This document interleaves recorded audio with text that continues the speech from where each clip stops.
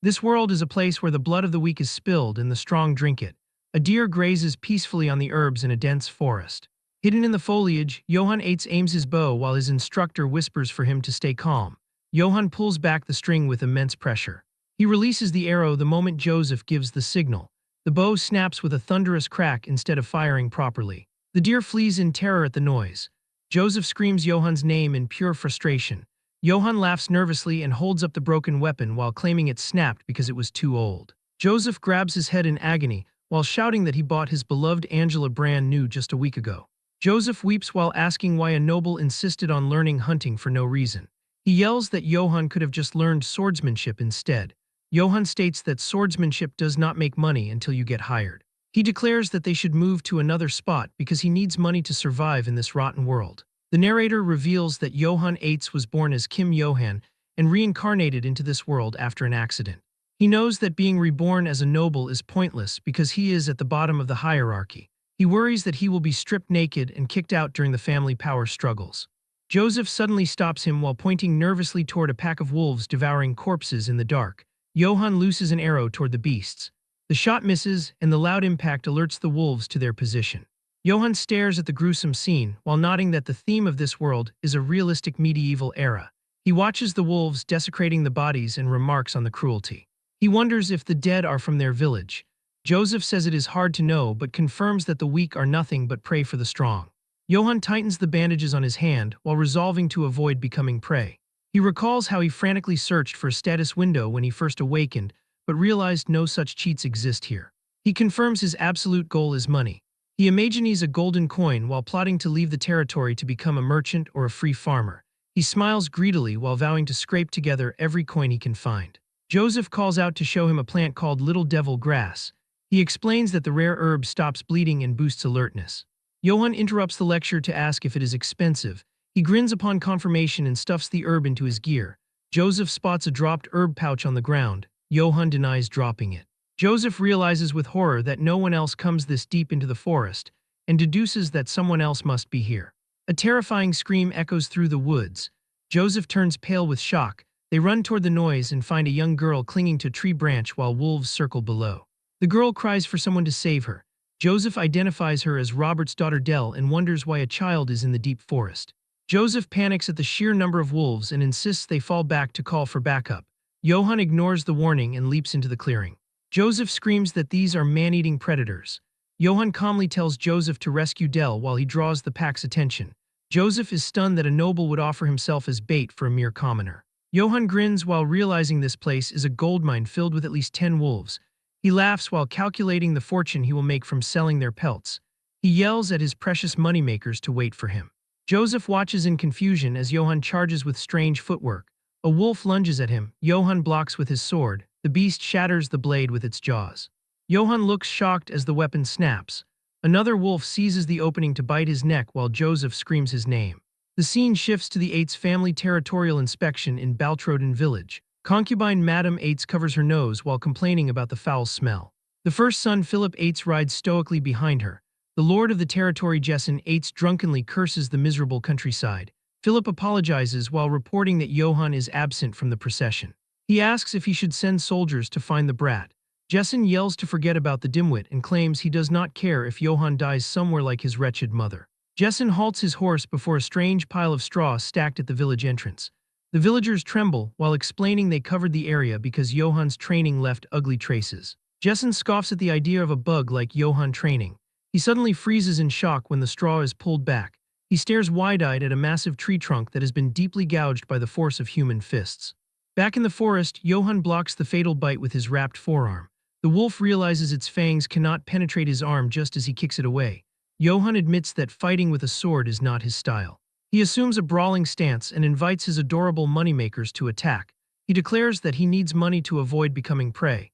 He decides to use strength overwhelming enough to transcend human limitations. Joseph watches in disbelief as Johann punches a wolf's head into the ground. Johann grabs another beast and slams it down with brutal force. He obliterates the pack with bare-handed violence. He stands amidst the corpses covered in blue aura and asks how much all of this is worth while smiling manically. Johann acknowledges that he had no choice but to accept a harsh truth. Life in this world is not easy. His realization stems from a childhood defined by suffering. He recalls being tormented constantly by his brothers, who held rank 2 and rank 3 in the family hierarchy. They stomped on him to show off their higher status and hurled insults whenever they pleased. One brother shouted for the illegitimate brat to die, asking how a motherless bastard dared to talk back. Through this relentless physical and verbal abuse, Johann began to understand just how merciless this world truly is. He internalized a grim certainty that even if he got beaten to death like this, no one would care. He concluded that the only person he could rely on was himself. He constantly asked himself what he needed to survive in a medieval world. Fortunately, Johann possessed one distinct advantage over the people of this era. In his past life, he was a modern student who studied endlessly for jobs and countless exams. His head holds knowledge that medieval people could not even imagine, ranging from political science and sociology to economics, exercise science, TOEIC, and nutrition. He decided to use that intellectual edge. He specifically utilized exercise science and high-intensity training to transform himself. He runs frantically through the village to build his stamina. Villagers look at him with confusion, asking why he is eating discarded food. Despite their judgment, Johann devours oats, cabbage, beans, and quail eggs with gusto. He retorts that these are superfoods, perfect for constructing a nutritionally balanced diet. He created a strict training regimen based on modern exercise science and practiced practical close combat martial arts. Results accumulated over time. After several years, the fruits of his labor become visible. He unleashes a massive punch against a tree, creating a thunderous impact. With each training session, his body displayed even more overwhelming strength. He wipes sweat from his muscular frame, noting that he feels refreshed rather than exhausted. As time passed, no one knew whether this strength was a blessing from God or a new trial. Returning to the present moment in the forest, Johann stands over the carnage he created. He comments that it looks like that is the last of them.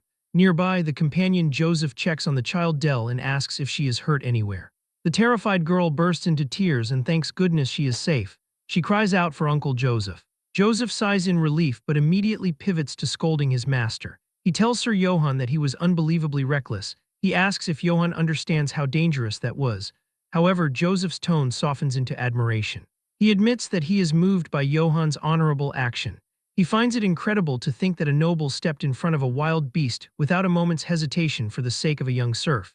Joseph expresses deep thanks on behalf of the villagers. While Joseph delivers this heartfelt speech, Johann is mentally in a completely different place. He holds up 2 dead wolves by their tails. He thinks to himself with a greedy snicker, wondering which one will sell for the highest price. Joseph catches the mumbling and asks what he said. Johann plays dumb, claiming he said nothing. Johann changes the subject to the girl. He confirms her name is Dell and asks if she is hurt.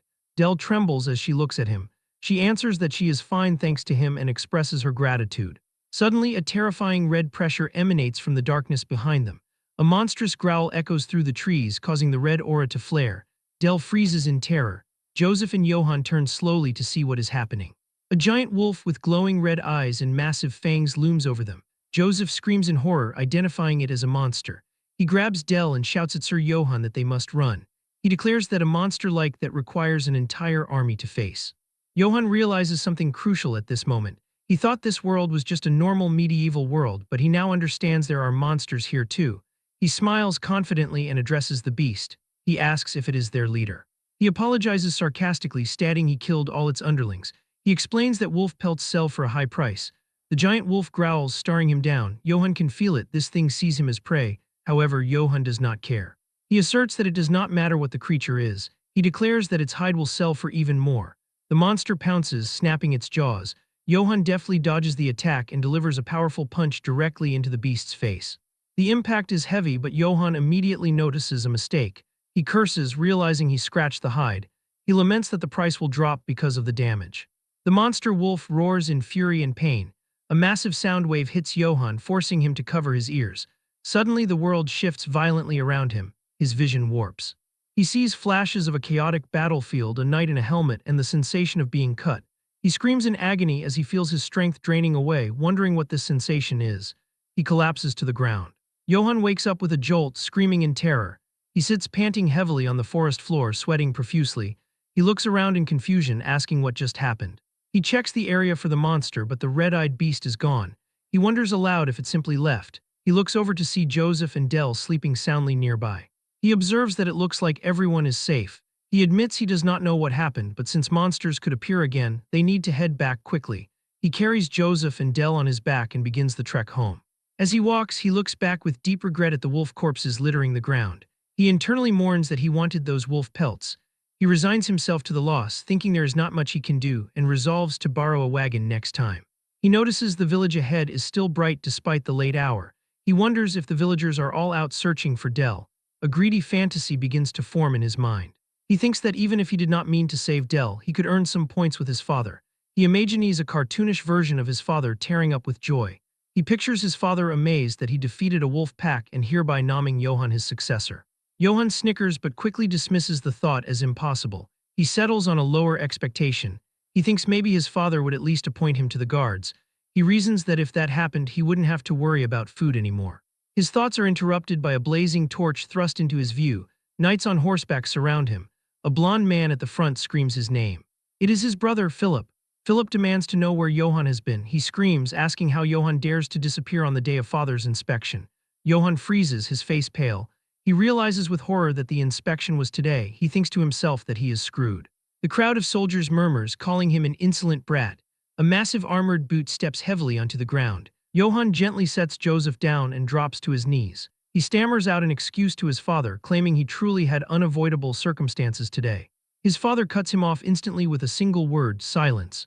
The large man draws a massive, ornate axe from his back. He glares down with furious eyes. He asks how Johann dares to ignore him. He threatens that he will crack open Johann's insolent head for this disrespect. Johann internally curses, realizing he is stuck listening to insults right after barely making it back alive. He fumes about the wolf pelts he failed to collect, lamenting how hard his life is. However, a manipulative thought crosses his mind. He decides to stop wallowing and instead create an opportunity out of this disaster. He pivots to ultimate ass-kissing. He screams that he was not absent from the inspection on purpose, but was late because he was saving people from the forest. Suddenly, a villager screams the name Dell. The frantic father rushes through the crowd. He embraces his daughter, thanking God she is all right. He sobs openly, saying he searched for her everywhere and is just so glad she is safe. Johann seizes the emotional momentum. He gestures dramatically to the weeping family. He yells to the crowd to look at this scene. He explains that Dell was surrounded by a dozen human-eating wolves in the woods. He declares that he fought to save the child and defeated the wolves. The villagers gasp, whispering in shock and admiration. Johann continues his speech with knightly flair. He admits he was unable to participate in the inspection, but claims he believes he did his duty as a son of a knight household. He bows to a perfect 90-degree angle before his father. He asks his father to forgive him just this once. He vows to continue doing his best for the safety of the estate. Then he pushes his luck. He mutters greedily, suggesting it would be great if his father could also give him the guard captain position. Philip winces in irritation. Johann internally grins, convinced that was perfect PR for himself. He thinks that if he were the interviewer, he would have hired himself right away. His father bursts into laughter. He mocks Johann, calling him the dear precious future guard captain. However, the laughter cuts off abruptly. The father asks where these wolves are. He scowls, stating he does not expect Johann to believe him without any proof. Johann panics internally. He insists he is not lying and even met the great dark wolf. His father screams silence. A massive roar of fury erupts from the large man. He demands to know how Johann dares to lie to him. He threatens to rip that mouth of Johann's open. Johann changes tactics. He asks if his father wants a duel or something. He offers to prove his skills right now. Johann internally admits he doesn't want to fight his dad even if he hates him, but sees no choice. His father grins menacingly and agrees. The large man accepts the challenge to see how skilled Johann really is. He orders Johann to raise his sword. He stipulates they will duel using nothing but a weapon. Johann freezes. He curses internally, realizing his father never taught him how to use a weapon. Johann stands awkwardly. His father demands he unsheath his sword. Johann looks down at the broken handle of his blade and can only let out a weak noise. His father calls him a piece of shit. He orders Philip to lend Johann his sword. Philip reluctantly agrees. Philip steps close to hand over the weapon. He whispers urgently to Johann. He advises him to beg for forgiveness now, stating it is the only way to make it out alive. Johann ignores the warning. He retorts that begging isn't an option because he didn't do anything wrong. He grabs the sword and declares that a man doesn't run away. He pushes past Philip. He tells his brother to move. Johann steels himself, hopping to learn from this duel. He reasons that if he shows the people here how skilled he is, even his father will have to acknowledge him. He prepares to prove his worth. A monstrous red aura suddenly explodes around the father. Johann stares in horror, wondering what the hell that energy is. His father attacks.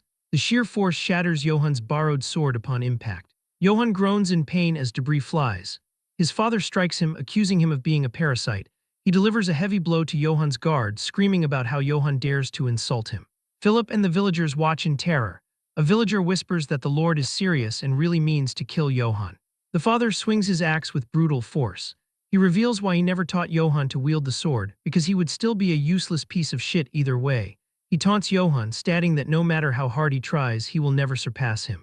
The father enters a frenzy. He screams that his estate is his and his alone. He yells that no one can take it from him, not Johann, not the emperor, not anyone.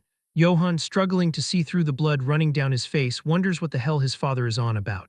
He asks himself if the old man has lost his mind from alcohol. Philip screams Johann's name as another massive attack comes down. Johann desperately blocks. The force is overwhelming. He admits defeat in his mind.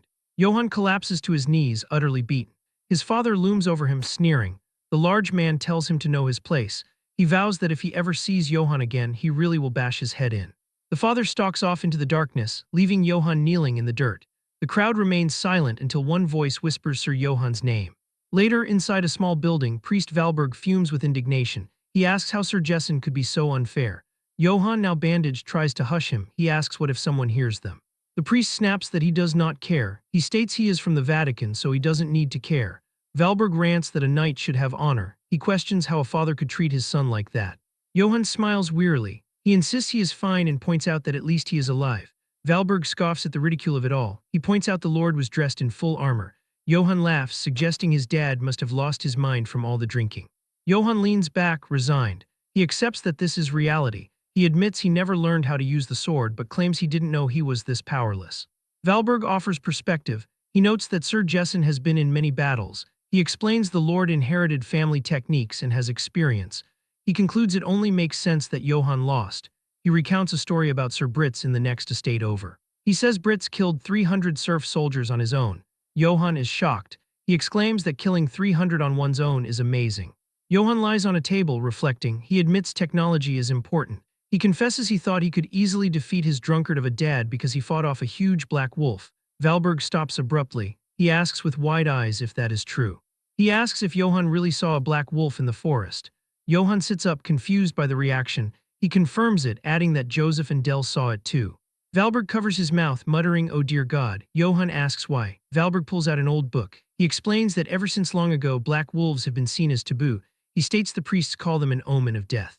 He reads from the book, saying according to century-old stories, black wolves come bearing death and blood. Johann listens with a skeptical expression. He says he doesn't believe in stuff like that. He rationalizes that maybe the wolf was a premonition of his duel with his father. Valberg agrees that maybe that is so. However, the priest forces a smile. He tells Johann not to worry. He assures him the stories are just old tales. He suggests that perhaps God is helping Johann since he is a good person who puts others above himself. Johann freezes. He wonders to himself, He admits internally he just wants money. Meanwhile, near the Eights estate in the Brits barony, chaos reigns. Flames consume the night. People scream for help. A soldier brutally slashes a fleeing civilian. A woman begs for her life before being cut down. Blood sprays across the ground. A motionless hand lies in the dirt. An armored soldier stands over a corpse. He asks why they try to run away, nodding they are going to die either way. The soldier remarks that this is sure cruel. He mentions killing everyone in the estate and burning all the bodies. He immediately dismisses the thought, saying who cares. He declares they just do their work and get their gold. In front of a burning building, a mercenary approaches a large, cloaked figure. He addresses Sir Karamov. He reports that the mercenaries have finished cleaning up. He hands over the seal ring of the Brits family. Karamov takes the ring in his armored gauntlet. He crushes it effortlessly. He grumbles that he had high expectations because he heard Brits killed 300 serf soldiers on his own. He notes Brits didn't even last 2 attacks. He sneers that the man is not even worth being called a toy. Karamov introduces himself. He is the sword of the Holy Empire. He is His Imperial Majesty's proxy. He is the recollector of seals. He decrees that he will punish all corrupt nobles as His Imperial Majesty wishes. He addresses the army of soldiers standing before him amidst the fire. He declares that all who are with the Emperor will be rewarded infinite gold and honor. He raises his fist. He orders them to kill, steal from, and burn them all. He points his finger forward. He shouts for them to go. He announces that the Eights estate is next. The army of soldiers, their eyes glowing red in the darkness, grins viciously as they march toward their next target. The clash of steel rings in the darkness. 2 armored figures fight to the death on a shadowy battlefield. One combatant moves with fluid grace, parrying each of his opponent's frenzied attacks with casual ease. The skilled warrior finds an opening and swings a gleaming sword. Johan's vision goes blurry as he watches the blade decapitate the opposing knight. The severed head tumbles through the air. As it hits the ground, Johan stares at the face within the helmet. A silent shock pierces his heart. It is his own face staring back at him with dead eyes. Johan wakes up in his bed with a scream. He bolts upright, drenched in sweat, panting heavily. He asks himself if it was just a dream. He holds his pounding head, trying to shake the lingering terror. He admits he has been having the same nightmare for days, ever since he saw that black wolf. He remembers Priest Valberg's voice echoing in his mind. The priest explained that since ancient times, the black wolf has been known as an omen of misfortune. The very existence of the creature is considered bad luck, spreading blood and bringing death. Among priests, it was even named the sign of death. Johan grips his face, squeezing his eyes shut. He forcefully rejects the idea, dismissing it as superstitious nonsense. He tells himself it is just a tale from a legend. He laughs nervously, reasoning that it's not like he ever did anything bad to the black wolf. His laughter dies instantly. A memory surfaces, the moment he hurled a massive rock directly into the creature's face. He freezes. He sheepishly admits to himself that he did throw a rock at it, and a very big one at that. He groans, telling himself to forget it. He adopts a fatalistic attitude, deciding that whatever happens, happens. He jumps out of bed with renewed resolve, declaring that he has had enough useless thoughts and that it is time to go train. The sun sets over a golden hill where Johan trains alone. He wraps his hands, preparing to punch a massive tree. A voice interrupts him, calling out, "Hey, you worthless brat." Johan pauses and turns his head. Standing behind him are his two brothers, ranked second and third in the family. One brother asks if he already forgot what father told him. The other chimes in, mimicking their father's voice, saying that if Johan doesn't want to die, he shouldn't make himself noticeable. The brothers sneer at him. They mock him for acting cheeky. One brother points out that even after they beat him senseless, he crawls out again to act all tough. He compares Johan to a dog that barks but can't do anything. Johan ignores them and prepares to strike the tree. The brothers laugh, asking if he thinks chopping wood all day makes him stronger. They continue their relentless ridicule. One asks if Johan thinks breaking a log is impressive, calling it a lowly trick. He scoffs, asserting that a lowborn like Johan could never have real strength.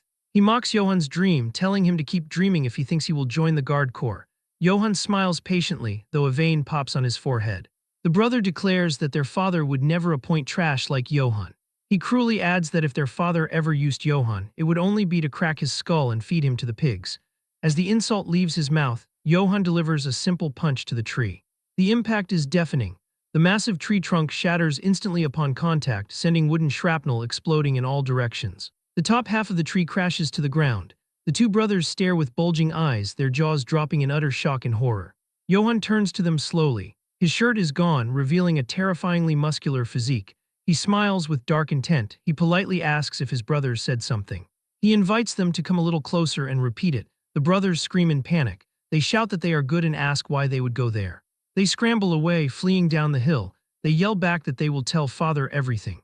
Johan watches them run, sighing deeply. He calls them pathetic idiots. He wonders how they can live with so little thought, questioning how they prepare to make a living without worrying about their own future. He decides there is no point worrying about others, and that it is time to get back to training. Suddenly, a voice comments that what they said is true. Johan pauses. Philip stands nearby, holding a large sack. He states flatly that father has no intention of appointing Johan to any position. Johan acknowledges the presence of the firstborn. He huffs, admitting he figured as much. He notes philosophically that considering their father didn't kill him, it could be worse. Philip asks if he is not disappointed. Johan assumes a fighting stance, shadowboxing against the sunset. He states that it is what it is. He resolves to find another way to make a living. Philip drops a bombshell. He tells Johan that father fears him. Johan stops mid-punch. He punches the tree lightly as Philip explains. Philip asserts that Johan is undeniably strong and that strength is a threat to their father. He explains that father wants obedient children like him. He points out that Johan is different because he insists on living by his own principles.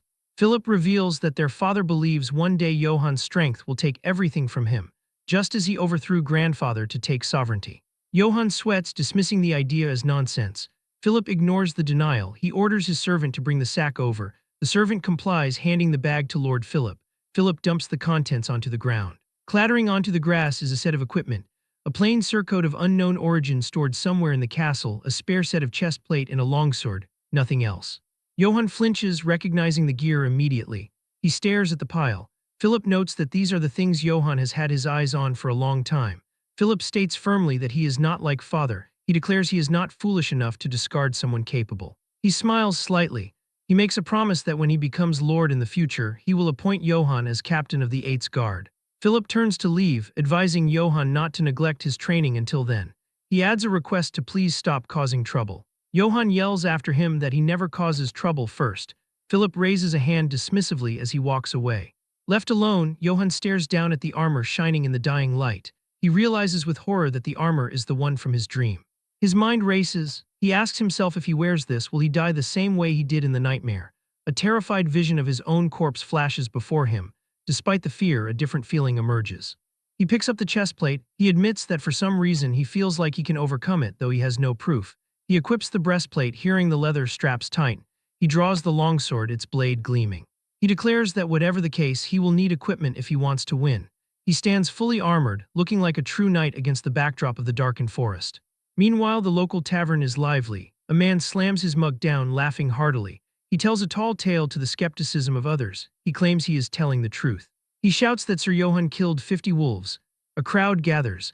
One man points out that Sir Johann left all the pelts behind because a knight shouldn't be obsessed with money. Another villager adds to the legend. He claims Johann drew his sword solely to save Dell and Joseph. He points to a heroic mental image of Johann shining with holy light. He praises Johann as so righteous and pure, asking if he isn't the very model of a true knight. An older villager agrees, stating true Sir Johann is far more knightly than Lord Jessen, calling the current lord a drunken, woman-chasing pig. They laugh openly at their lord. One wishes aloud that the pig would just die already. Another jokes that Sir Johann should have cut Jessen's head off that day. A man slams a wooden barrel onto a table. It is Robert, Dell's father. He shouts, "Hey!" He declares drinks are on him today and tells everyone to drink as much as they want. The tavern patrons cheer, asking why. Robert yells that it is because Sir Johann saved his daughter Dell. He toasts to Sir Johann, the righteous knight. The tavern erupts in a roar of approval. In a dark corner, a hooded stranger sits with 2 other shadowy figures. The stranger asks by the way who Sir Johann might be. He remarks he doesn't think he has seen the man around here before. The villager sitting next to them scoffs. He tells the hooded figure they were bad-mouthing the Lord right in front of a complete stranger. He laughs, guessing the villagers here aren't afraid of anything. The hooded figure's hood hides a sinister grin. Red eyes glow in the shadow of the cowl. He says he finds their story quite interesting. He leans in closer, the atmosphere darkening around him. He commands the villager to tell him more about Johann Eitz.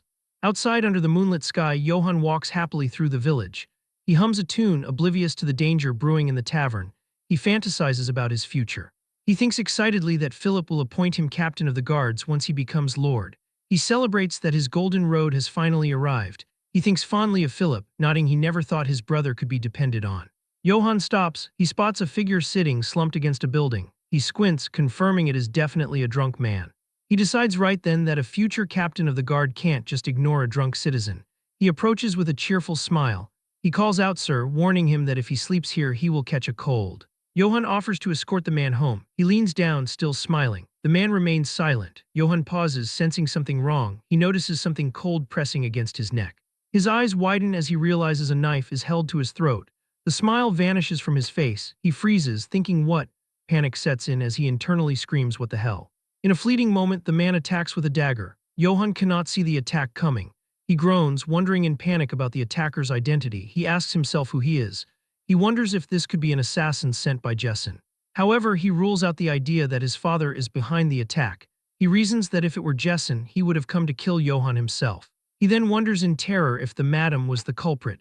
He also rules out his brother's involvement, thinking Philip would not do this. He realizes he cannot guess who sent him. He screams at the man, asking what he wants. He thinks it is about money. He shouts that if the man is doing this for money, he will give him everything he has. He begs him to let him go. He thinks to himself, however, that in reality he does not have a single coin. The attacker replies coldly that if it is money, he has more than enough. This increases Johann's confusion and terror regarding the real motive. The attacker stops suddenly. He addresses him by his full name, Johann Eitz, and declares he will ask him a question. The attacker threatens that if his answers are not to his liking, he will slit his throat right there. Johann stands stunned by the strangeness of the situation. He wonders to himself about the madness of this person threatening his life with a question out of nowhere. Facing this question, he tries to compose himself. He summons his past experience making it to round 2 in a major corporation interview. He decides to answer perfectly and survive. The attacker announces that they shall begin. The young man prepares for the confrontation, thinking, all right, bring it on. The attacker surprises Johann with a strange comment. He points out that he has a good body. He remarks that it is hard to believe he is the son of that pig. He asks suspiciously if he is truly Jessen's son. Johann freezes from shock and confusion. He cannot believe this is the question determining his fate while the man holds his life in his hands. He curses his luck, wondering what he is supposed to say. He stammers out his answer. He says that sometimes a lion can be born from a pig's bloodline. A heavy silence prevails where the attacker shows no reaction. Johann worries, thinking he answered wrong and might die. Suddenly, the attacker explodes in loud, hysterical laughter. He declares that the answer is quite to his liking. Johann smiles and asks him to please release him in that case. The attacker refuses immediately, saying no. With a demonic look, the attacker announces to Johann Eitz that he is now his. Johann stands dumbfounded. He does not understand the meaning of these words. It turns out this man is Kegel. He is the Empire's greatest assassin and the Nisos Guild's poison master. He perfected his swordsmanship through countless assassinations. Because his movements resembled a serpent's, he later came to be known as the Venom Serpent. However, even he had problems. He could not find a successor to inherit his swordsmanship. He searched everywhere, even within the Assassin Guild itself. Sadly, he found only worthless insects lacking qualifications to succeed him were all he found. He remembers moments watching trainees fall before him. A few showed potential, but they strongly refused to learn assassin skills. They preferred to die here instead of tarnishing their honor. More than 30 heirs of knightly families died at Kegel's hands. All chose death in the name of honor rather than accepting his training. Growing impatient in his search for a successor, Kegel decided to visit the Witch of the Empire. The witch welcomed the venom serpent Kegel, who grants peaceful deaths to all. She revealed to him that the disciple he seeks resides in Eitz Castle, a small, forgotten rural territory. She added that he is one of the sons of that lecherous drunkard lord. Kegel mocked the prophecy. He described Eitz Castle as that backwater dump. He underestimated the idea of his successor being there. He noted that a gold coin could buy half that land. The witch laughed confidently. She offered him his money back if her prophecy displeases him. Despite his doubt and worry about the curse he would get from stealing a witch's coin, he decided to believe her as a last resort. Kegel wanted to believe her because he wasted too many years searching for a successor and had no time left. However, even as he stepped foot into the Eitz estate, doubt clung to him. He wondered if the one worthy of becoming his successor really exists in this place. He decided within himself to kill the brat on the spot if he didn't like him. Returning to the present moment, Kegel introduces himself as the Nisos Guild's guildmaster. He declares strictly that he has no more time to waste. He states that Johann will become his successor. He gives him two choices with no third. He says choose to die here by his hand or learn his swordsmanship. He asserts these are the only two paths he can take. Johann stands amazed. He mumbles, not comprehending the situation. He asks, stammering, how much he needs to pay to learn his swordsmanship. Kegel gets angry, explaining he is not accepting money. This increases Johann's astonishment. He can't believe a guildmaster with incredible skill will teach him for free. He rejoices greatly, considering this a jackpot. He asks Kegel eagerly what took him so long. He calls him master. He expresses that he has been waiting his entire life for someone like him. Kegel warns his student that his swordsmanship is that of an assassin. He says simply learning it will brand him as disgraceful, the shame of any knightly family. He warns he may be scorned his entire life. But Johann interrupts him with a desperate scream. He asserts he doesn't care about honor or shame at all. He begs him to teach him. Kegel agrees, saying fine. He thinks surprised that this kind of brat is a first. Johann seizes the opportunity immediately. He asks his new master if he will give him an allowance since he mentioned having plenty of money. He reminds him that he is at the age where he really needs spending money. Kegel looks at him in amazement. He realizes this brat really is something else. At Eitz Castle, Lord Jessen announces that the inspection is done and that he will be stepping out for a while. Philip bids him safe travels, confirming he will take care of the castle. However, once Jessen leaves, they exchange meaningful glances. The madam mutters with malice that no matter how much Philip struggles, this castle will be hers. Philip scoffs. He calls it nonsense, assuring her the next lord of this castle will be none other than him, Philip Eitz. The Lord Jessen screams angrily at his eldest son and wife. He expresses he is sick of them fighting and arguing all day every day. He gives them permission to do whatever they want. Philip asks his father what they shall do regarding Johann, who is yet to return. The father screams Philip's name loudly, scaring him. The father replies with indifference and cruelty, ordering him not to waste his time over that brat. He states that the weakling's death is of no concern to him. Philip apologizes to his father, claiming he understands. But once the father leaves, his features change completely. He begins wondering with worry where Johann is and what he is doing right now. At the same time, in the forest near Eight's castle, Kegel decides to check how skilled Johann is. The young man asks to borrow a sword. He explains shyly that he breaks them often. The master agrees, telling him to go ahead. Kegel thinks surprised that he breaks swords. He describes him as a reckless brat. He thinks there isn't a single thing he likes about him. When Johann takes a fighting stance, Kegel wonders if he is really the son of a knightly family. He asks what that stance is, deciding this one must die as well. The student asks if he has to use swordsmanship or if he can fight however he wants. So Kegel permits him to fight as he likes. He tells him to use fists, rocks, blades, or anything because it doesn't matter. Johann smiles slightly, saying then he attacks suddenly. He shouts, "Here I go," and swings his blade. He breaks the sword easily from the force of impact. In that moment, the master realizes the error of his doubts were unwarranted. While looking at him in shock, he finally admits that the brat is monstrously strong. Kegel feels surprised by the air pressure resulting from Johann's punch. He realizes that if that punch hits him, he knows his bones and muscles will be crushed. He thinks it is like he is not fighting a human but a lion. However, he decides to fight seriously. He unleashes a snake-like fighting technique. Johann wonders in amazement at the strange movement. He asks where he is trying to go, guessing up, down, up, down. He tries to block, but the attack hits him in the face. He falls to the ground, screaming in pain. Kegel states that he knows he hit him with the flat side of the blade. He notes stunned that Johann didn't even pass out. He describes it as ridiculous. Kegel praises his student, asserting that had he been born 1,000 years earlier, he would have been called a legendary hero. Johann thanks him, calling him master. However, the master adds a warning of a critical weakness. He declares strictly that at this rate, Johann will die no matter what. This sparks Johann's shock and confusion as he asks what he means.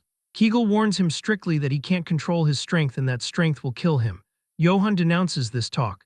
He says no way, rejecting the idea by stating it is not like he is attacking himself and that he is not that stupid. The master asks him to come at him again if he is confident. He offers a tempting deal to give him gold if he manages to break the master's sword instead of his own. Upon hearing the word gold, Johann's features change completely and his eyes shine with greed.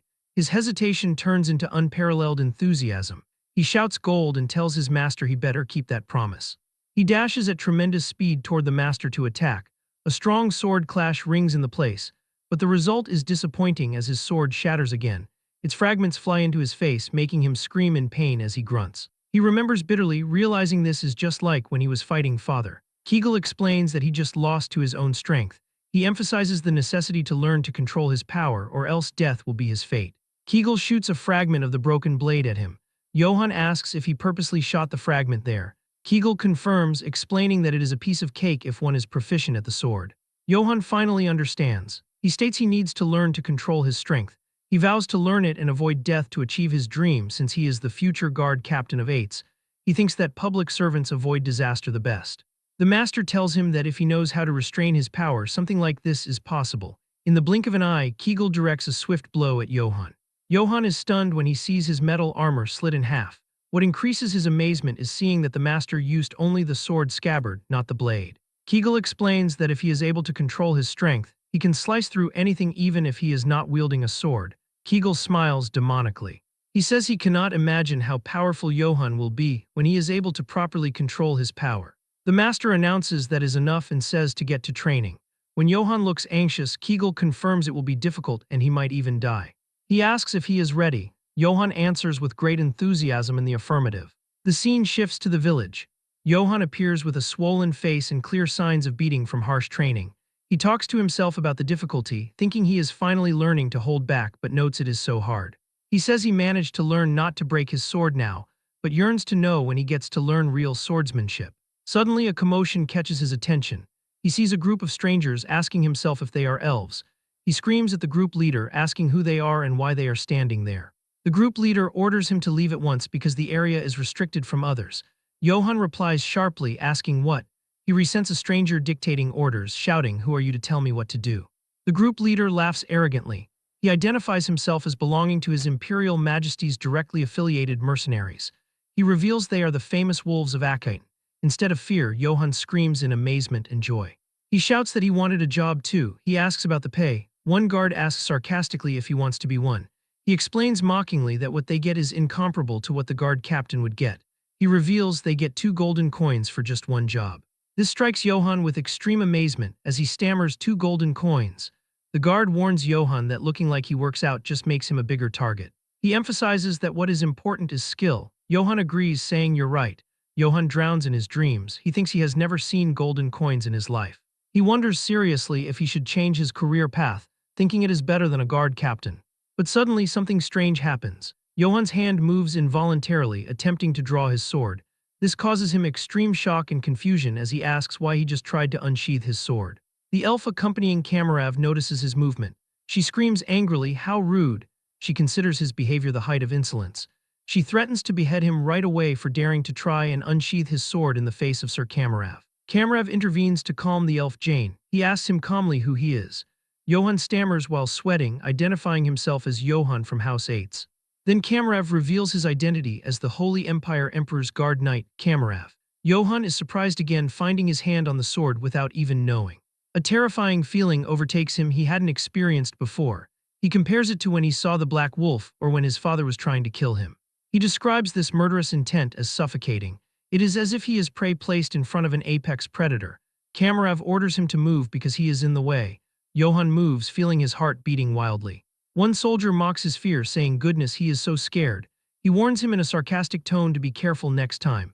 He laughs, doubting there will be a next time for him though. Jane asks her master if it is all right to just leave him here. Kamarav replies that he doesn't want to cause such a ruckus on a good day like this. He walks toward the castle gate. He mutters mysteriously that it is not yet time.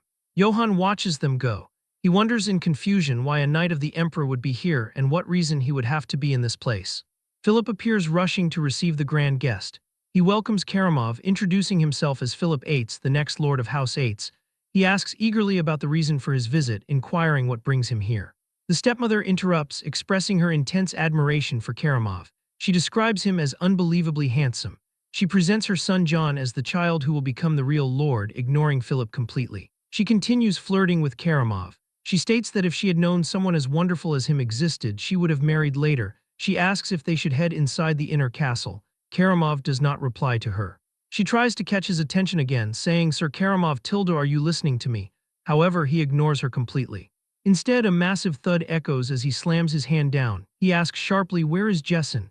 Philip objects to addressing his father without titles. He states that addressing Lord Jessen like that is improper regardless of his reputation. The madam interrupts him again. She defends Karamov as the Empire's greatest knight. She claims there is nothing wrong with him calling Lord Jessen however he wishes. She announces that as the rightful lady of the house, she will handle his reception. She hints at Philip not to object. Philip looks with malice at the cunning woman. He thinks she is trying to seize an opportunity to push John as the next lord, but Karamov interrupts them with a resounding scream. He slams his fist down and orders them to shut up. He chases everyone away rudely, ordering all of them to get lost. He demands they bring him some alcohol instead. He announces coldly he will wait inside this castle until Jessen arrives. In the dark forest, Johann swings his sword with immense force, creating great air pressure. During the fighting, he remembers the dangerous, suffocating aura he felt when he met Karamov. Kegel watches him silently for a moment. He suddenly screams at him, calling him a fool for his lack of focus. He throws daggers at him. Johann blocks the daggers with great difficulty while groaning. He suffers a slight cut on his neck, appearing extremely tense. Kegel scolds his student. He states that if the daggers he just threw were laced with poison, Johann would be dead. He asks why he isn't concentrating. Johann wipes his chin and admits something feels off. He mentions the knights claiming to be the emperor's personal knights who came to the village. He argues it is illogical for them to shut the gates and control entry in the Eight's territory in this way. He says it makes no sense. Kegel asks coldly what he can do about it, suspicious or not. He explains that Karamov is the emperor's direct knight. He states he is the strongest warrior on the continent and the core power of the Holy Empire. He adds that even the armor he wears is legendary. Johann asks curiously if Karamov is stronger than his master. Kegel pauses. He admits seriously that if he ever had to face Karamov, he would turn around and run without hesitation. Kegel hits his student on the head to silence him. He asserts that results are only known after fighting. He scolds him harshly, describing him as a half-witted brat who doesn't even know the basics of swordsmanship, but is worrying about others while unable to even control his own strength. Johann regains focus. He holds the sword seriously, announcing, "I'll do it." The master sighs and signals him to come. Johann dashes, attacking powerfully. The master's voice rings out, asking him to do it again. The attacks continue with Kegel screaming again, repeatedly. Johann begins wondering in confusion why it isn't working. He notices the master uses only the sword scabbard, not even a real sword, yet he cannot cut it. Kegel explains that is right. He says it is the flow of strength. He advises his student not to swing blindly. He instructs him to transfer the flow of strength and concentrate it at the sword's tip. As Johann swings his sword, he slowly begins to understand what it meant to control his strength. Kegel notices the change immediately. He thinks the dull sound of his sword is becoming sharp. Johann executes a powerful blow different from previous ones. At that moment, he becomes certain that if he tempers everything he learned so far with the proper amount of strength, this is it. Kegel suddenly feels intense fear, thinking this is dangerous. In a fleeting moment, Kegel finds his scabbard cut without realizing what happened. Johann stands amazed. He stares at the cut scabbard. He screams with overwhelming joy, declaring he did it. He claims he has completely grasped the feeling. He laughs, saying it wasn't even that hard. Kegel downplays the achievement, humming that it must have been luck. Johann is surprised by the reaction. When Kegel calls him, he replies affirmatively with a yes. Kegel announces seriously that this time he won't hold back. He challenges him to come at him again. Johann bares his fangs.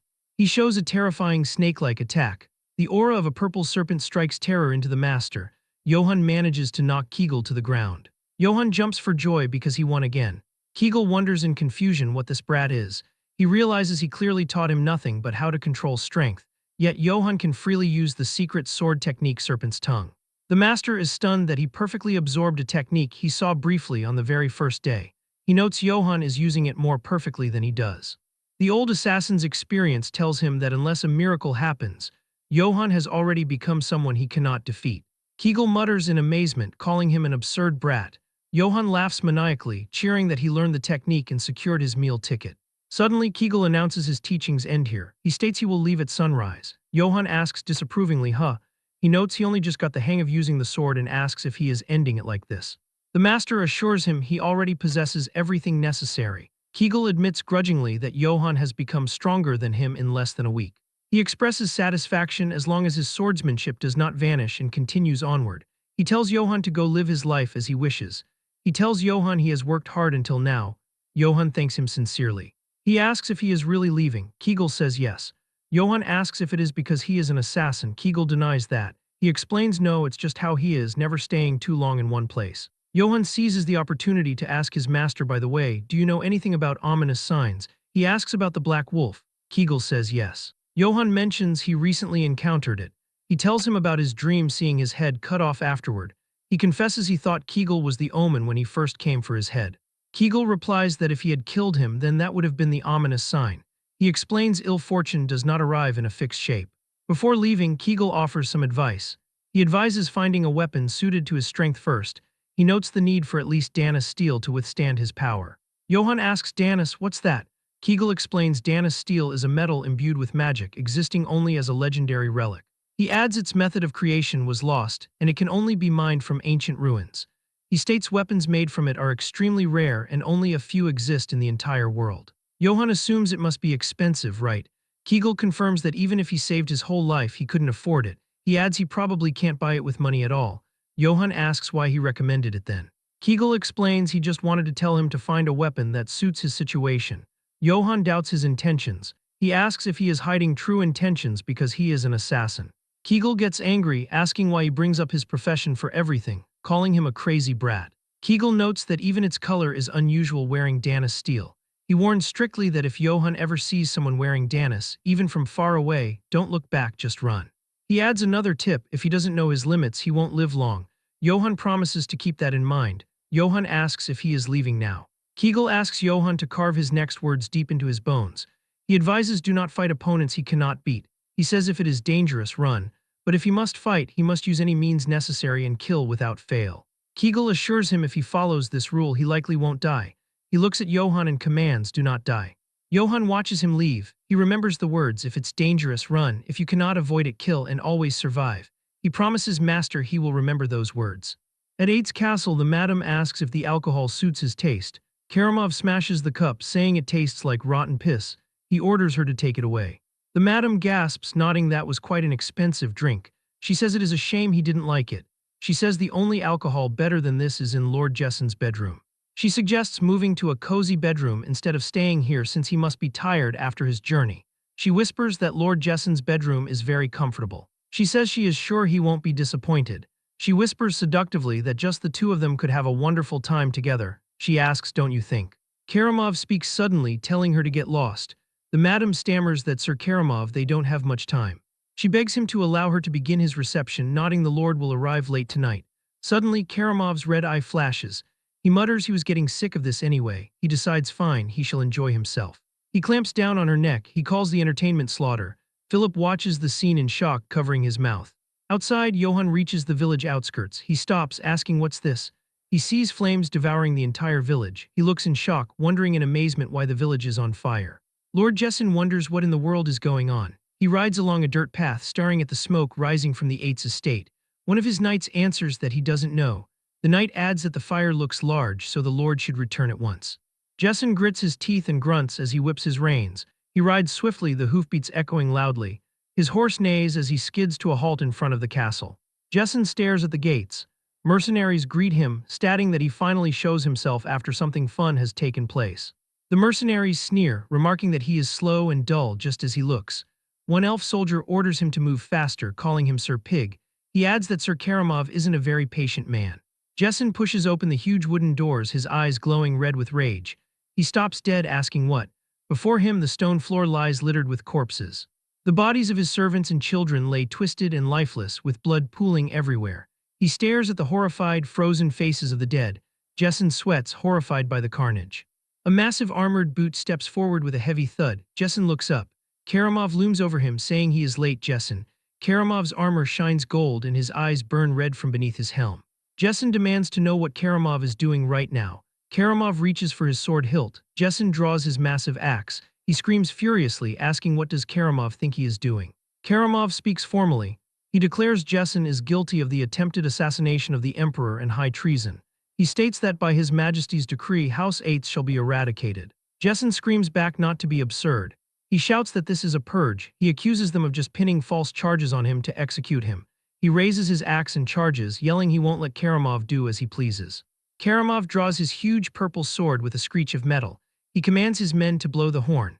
A golden knight raises a horn to his lips and blows a resounding note. Karamov orders his men to retrieve the seal of the Eight's family. He grips his glowing purple blade tightly.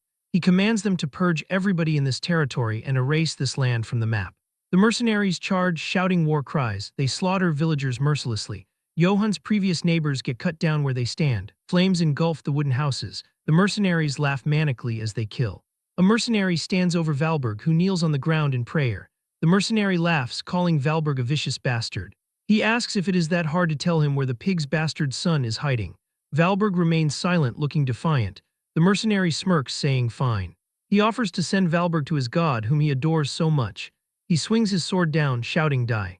Suddenly, Johann appears from the shadows. He slashes through the mercenary with a swift, diagonal cut. The mercenary's body splits. He looks shocked as he falls. Johann stands over Valberg, calling out his name. Valberg looks up, asking Lord Johann what is happening. Johann helps him up, admitting he doesn't know either. He explains the imperial troops are killing villagers on sight. Valberg looks grim. He suggests it is possible that Lord Jessen has already been killed as well. Johann freezes, repeating even father. Valberg continues, saying that is not all. He gestures to the inferno around them. He explains they are burning the entire village to wipe everything out. Johann looks determined. He says damn it and decides he has to hurry back to the castle. Suddenly he hears crying. He stops, recognizing the voice. He asks if that is Dell. A small girl crawls out from behind a burning building. Johann sighs in relief, saying good, she is safe. He holds out his hand. He tells her it is dangerous here, so come to him. His eyes widen in horror. Behind Dell, a spear pins a man's corpse to a wooden stake. Dell cries, telling Lord Johann that her dad is dead. It is Robert's body, limp and lifeless amidst the fire. Johann stares at the gruesome sight. Flashbacks hit him hard. He sees memories of saving Dell, Robert hugging his daughter, the villagers drinking in the tavern, raising mugs and laughing. Robert's smiling face cheering for Lord Johann echoes in his mind. Johann grits his teeth in rage and sorrow. Johann turns to Valberg. He pushes Dell toward the priest. He tells Dell it is dangerous to stay alone. He orders her to stay with Father Valberg. Dell looks up tearfully and says okay. Johann turns and walks away. Valberg calls out to him, asking where he is going. Johann doesn't answer. Valberg shouts that he mustn't go, telling him he needs to flee. He screams Lord Johann. Johann walks forward resolutely. He reaches the square. He sees a pike with a severed head stuck on top. It is Lord Jessen Eights' head staring blankly. A wooden sign hangs below. It reads that Duke Jessen Eights has been executed for treason against the emperor. It warns that anyone who retrieves his corpse without permission will be punished for the same crime by Imperial Knight Karamov. Johann stares at his father's head with shadowed eyes. A mercenary nearby notices him. He sneers, asking if he isn't the bastard son. He mocks Johann, saying he thought he ran off. He asks if Johann came back to die. Johann says nothing. He swings his sword. The wooden pike shatters. Jessen's head tumbles to the ground. Johann's foot stomps heavily onto the red banner with the golden eagle, the symbol of the empire. The mercenary stammers, telling others to look at this brat. He orders the others not to just stand around. He screams to kill him now. Johann's blue eyes glow in the darkness. He unleashes a flurry of attacks. His sword moves like a blur. He slashes through 3 mercenaries instantly. They scream in agony. Johann continues to advance, cutting down every soldier in his path. Johann wonders to himself why he is doing this. He asks himself why he is going back to the castle. He admits Father Valberg is right and he should be running away. He knows if he goes back he will just die for no reason. He encounters Philip. Philip sits slumped against a tree, riddled with arrows. He calls out Johann's name. Johann freezes. He whispers Philip's name. Philip smiles weakly. He remarks that Johann is alive. Johann rushes to his side. He touches Philip's shoulder. He asks why he came back. Philip struggles to speak. He tells Johann to go and run away. He warns that if he stays here he will die.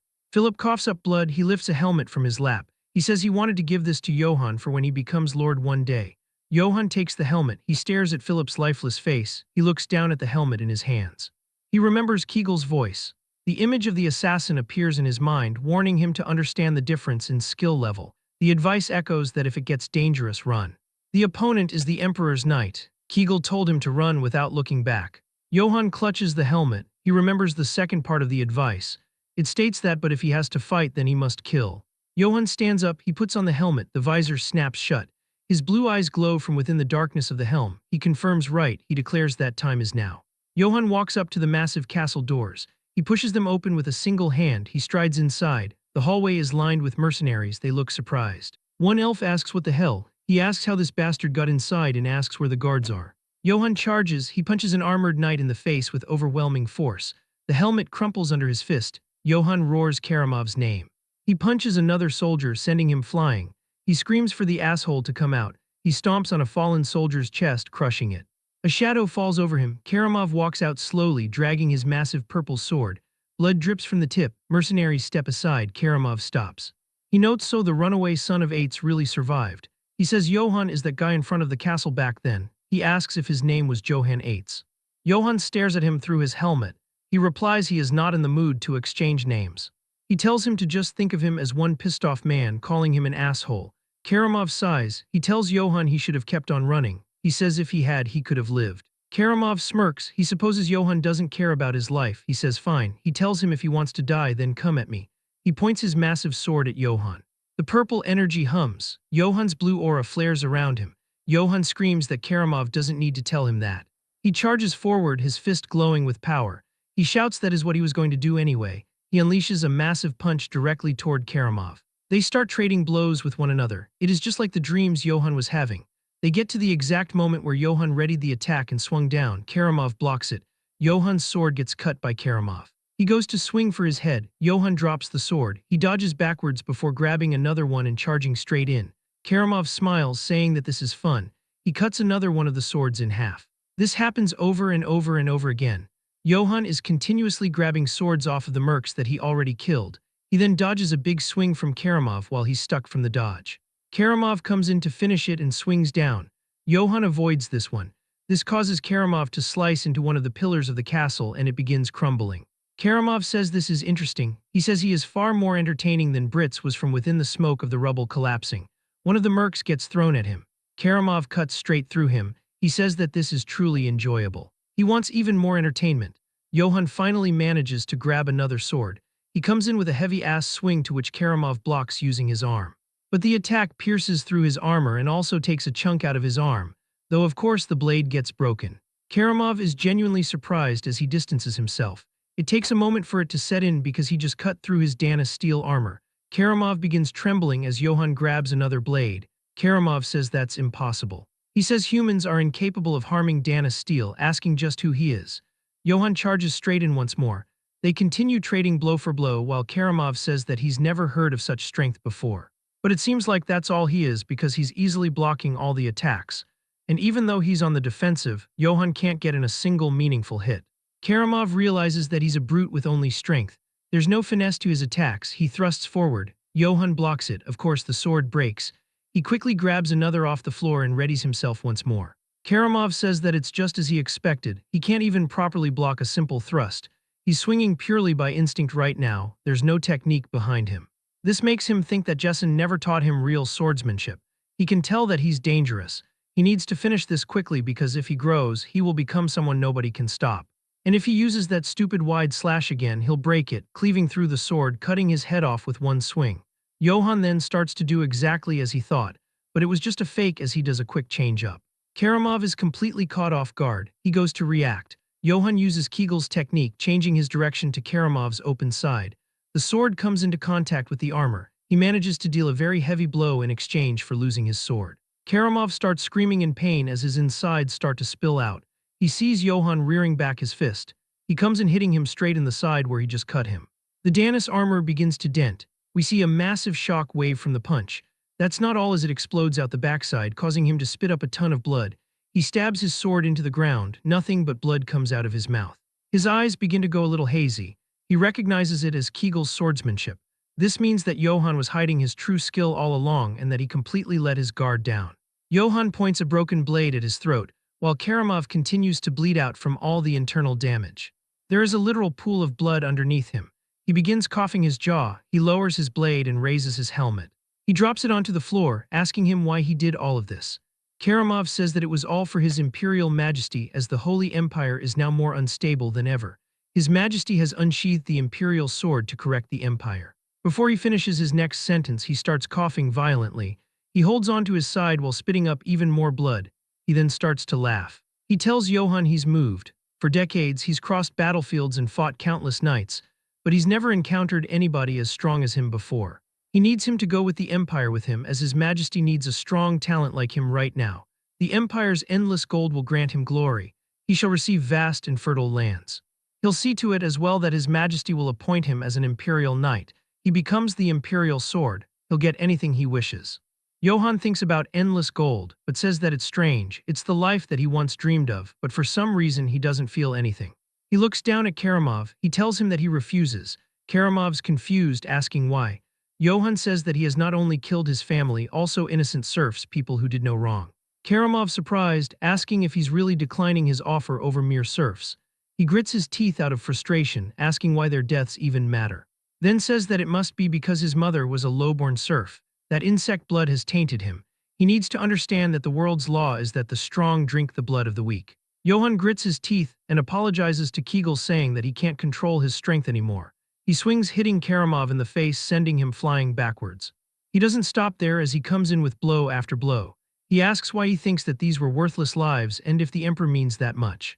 Why they think they're that great to begin with, to the point that they get to judge who deserves to live and who doesn't.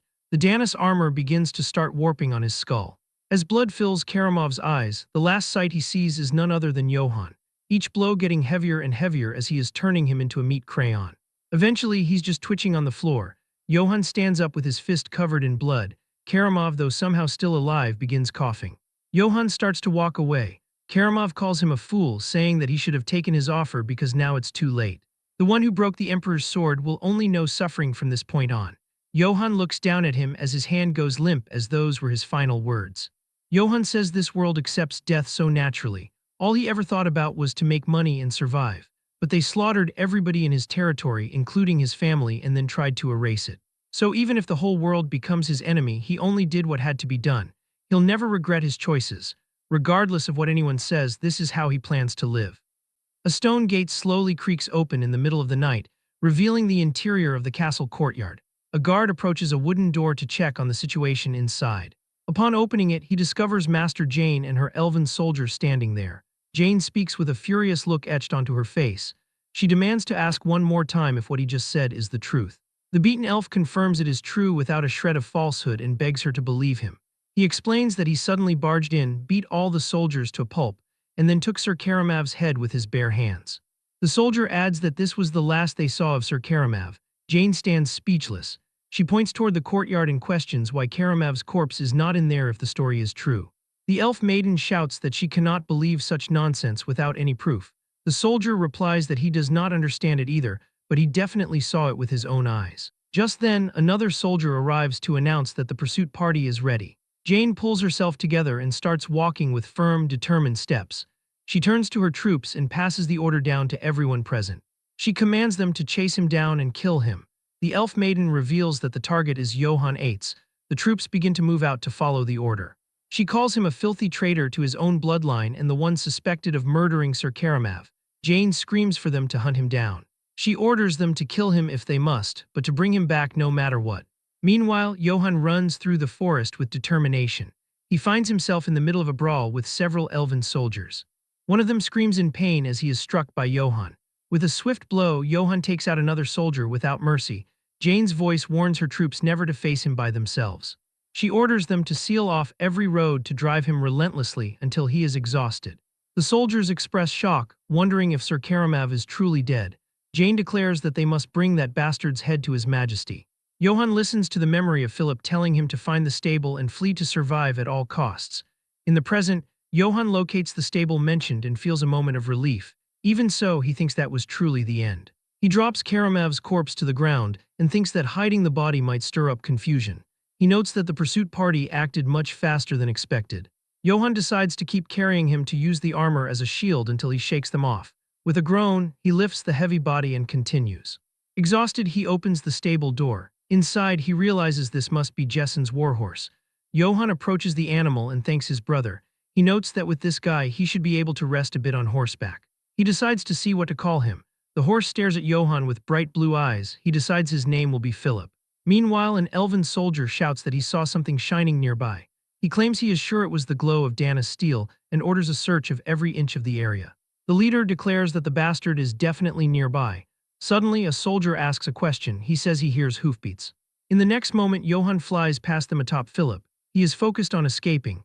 One of the elves yells in shock that it is Johann Eitz escaping on horseback. He vanishes into the darkness of the forest.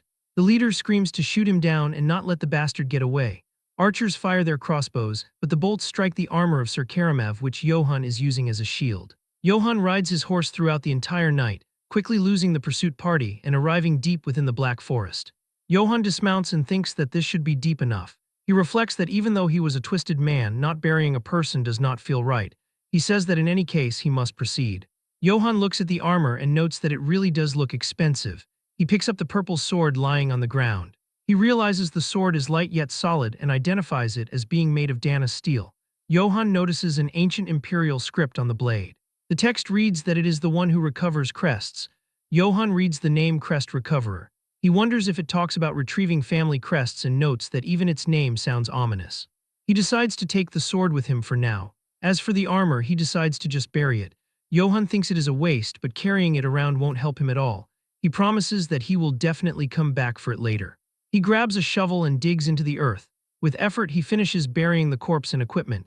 Johann rests and wonders if this is good enough. He knows that once word of Karamav's death spreads, the entire empire will go after him.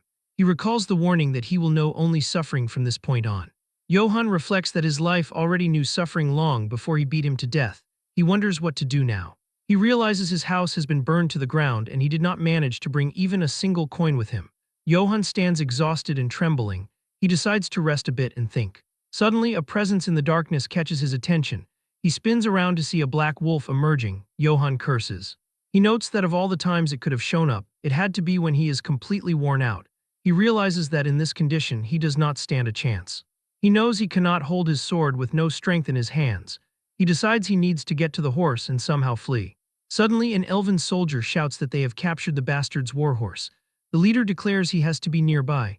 Johann identifies them as the Wolves of Akite. He is shocked they are already here. A soldier points and shouts that he heard something over there. The group appears in the distance. Johann realizes a monster is in front of him and the pursuit party is behind him.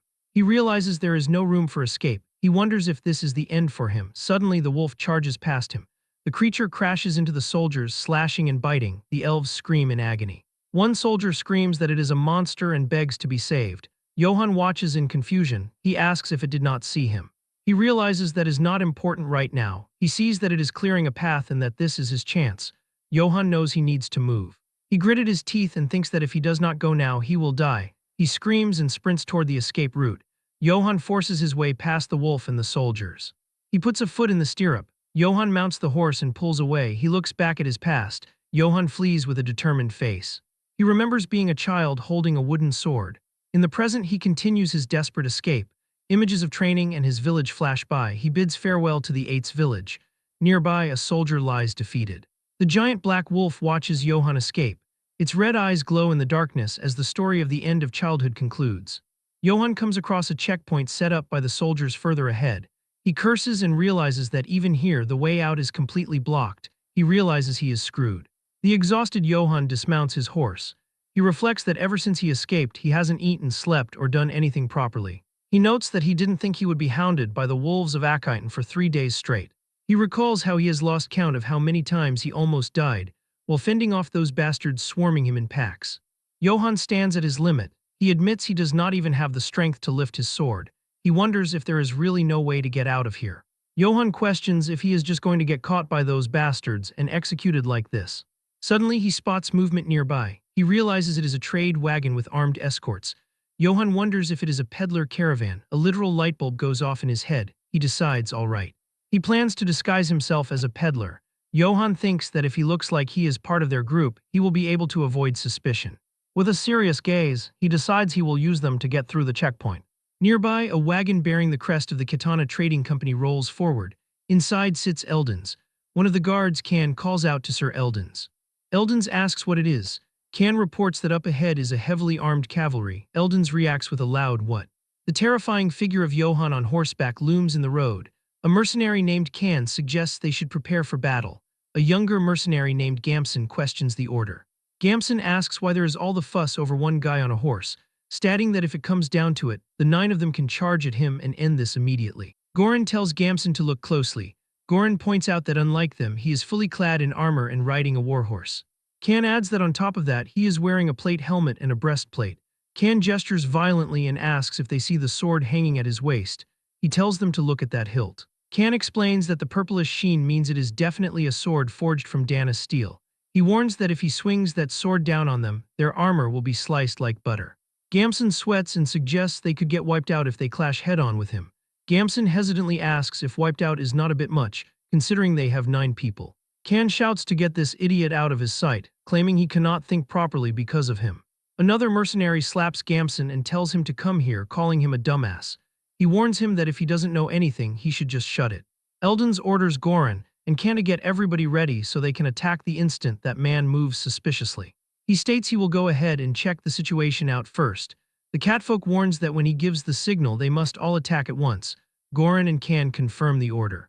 Johann struggles with his horse as Eldens approaches. Kan whispers to the group to listen up. He instructs them that once the fight starts, they must knock that guy off his horse first. He adds that after that, they should calmly thrust their swords into the gaps of his armor. Eldens stands before Johann and offers greetings. He introduces himself as Eldens of the Katana Trading Company. Johann is shocked to see a catfolk. He realizes the men are tense. He thinks this is bad and wonders if he is suspicious because of how he looks right now. Johann decides he needs to get him to lower his guard first. Johann wishes that the blessing of the gods be with him. He tells them his name is Johann. He lies that he looks like this because he was attacked by bandits while traveling earlier. He tells Eldens that he need not be overly wary. Johann points a finger and asks if he could please tell the gentleman glaring at him back there not to attack him. Eldens suddenly bursts into laughter. He apologizes for being terribly rude. He explains that as a peddler, he always has to be prepared for the worst-case scenario. Johann says that of course he understands. He states that is why he has a request.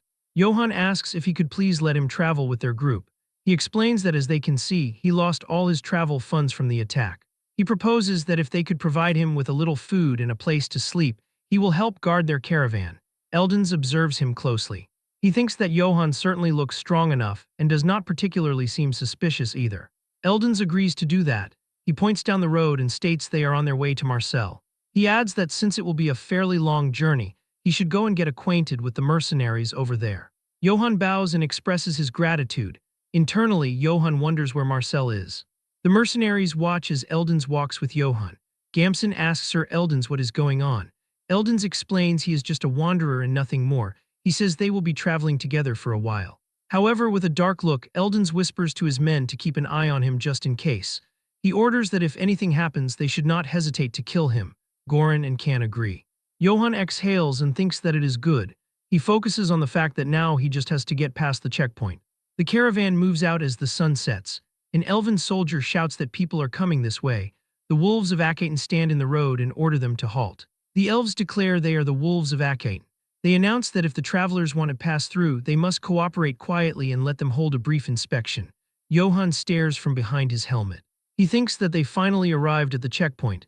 He hopes he can slip by without drawing attention. The elven leader notes that he has done business with the Katana Trading Company a few times. Eldon speaks directly with the one in charge. The leader is shocked to hear it is the Katana Trading Company. He stammers, realizing it is the trading company that has its main office in Marseille, the commercial hub. He recognizes that the Katana Trading Company is from the city of Marseille, a place even the Emperor can't touch without caution. The elf laughs nervously and says it is a pleasure to meet Mr. Eldons. He explains they are just following orders to search for a runaway traitor. He asks if he would please cooperate for a moment. Johann freezes at the words runaway traitor. He realizes these bastards really did set this checkpoint up just to find him. The elf points at him and shouts to the one there. He orders him to take off his helmet and show his face. Johann curses internally. He coughs and claims that the thing is, he has got a bit of a condition on his face. The soldiers laugh cruelly. One asks what did his mother clench too hard while giving birth to him. He taunts him to let them see his mashed-up face and orders him to hurry up and take it off. The leader asks aggressively if he is hiding something. Johann stares intensely. He puts his hand on his hilt. He thinks that if it has come to this, he might have no choice but to fight. Suddenly, Eldon screams enough. The mercenaries and elves pause. Eldon steps forward furiously. He asks if they are seriously suspecting the Katana Trading Company. He yells that that is not it, they are simply carrying out imperial orders. Eldon screams at him, asking if he didn't tell him to go bring his commanding officer. Eldon threatens that if they interfere with them any further, he will have no choice but to file a direct complaint to his captain. He emphasizes he will do it at the Marseille branch personally. The elf freezes. He orders his men to clear the way for them. The soldiers look annoyed and click their tongues. Johann rides past, relieved. A mercenary comments that he got lucky, calling him a sorry bastard. The caravan enters a forest path. Johann thinks that at last he is getting out of here. He rides off into the distance. Later that night, the group makes camp. Goran tells everybody to check their gear one more time. He assigns the night watch to the oldest and newest recruits.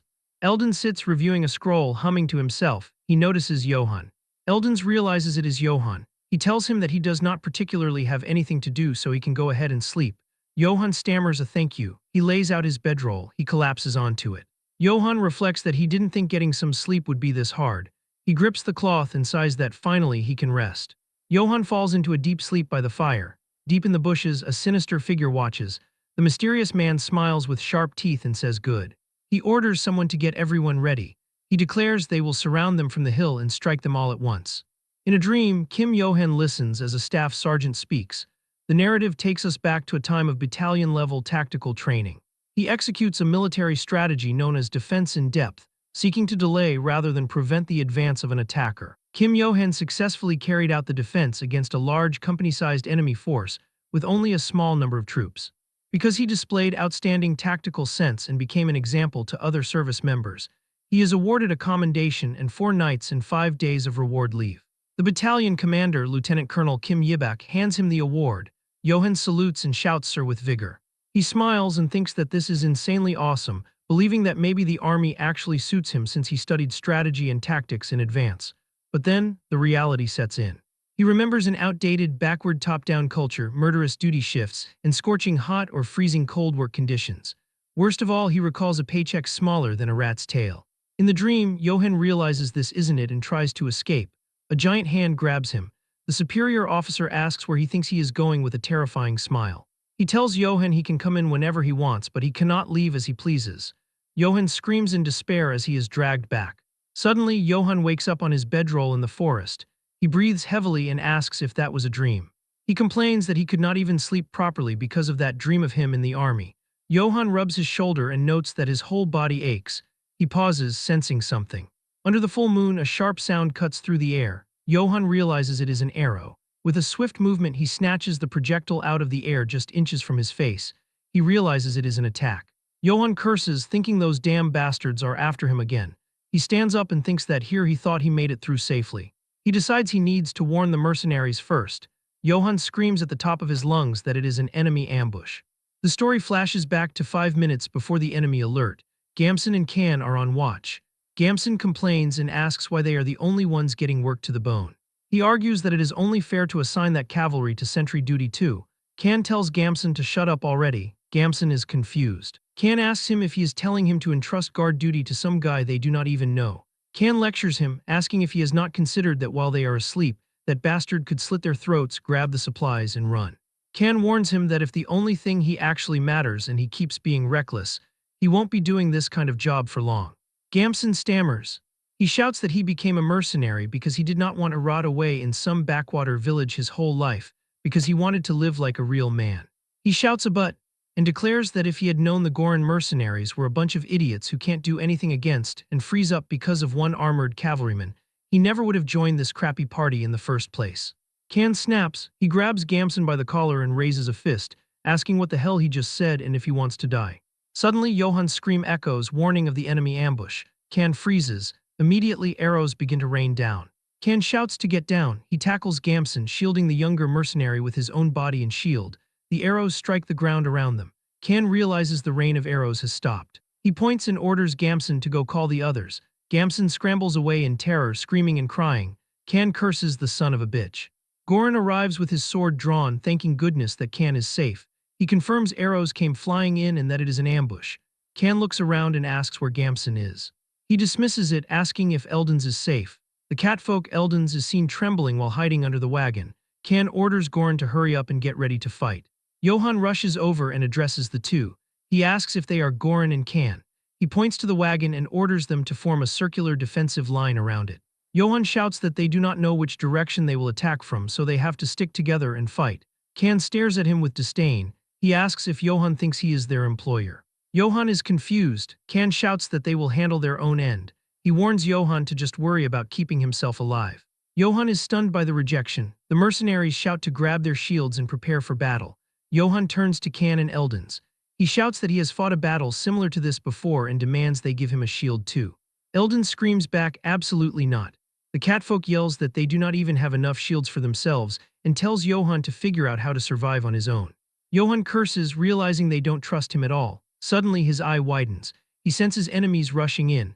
A horde of bandits charges out of the darkness with terrifying screams. Johan wonders who those guys are, nodding they are not the wolves of Akite. He realizes they are just a bandit gang. Goran draws his sword and screams, now. He orders all units to charge. The mercenaries rush forward with a battle cry. Johan stands bewildered. He shouts what? Asking himself if everyone rushes in who is supposed to guard the wagon. The melee begins. A mercenary demands to know who the hell these bastards are. Another asks how they dare ambush them. The bandits shout to push them back with numbers since they outnumber them. Goran crosses blades with an enemy and orders his men to stand their ground. He screams that giving them space means death. A large bandit looms over Goran. He shouts at Goran to shut up and smashes him in the face. Can screams Captain Goran. The bandit raises his sword over the fallen Goran and yells at him to die. Suddenly a purple flash cuts through the dark. Johan strikes. The bandit freezes. He utters a confused sound. His sword hand falls away. Johan stands breathing heavily, gripping the Dana steel sword. The bandit realizes his torso has been cut clean in half in an instant. The other bandits watch in horror as red markings glow on Johan's blade. They realize the rune letters carved into the sword are absorbing blood.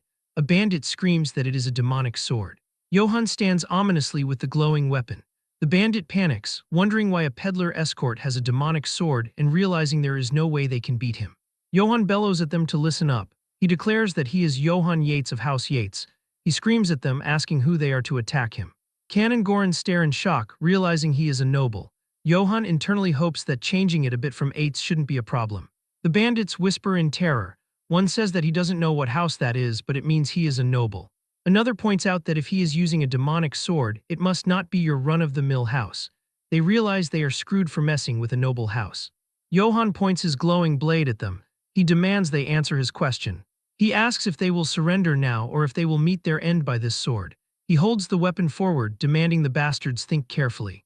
The bandit leader drops his sword. It clatters to the ground. The others follow suit. The leader stammers that they surrender. Johan lowers his sword and sheathes it slightly. He calls out to Goran. Goran stammers a yes, Sir Johan. Johan orders him to bind them. The bandits are huddled together on their knees. Johan turns away, his eye glowing blue. He declares that he may cut down anyone who resists. Johan bandages his arm and stares ahead, leaving Eldon's unsure of what to do next. The catfolk whispers about that noble and that he thought he was just a wanderer with good equipment. Goran wonders if there is no way he will hold a grudge because they treated him poorly. He suggests that maybe they should have at least put up a private tent for him. Eldons rationalizes that they let him join when he asked, which surely counts as showing goodwill. He decides he will smooth things over so they should just stay quiet and watch. He greets Johann of House Yates loudly, nodding that he must have had a rough night. Johann acknowledges Eldons simply. Eldons thanks him, stating that he helped protect his caravan. He says he is not sure how he can repay him. He bursts into tears, exclaiming that if he had known he was a noble, he would have lent him a shield. Johann asks what he is talking about. He declares that more importantly, he is glad he is safe. Eldons freezes, asking if he is not going to take compensation. Johann walks away quietly. He stops and turns back. He tells Eldons that by the way, next time lend him a shield. Eldons sweats and bows deeply, promising that next time he will definitely lend him a shield first before anyone else. Johann says good. He then adds that he is thinking of interrogating them and asks if he could get the mercenaries' help. Eldons agrees instantly but adds that now that his status has been revealed, it would put their minds at ease if he spoke more formally. Johann agrees to do that. Johann stands over the prisoners. He kicks one in the back and shouts at the thief to hurry up and move. The bandit groans in pain. Johann glares and asks if he is their leader. He demands to know who they are and why they attacked them. The bandit reveals they are the private soldiers of House Brits. A flashback shows a boar crest burning in flames. The leader explains it was a house that was wiped out. He reveals that a few months ago, House Brits was suddenly attacked on the charge that they supposedly plotted treason against the emperor.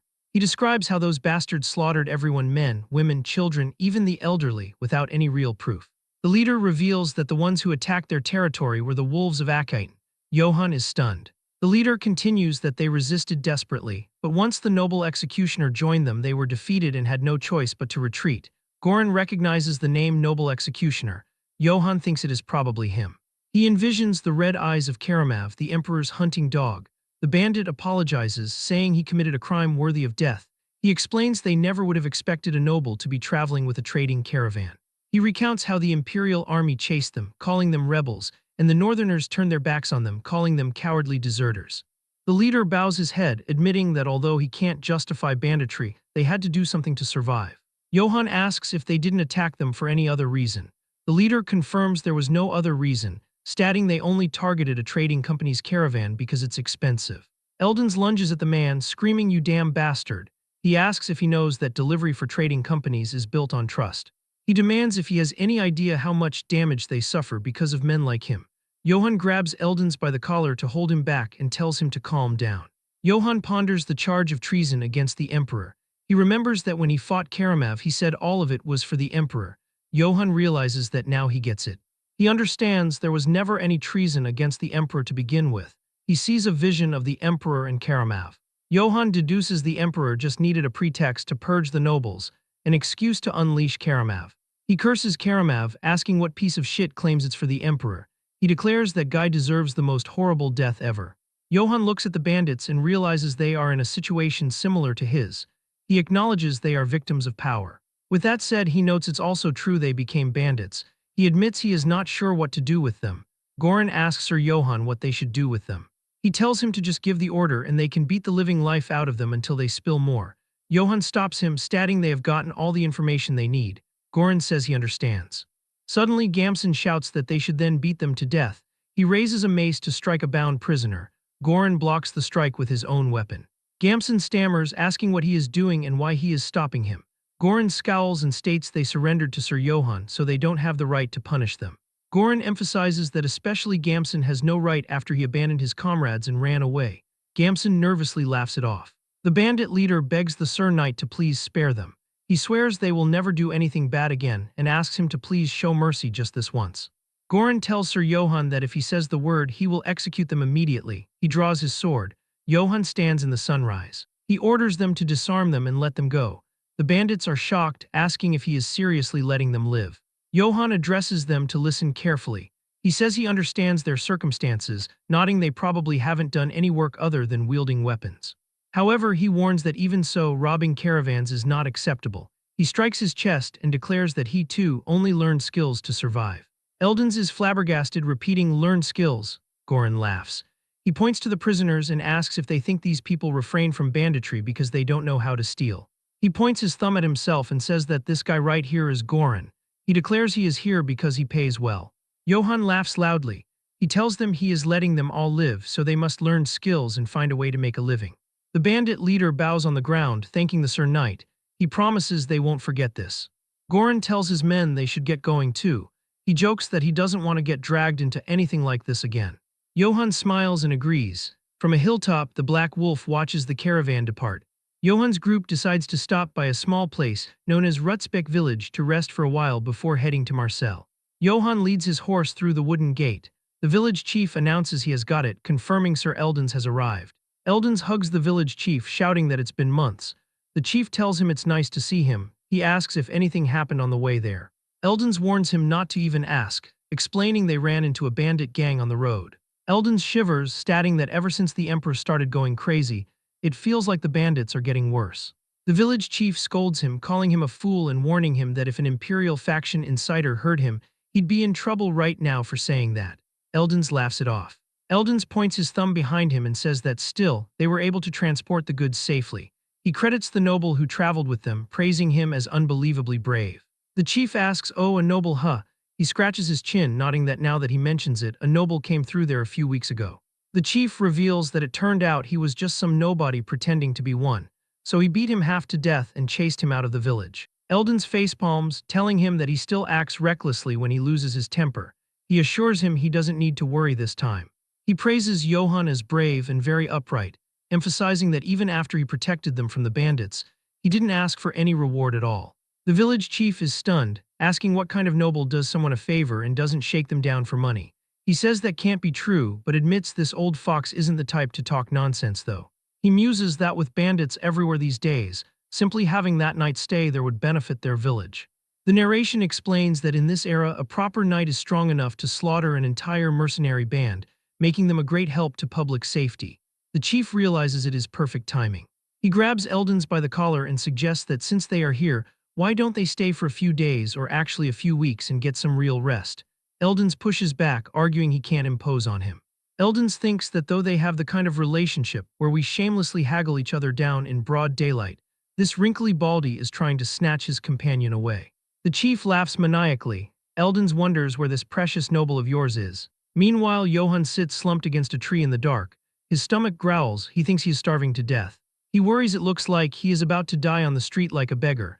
Goran approaches him hesitantly.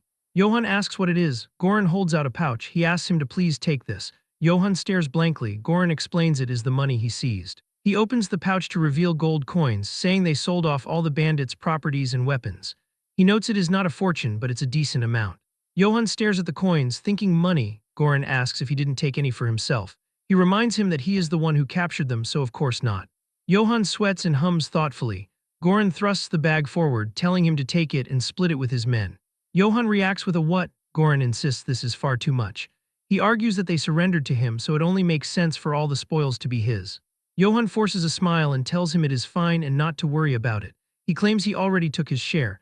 He holds up a few paltry copper coins, saying, "See." Goran asks in disbelief if he is only taking that much. Johann laughs, insisting it is fine. Internally, Johann screams that it is not fine at all. He cries inward tears of blood, lamenting that it hurts to give up the money he got with his blood and sweat. But he reasons that compared to running into the wolves of ActionToon alone, spending some money to stick with a mercenary band is 100 times better. He stops Goran's protest with a raised hand. He states that besides, he didn't fight by himself. He declares that they fought together, which means they are now comrades in arms. He holds up a silver coin and smiles charmingly, asking if this should be enough to earn some goodwill. He says that if that is all, he will get going. Goran blushes deeply, moved by Sir Johann. He thinks about a heart that cares for those beneath him, declaring this is the true dignity of a knight. Later, Goran addresses his mercenaries in the tavern. He tells them to listen up. He announces that Sir Johann has shown generosity to them all and distributed the proceeds from selling the spoils of war. He happily orders them to line up and come forward one by one to receive their share. The mercenaries are stunned. They ask if he heard that right and verify if he is distributing the money that should have been his to them. They break into ecstatic cheers, shouting Johann, Johann. Johann sleeps peacefully in his room, oblivious to the praise outside. In the silence, the doorknob slowly turns, the door creaks open. Johann sleeps deeply. A masked assassin with glowing red eyes stares at him. He raises a dagger, ready to strike. The end of the episode concludes with the threat looming over Johann. During the night, an assassin creeps up and attempts to snatch the sword. However, Johann snaps awake and grabs the man's wrist with an iron grip. The attacker freezes in total shock, never expecting him to be awake. With his eyes glowing in the dark, Johann demands an answer. He asks him if he is one of Karamav's lackeys.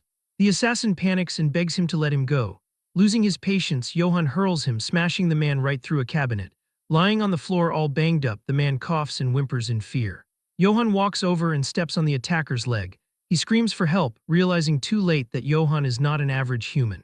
The timeline shifts back to 5 minutes before the incident inside the inn. The village chief snores loudly while two young men sneak up the stairs. They are Pra and Gamson, and they are plotting something against Johann. Gamson assures him that Vulin, the village's strongest man, will take care of that guy. He mentions that Pell, the horse fanatic, is already out there snatching the animal. Outside, Pell is completely blown away by the warhorse and tries to calm it down. Meanwhile, Pra asks Gamson if the noble's sword is really that expensive. Gamson asks Pra if he has ever seen a sword that can slice a person clean in half. He claims he saw that weapon split an armed soldier in two and declares that the knight is nothing without his sword. Suddenly, a loud crash startles them. Vulin lies sprawled on the floor. He is terrified as he sees Johann's blue eyes glowing in the darkness. A moment later, Johann drags the man out of the room as he screams for help. Outside in the hall, Gamson stands completely stunned with no clue what is going on. Pra grabs him and asks what is happening. Gamson screams at him to run if he wants to live. He can feel they are screwed and wonders who this guy is. Just then the village chief shows up and demands to know who the two of them are. Without answering, the boys bolt out of the inn. Outside, Pell waits with the horses and notes they are finally here. Gamson yells at him to shut up and hurry. Pell is confused and asks where Vulin is. Gamson shouts that he is dead or is about to be. He orders them to get on the horse now so they can flee. Pra insists he cannot leave without Vulin, but Gamson rushes him, afraid that noble bastard might chase them. Suddenly, a massive explosion rips through the inn. Terrified, the three of them look back, unable to believe their eyes. They see Johann landing on the roof, surrounded by a terrifying red aura. With his eyes glowing, he glares at them with pure fury. On the grim southern outskirts, a hammer strikes a wooden stake with force. Two soldiers finish driving the sign in and confirm that it is solid. The notice warns that by the edict of the Emperor of the Holy Empire, Cardirian Bizelferk, these people are punished for stealing a noble's property. One guard asks what they stole to end up getting hanged. The other reveals they stole just one chicken and 3 eggs from Baron Dvorzub's territory. The first soldier is appalled, asking if they all ended up like this just for something like that. Meanwhile, under the moonlight, Eldons sits in a tavern having a quiet drink. A man reports a problem to Sir Eldons. He explains that Gamson from the mercenary band got caught trying to steal Sir Johann Yates's belongings. Eldon spits out his tea in pure shock. He curses, thinking this is troublesome since he hoped to sweet-talk Sir Johann into traveling with them to Marseille. He forces himself to calm down, thinking that he has experienced a lot to get where he is and will get through this crisis too. He resolves that he, Eldons, won't die over something like this. He orders the man to capture Gamson immediately and for the rest of them to act as if they have nothing to do with it. The messenger agrees. Eldons tells himself he needs to deal with that noble just in case. Under the moon, a village meeting takes place inside a house. A villager rushes in shouting that this is bad. He reports that those troublemakers got caught trying to steal the noble's belongings. The village chief curses the useless brats and asks what they should do. He orders them to gather up tributes to offer that noble this instant and to throw in one of the slaves holding in the village while they are at it. He adds that they must prepare to execute the troublemakers in front of the noble. The parents panic, screaming they cannot allow their child to die and that he can't say that just because they aren't his children. The chief smashes a chair and yells at them to shut up and listen. He calls them damn idiots and asks if they have already forgotten the edict the emperor issued. He declares they have to make the first move before that noble does, as it is the only way they can survive. He recites that those who covet a noble's property may have their tongues cut out along with all their immediate family members or be sentenced to hanging. He notes that entire families were wiped out simply because they demanded chicken and eggs for unpaid wages. He asserts that all nobles are like that. He asks what they think that noble is going to do now that he has been offended. He suggests he might even cut off the hands of everybody in the village. A man suggests asking Count Jarpin for help since it is his territory. The chief scoffs that nobles only care about their little honor games. He slams the table and asks if they think nobles care if they live or die. He screams at the fools to wake up. The mother cries in silence while others hang their heads. The chief asks if they think he feels good about doing this. He declares the village will live if those kids die and tells them to accept it. Later, the villagers gather as Gamson and the others kneel bound by a tree. Johann watches with glowing eyes. He reflects that he thought they were assassins sent by the emperor, but they are just stupid village kids who tried to steal an expensive-looking sword. He realizes it is partly his fault for carrying a sword like this in the open, and decides he should keep it hidden from now on. He decides to scare them a little and then let them go. He sits before them with his sword planted in the dirt. The village chief approaches with a nervous smile and asks if the Honorable Sir Johann is all right. Johann glares and shouts that no, he is not. He asks if putting a blade to their throats and looting their baggage is how Rutsbeck village welcomes sleeping guests. The chief bows deeply to the ground and sincerely apologizes, claiming it is his fault for failing to keep the idiots under control. Johann looks at the terrified man and decides that is enough of a scare. He says all right, tells him to be careful next time and dismisses them. Suddenly, the chief raises a knife and yells that is why he will personally make up for it by cutting off these wretches' heads for Johann's honor. Johann panics, thinking the lunatic is making it worse. Johann commands him to stop. The chief screams that those who have sullied his honor deserve to die and strikes at Vulin. Vulin begs for his life. The blow falls, but a shockwave blasts out as Johann blocks the knife with his bare hand. Johann asks with glowing red eyes if he did not hear him tell him to stop. The chief looks up in terror. Johann stands against the moon and asks if everyone has lost their minds. He asks if they are going to kill people over such a trivial reason. He yells that if they want them to pay for their crimes, make them pay with money. The crowd is silent. Johann realizes it was too obvious. He clears his throat. He shouts, asking how honor can possibly be more precious than human life. He commands them to untie them at once and scram. He throws the knife down. The chief falls to his knees crying that he cannot believe he made such an honorable decision. Parents embrace their children, sobbing in relief. The chief admits he cannot believe such a noble actually exists and mentally apologizes to Eldons for doubting the truth. Gamson apologizes to Johann, admitting he failed to realize how honorable he was and fell victim to a ruse. An elder tells the brats to consider themselves lucky they did not die horribly. Can walks up to Gamson. Gamson spits out a stick and demands he hurry up and untie him already. Gamson curses inwardly, thinking he never should have joined this unlucky mercenary band. Can grabs his head. He tells him to relax his body because that will make it easier for him. Gamson panics, asking what he is talking about. Suddenly, blood splatters across the darkness. Johann hears the sound and turns around in confusion, letting out a puzzled sound. Suddenly, Gamson's life is brutally taken by the mercenary Can in front of everyone. His eyes widen in despair in his final moment of life, and then the young man falls lifelessly to the ground in a terrible scene. Can holds his bloody dagger after doing the dirty work. Johann is in shock and yells, asking what the hell he thinks he is doing. Can answers with a serious look that he has executed the one who coveted a noble's wealth. Furious, Johann shouts that he is sure he said he wouldn't have to see their blood. Goran and Eldons are frightened by Johann's furious reaction. Can turns to Johann and says that even mercenaries have honor and lives they must uphold. He explains that Gamson's cowardly actions trampled on both the honor and lives of the mercenary group. Calmly, the mercenary begins to clean his battle sword. Johann watches it all, still very serious about what just happened. Ken then offers his sword and says Johann can punish him if he still believes he has defied his authority. Johann is surprised and starts to break out in a cold sweat at the mercenary's attitude. He realizes Can is trying to protect that honor with his life. With a trembling hand, Johann reaches for the sword Can is offering. Eldons and Goran watch the tense scene, not knowing what will happen. Johann pushes the blade aside, refusing to take it. Finally, he apologizes, saying he honestly failed to consider Can's position. Goran and Eldons shout in shock at Johann's action. Can's jaw drops too because a noble would never apologize. Johann then tells him to put the dagger away and the mercenary awkwardly obeys. With the situation resolved, Johann thanks everyone there for their understanding. Later, Goran chews Can out for being so reckless to stand up to a noble. Meanwhile, Eldons looks at Johann with a sparkle in his eyes. The beastman realizes that this noble is different. He thinks that Johann is an upright and brave noble, yet he is not authoritarian. Because of this, Eldons decides he must make him his ally no matter what. The caravan continues its journey as the sun sets on the horizon. Johann takes out a pocket watch he received as a gift. He complains that he picked it because it looked the most expensive, but then discovered it is a broken watch.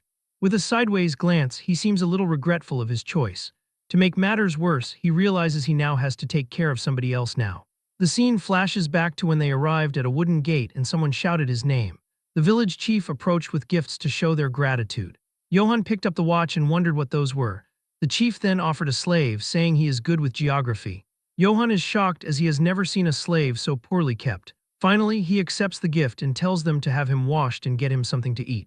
With the new boy in the group, Johann feels that he is uncomfortable using a slave. Meanwhile at the camp, the mercenaries thank Johann for the food. Johann is sitting by the fire when the young person calls him master. With a smile, the person thanks Johann and brings him a meal. But Johann tells him to change how he addresses him and can call him by his name. The young person is embarrassed by the request, and Johann thinks to himself that he is so shy. Johann asks how someone skilled with geography became a slave. Sitting by the fire, the young person says it is not a pleasant story, but Johann insists since he has his own share of unpleasant stories. The person agrees. Godin explains that she was originally a peddler who transported and resold weapons in the eastern region. But one day, a noble ordered her to smuggle gold. Johann is surprised since smuggling gold would mean the death penalty at the least. Godin explains that she needed money to help her younger siblings who were sick and starving, and so she kept delivering the gold as the noble instructed her to hide. However, the noble himself reported her using a fake mustache. Johann realizes she served her purpose and was thrown away to keep her quiet. Godin reveals she didn't even have the right to speak because of the emperor's edict. Johann gets angry and asks if she at least sent the money to her siblings. With tears in her eyes, Godin says in exchange for avoiding execution, it was taken as a bribe to the guards. She cries and apologizes, saying dust got in her eyes. Johann watches everything with a serious and thoughtful expression. He realizes that this world is so cruel it makes his teeth chatter. He reflects that if you have no power, you get exploited like a criminal, and no one can stand up to the noble's atrocities. He thinks of House Britz's private soldiers who survived by robbing others, the people of Rutzbeck driven so far they resorted to sacrificing their own children, and even Godin who became a slave after being used by nobles. Johann wonders if this is really right and thinks that he is so pitiful. However, he remembers that he is being chased by the Emperor's army right now and could die any time. With that in mind, Johann calls out to Godin, who answers startled. He declares that now that they are comrades, don't die, and says they should survive and live well together. Godin is surprised and blushes at his words. Suddenly, a mercenary runs up to them and yells that a monster has appeared nearby. Johann asks a monster in size, thinking he has no time to rest at all. He gets up and runs to see what is happening. Godin stays behind, thinking about living together with him. Johann joins the other mercenaries hiding in the bushes. They see a red aura and Goran confirms that there is definitely a monster there. With a serious look, Johann stands up. Someone from the back tells him to please get down, but with a smile on his face, Johann says that it is fine. Johann orders them to put their weapons away. Kan is baffled and asks what he means. Johann declares he will go take a look. Kan utters a confused all right. Johann walks alone into the dark forest. The mercenaries watch him leave. Kan wonders aloud if he will be okay. He states that no matter how brave a knight is, fighting monsters requires specialized skills. He notes that even if you lure it into a thoroughly prepared trap and fight, it is still dangerous. Kan insists that unfortunately their mission is to protect Eldons. He stammers that they can't take any more risks than this. Johann walks deeper and says he can feel it. He senses a familiar pressure that feels like it could even freeze a person's heart. He spots red eyes that stand out in the dark. Johann identifies it as the black wolf of ill omen. He confirms it is definitely that bastard. He recalls the last time he saw it, it attacked the wolves of Akite, not him. He acknowledges that even though it could charge at him at any given moment and kill him, he knows it won't attack him. Johann stops and speaks to the darkness. He commands it to come out and tells it not to hide. The wolf emerges with glowing red eyes. Johann asks if it followed him. He extends his hand. He thanks it for last time, stating he survived because of it. Kan asks in disbelief if Sir Johann even knows how to handle monsters. Goran stammers he is not sure and hasn't seen anything like this either. The wolf sniffs Johann's hand. Suddenly it licks his face vigorously. Johann grunts and tells the little punk to move aside. Kan and the others are stunned. Johann tells them not to be too startled. He introduces this big guy not as the Black Wolf of ill omen but as the Guide of Dawn. He looks to Eldons and asks right. Eldons is shocked and repeats the name Guide of Dawn. Eldons explains that in the Eastern Empire there is an old song that goes like this. He recites the song about a warrior giving a wolf a name on a moonlit night. He describes how the wolf bowed its head and its blue eyes shone in the darkness. He tells how everyone shouted Guide of Dawn when seeing it on the battlefield. The song continues that at the end of a war that tore the continent apart, the warrior brought about peace and met his end as a hero. Eldons recounts that the Black Wolf wept sorrowfully for 3 days and 3 nights by his side, then set off on a journey to wherever order and heroes were needed. He declares that is the Guide of Dawn. Johann asks if he isn't mistaking it for someone else. He points out that this one is called the Black Wolf of ill omen. Eldons explains that the Guide of Dawn originates in Eastern Empire folklore, but as it was passed down to the south, some details got distorted. He quotes a line saying the Guide of Dawn punishes evil and submits to a brave hero. He raises a finger, nodding that is from an old Eastern Empire text. Johann realizes so it really is that kind of being. Eldons asks if he may pet it just once. Johann tells him to go ahead. Eldons reaches out, cooing to the good boy. The wolf snarls violently. Eldons screams and recoils in terror. Eldons reconsiders and thinks maybe he shouldn't do that. Johann pets the beast and tells it to be a good boy. Eldons wonders if the wolf is only gentle with Sir Johann. He pauses, remembering a passage from the Eastern Empire folklore. It says if you give a name to the divine beast that follows you, it becomes your vassal. Eldon sweats, wondering if this backwater southerner is the legendary hero. He thinks that can't be it, but asks what if he is. Eldon shouts to Sir Johann. He asks if he has given the Guide of Dawn a name. Johann smiles and says no, not yet. He admits he honestly never got the chance. Eldons enthusiastically suggests naming it now. Johann asks if that is so, nodding that if the legend is true, something incredible will happen. Johann ponders what he should name him. He suggests Katana. Eldon stays silent. Johann pauses. He remembers the last time he saw the wolf was when he buried that bastard Karamav. Johann decides. He declares that in that case he will name him Karamav. He yells the name Karamav. Eldon screams a confused Naya and notes that name is familiar. Red energy erupts from the wolf. Johann watches as the energy shifts to blue light. The wolf howls as it transforms. The light clears, revealing the wolf engulfed in blue flames. The narrative identifies it as Guide of Dawn Karamav. The beast bows its paw to Johann. Johann pets the wolf's head and says he'll be counting on him, Karamav. Johann tells Eldons he was right, calling it astonishing. Eldons lies prostrate on the ground. Johann asks what he is doing. Eldon stammers that everything is exactly as it was in the folklore. He exclaims it is his first time seeing a scene from a myth with his own eyes. Eldons declares he has respected him since the moment he first saw him. He lists Johann's deeds, from protecting them from bandits to forgiving enemies with honor. He pays his respects to the one chosen by the Eastern divine beast.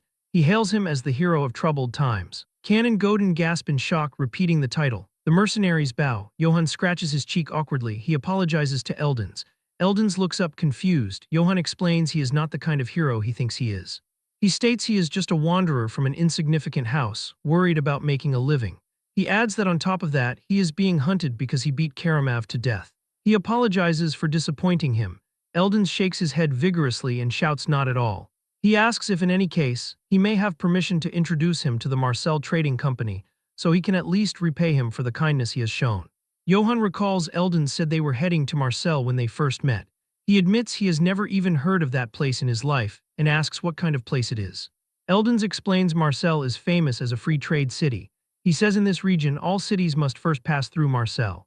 He emphasizes that more than anything, it's one of the few cities the Emperor cannot reach. Johann freezes. Eldons repeats that the Emperor cannot reach it. He adds that plus trade is active there. Johann thinks that if everything goes well, maybe he can start over as a merchant. He tells Eldons he can't ignore his kindness. He thanks Sir Johann. Eldons sings the Song of the Warrior again. He thinks that he just hopes no weird rumors spread around the trading company about him being some hero or whatever. Johann wonders about being a hero of troubled times. He thinks how nice it would be if he really were that kind of hero. He sighs. Johann reflects that whether it's in his past life or now, he is still nothing but a wanderer struggling to keep his life intact. He remembers the voice saying he will know only suffering from this point on. He scoffs. He notes it's not like life before he died was that easy either. Johann clenches his fist. He declares that this time is different. He vows that this time he'll move forward step by his own will. Johann announces they should go to the city of wealthy merchants, Marcel. Johann looks out at the sprawling scenery with visible astonishment and asks if this place is Marcel. Godin is no less delighted and remarks with emotion that he never thought he would be able to come back here. As Johann observes the surrounding cityscape, he thinks that since they are now in a merchant city, they should do some shopping. At that moment, Karamav barks a few times happily in a playful manner. Johann calls out to him curiously and asks what he is doing over there. A nearby shop owner bends down cheerfully, stroking Karamav's head while laughing and nodding that he is a cute little thing. The woman offers him a bite of something to try. Seeing this, Johann pauses and realizes that that guy just looks like a cute little dog to everyone else. The scene shifts to the day before entering Marcel. Karamav sits in his true beast form under the moonlight. Johann looks at Karamav and calls his name. Johann gestures with his hands, explaining that a puppy this size might be fine, but if a monster like him goes into the city, there will be an uproar. Johann asks if he can wait outside the city. Karamav understands and responds with a woof. Dark energy and blue flames envelope Karamav's body. To Johann's shock, Karamav's form completely transforms. Moments later, a small blue puppy stands in his place. Karamav looks up and barks. Johann exclaims in shock, asking if he got smaller and wondering if this is another one of a divine beast's abilities. Godin rushes over and hugs Karamav tightly, shouting whoa and declaring he is so cute. Johann sighs with relief and says well, if he is about that size, there probably won't be any problems. Returning to the present, the townspeople gather around Johann and Godin. They express amazement at the unique-looking puppy and wonder if it is a pet brought in from a foreign land. Godin holds Karamav and apologizes awkwardly, saying this little guy has no manners. The shop owner says no, it is okay. Johann thinks that drawing attention won't do them any good since they need to get out of here quickly. He reminds himself that they are still being pursued after all. Godin calls out to Johann from behind. He proposes that if Johann buys a large bag that can hold luggage, oil, and vinegar, he can handle all the equipment. Johann reacts with mild surprise, realizing aloud that Godin used to be an equipment merchant. He holds out his hand and says he only has 4 silver coins. He asks Godin if they can really buy everything they need with this much money. Godin inspects the coins. He holds up a single silver coin. Godin declares that Godin, promises to get everything he mentioned with 1 silver coin. Johann laughs and tells him not to overdo it. Johann wonders what he can even do with 1 silver coin. 50 minutes later, a heavy backpack slams onto the ground. Godin wipes sweat from his brow and says, phew, this should be enough. Johann stands stunned, thinking he cannot believe he got everything with just 1 silver coin. The narration explains the purchases. First, they bought Johann's tactical bag. Godin is shown wearing a large supply backpack. The narrative notes this will make storing items much easier. Godin used his incredible gift of gab to sell the completely shattered helm for a very high price. The narrative adds that he even got a mace thrown in for free. Godin tosses a coin looking pleased. The text explains that on top of that, after buying vinegar and oil for equipment preservation and other supplies, they even got change. Johann looks at the balance scroll. The scroll reads, initial 4 silver coins, spent 1 silver coin, profit 9 silver coins. The final balance is 12 silver coins and 10 copper coins. Johann realizes that somehow, they ended up with even more money than before they started. Johann ponders that if he can sell a broken helm for that much, then he wonders how much Karamav's equipment, which he buried, would be worth. He imagines digging it up. Johann decides if he ever has to go back later, he should dig it up and sell it. Johann remarks to Godin that he looks happy doing familiar work. He says he guesses he really was a merchant and asks if he liked his old job. Godin unpacks items. He admits he missed this life. Godin touches his neck and says he became a slave, never knowing when he might die. He describes living each day in despair and fear. He looks up with hope. Godin declares that but now that he has met Johann, he feels like he has returned to his life from back when he was a merchant, not a slave. Godin smiles brightly and thanks Johann. He states that even if he hadn't been a slave, he is sure he would still be journeying with him. Johann smiles gently. He says hearing him say that makes him happy. Johann declares he will be counting on him from here on out, Godin. Godin blushes and yells okay, Johann. Johann looks at the sky and announces, all right, now let's go explore Marcel. Godin agrees enthusiastically. Johann sits in a bustling tavern surrounded by food. The narrative states that Johann, who has only known hardship until now, is finally experiencing a happiness that far surpasses his life as a wanderer after arriving in the commercial city Marcel. Johann tears into a rib. He reflects that the jerky he ate while wandering was like chewing leather shoes. He notes Marcel's meat cannot even be compared to it and just melts in the mouth. Johann washes himself. He recalls that back then he couldn't take a bath and his whole body itched like crazy. He rubs his face, thinking in Marcel he can bathe in warm water anytime he wants. He sleeps in a soft bed. He recalls that when he was traveling, he never had a proper place to sleep. He remembers that every time he laid down, damp, cold stones would stab his whole body. Johann snuggles under the blanket, thinking in Marcel he can sleep under warm, soft blankets. Johann cries tears of joy, thinking life in Marcel is so good. He decides he's going to settle down and live here. The narrative states, and so, Sir Johann dreamed of settling down happily in Marcel. However, fate didn't go the way he wanted. The next day at Marcel City Square, Johann eats a skewer. He thinks life is so peaceful. He comments it has been so long since the last time he could walk down the street comfortably. Suddenly a man sighs and says this is bad. A woman asks if it is another band of bandits.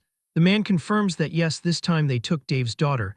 He adds that on top of that, all the goods they were bringing in were stolen. Johann bites his skewer nervously. He thinks he is scared of the news he will hear tomorrow. A villager laments that with bandits running wild, people cannot live without worry. Godin whispers to Johann that it looks like there are bandits around Marcel too.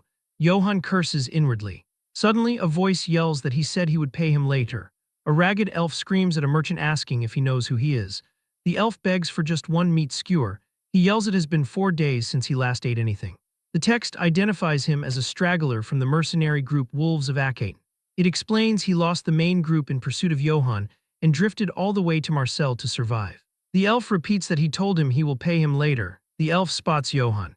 Johann shouts in surprise. The elf screams, "You bastard." He recognizes Johann and charges with a dagger. Johann realizes it is the wolves of Akite. Johann panics, thinking they tracked him all the way to Marcel. He thinks this is seriously bad and nothing good will come out of fighting here. The elf leaps into the air screaming, "Die." Suddenly, a blade flashes. The elf's head is severed midair. The head flies, bystanders scream. The headless body collapses. Johann asks what the hell. A man on horseback appears. He says he thought he was a bandit but asks if he was a mere robber. He complains that with the current security being terrible, all kinds of people are crawling out. The writer asks, "You there, wanderer?" He asks if he is hurt anywhere. Godin answers, "Oh no, thank you." Johann stands silent. The writer smiles and tells them, "Good, always watch yourself." He yells, "Giddy up." The horse gallops away. The writer shouts to the citizens of Marcel. Soldiers march behind him. He identifies himself as captain of the Oak Tree Mercenaries, Brattle. Brattle declares, "Do not worry." He assures them that the 500-strong Oak Tree Mercenaries will wipe out the band of bandits and make Marcel safe again. Godin stares in awe, saying amazing and that he cannot believe he is seeing them in person. Johann asks if they are famous. Godin confirms yes, the Oak Tree Mercenaries. He explains he heard they are one of the top mercenary groups in the Empire. He adds that he guesses there really are bandits going around Marcel and they must have been hired to wipe them out. Johann looks grim. Johann realizes if that man didn't help him, he might have been exposed. He thinks, and if that happened, there is no way he could have stayed in Marcel any longer, with the Empire hunting him down and all. He recalls the prophecy that he will know only suffering from this point on. Johann clenches his fist and tells himself to get a grip, reminding himself he is still a fugitive. He decides the only way he can survive is by building a good relationship with the Katana Trading Company. He envisions Eldon's giving a thumbs up. He notes even the Emperor can't recklessly mess with a trading company. He thinks fortunately, Eldon's thinks highly of him, so he got a chance to interact with the Marcel Trading Company. But he worries what if his identity is revealed before that. He asks if they would still step forward and protect him if they learn that the Empire is after him. He envisions Eldon's holding a sign saying absolutely not. Johann concludes if he is exposed before he builds a good relationship with Katana, he will, without a doubt, die. He strikes his palm and states his goal is clear. He needs to go to the Katana Trading Company and get protection from the Empire. Johann resolves that so until he gains the company's trust, his identity must never be revealed. A voice says, "Excuse me." Johann turns. A woman with cat ears asks if he is Sir Johann. She bows before a green banner. She introduces herself as an exclusive maid of the Katana Trading Company. She says her name is Ibelka. Ibelka states she heard of his exploits from Eldon's and is greatly impressed. Johann looks wary. Ibelka says they would like to form a close bond with him and his house. She smiles and asks if he is not busy, could he please come with her to the Katana Trading Company. The Katana Trading Company Marcel branch stands imposingly against a clear blue sky. Outside the entrance, Godin crouches down next to the blue puppy. He commands Karamev to give him a paw. Karamev growls and chomps down hard on Godin's hand. Godin yelps in pain, telling the dog to stop biting him. Inside the branch, Johann sits alone on a plush red sofa. He waits in silence. Johann thinks that he finally made it to the company. He reflects that this place could be his chance to change his life. He thinks he just has to hope the talks go well. A voice from behind asks if he is Sir Johann, correct. The voice adds she heard about him from Eldon's. A pink-haired catfolk woman bows politely, looking up with a small smile. She introduces herself, stating allow her to formally introduce herself. She says her name is Ayan and she is the branch manager of the Katana Trading Company's Marcel branch. Johann stands up abruptly with a start. He introduces himself as Johann of House Yates. He says it is a pleasure to meet her. Ayan smiles, saying likewise, Sir Johann. She gestures to the seating area, suggesting they talk over a cup of tea. Johann agrees, saying sounds good, let's do that. Later, steam curls from a teacup. Johann stares at the black liquid. He thinks that this is coffee, though. He holds the cup and politely thanks her for the drink. He remarks that the aroma is wonderful, asking if this tea is made by roasting fruit seeds and brewing them. Ayan beams, confirming that is correct. She notes he is quite perceptive. She states it is rare to find someone who recognizes it. Ayan's expression turns serious. She asks if now they shall get down to business. She leans forward with a sharp gaze. She states they can guess why he has come here. Johann spits his coffee out in shock. He coughs, wiping his mouth. He sweats nervously, wondering if they found out he is being hunted by the Emperor. Ayan points a finger at him. She declares it is because he harbors ambition in his heart. Johann stares blankly and utters a confused huh. Ayan explains she heard from Eldon's. She recounts that according to him, Johann protected the innocent and showed mercy to enemies who surrendered. A visual of the blue-lit battlefield appears. Ayan continues that seeing a man like him has come to Marseille where bandits run rampant. She was able to discern his ambition to save the city with his own hands. Johan covers his face with his hand. He thinks he doesn't know what she's talking about, but he should play along for now. He lowers his hand and says seriously that he sees, admitting she has seen through his true intent. Ayan smiles broadly. She states ambition isn't a bad thing. She whispers that on the contrary, it is a virtue of those who are worthy. She leans in close, revealing that their company loves to sponsor the ambitions of those who are worthy. Johan realizes here it is an opportunity for a deal. Ayan adds that if he wishes, they can even introduce him to Marcel's governor. Johan blushes with excitement, realizing she means the governor. He thinks the governor is basically on the same level as the mayor. He realizes he can get the company and the mayor on his side. He imagines the emperor looming in the darkness. Johan thinks that if everything goes well, even if that old emperor himself shows up, he won't be able to do anything to him. He resolves he has to accept this no matter what. Johan laughs and thanks her for the offer. He asks if she could tell him exactly what sponsorship from the Katana Trading Company entails. Ayan smiles, gesturing to a backdrop of gold, food, and buildings. She explains that sponsorship means every service their company provides. She lists restaurants, inns, and even entertainment. She holds up a wine bottle, declaring he may enjoy anything he wishes under the name of Katana. She raises a sharp finger. She states, however, there is one condition. She tells him he must promise one thing. She says he must promise to fight under the company's banner whenever they require his aid. Johan looks serious. He interprets this as meaning she wants him to deal with the bandits threatening the city. Ayan says no. She informs him the oak tree mercenaries have already departed for that. Johan looks confused, asking about something else. Ayan explains that recently, the number of shop districts holding a grudge against the Katana Trading Company has been increasing. Two angry merchants are shown shouting accusations about monopolizing the market. Ayan touches her chest, explaining the louder their complaints, the harder it gets for them to handle. Her eyes glow ominously in the shadow. She states she would like him to remove the members of those disgruntled shop districts.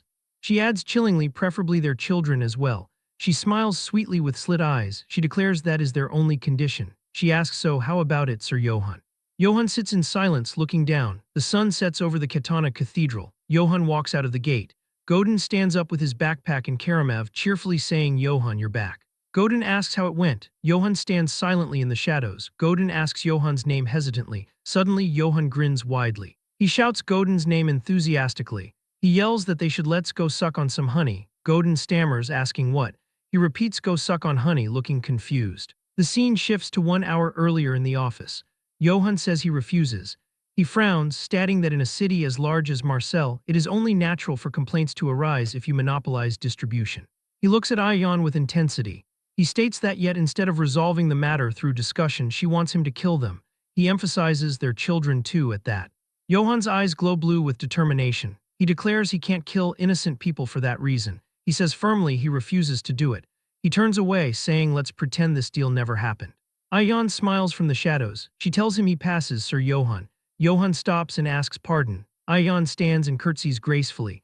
She reveals they were testing whether he was suitable to receive their company's sponsorship. She asks him to please forgive their impudence, O righteous knight. Johan sits on the sofa stammering. He asks if then the monopoly and the shop district's complaints are fake. Ayan confirms the Katana Trading Company has never monopolized distribution.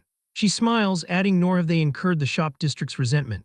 She notes on the contrary, they distribute quality goods at accurate market prices.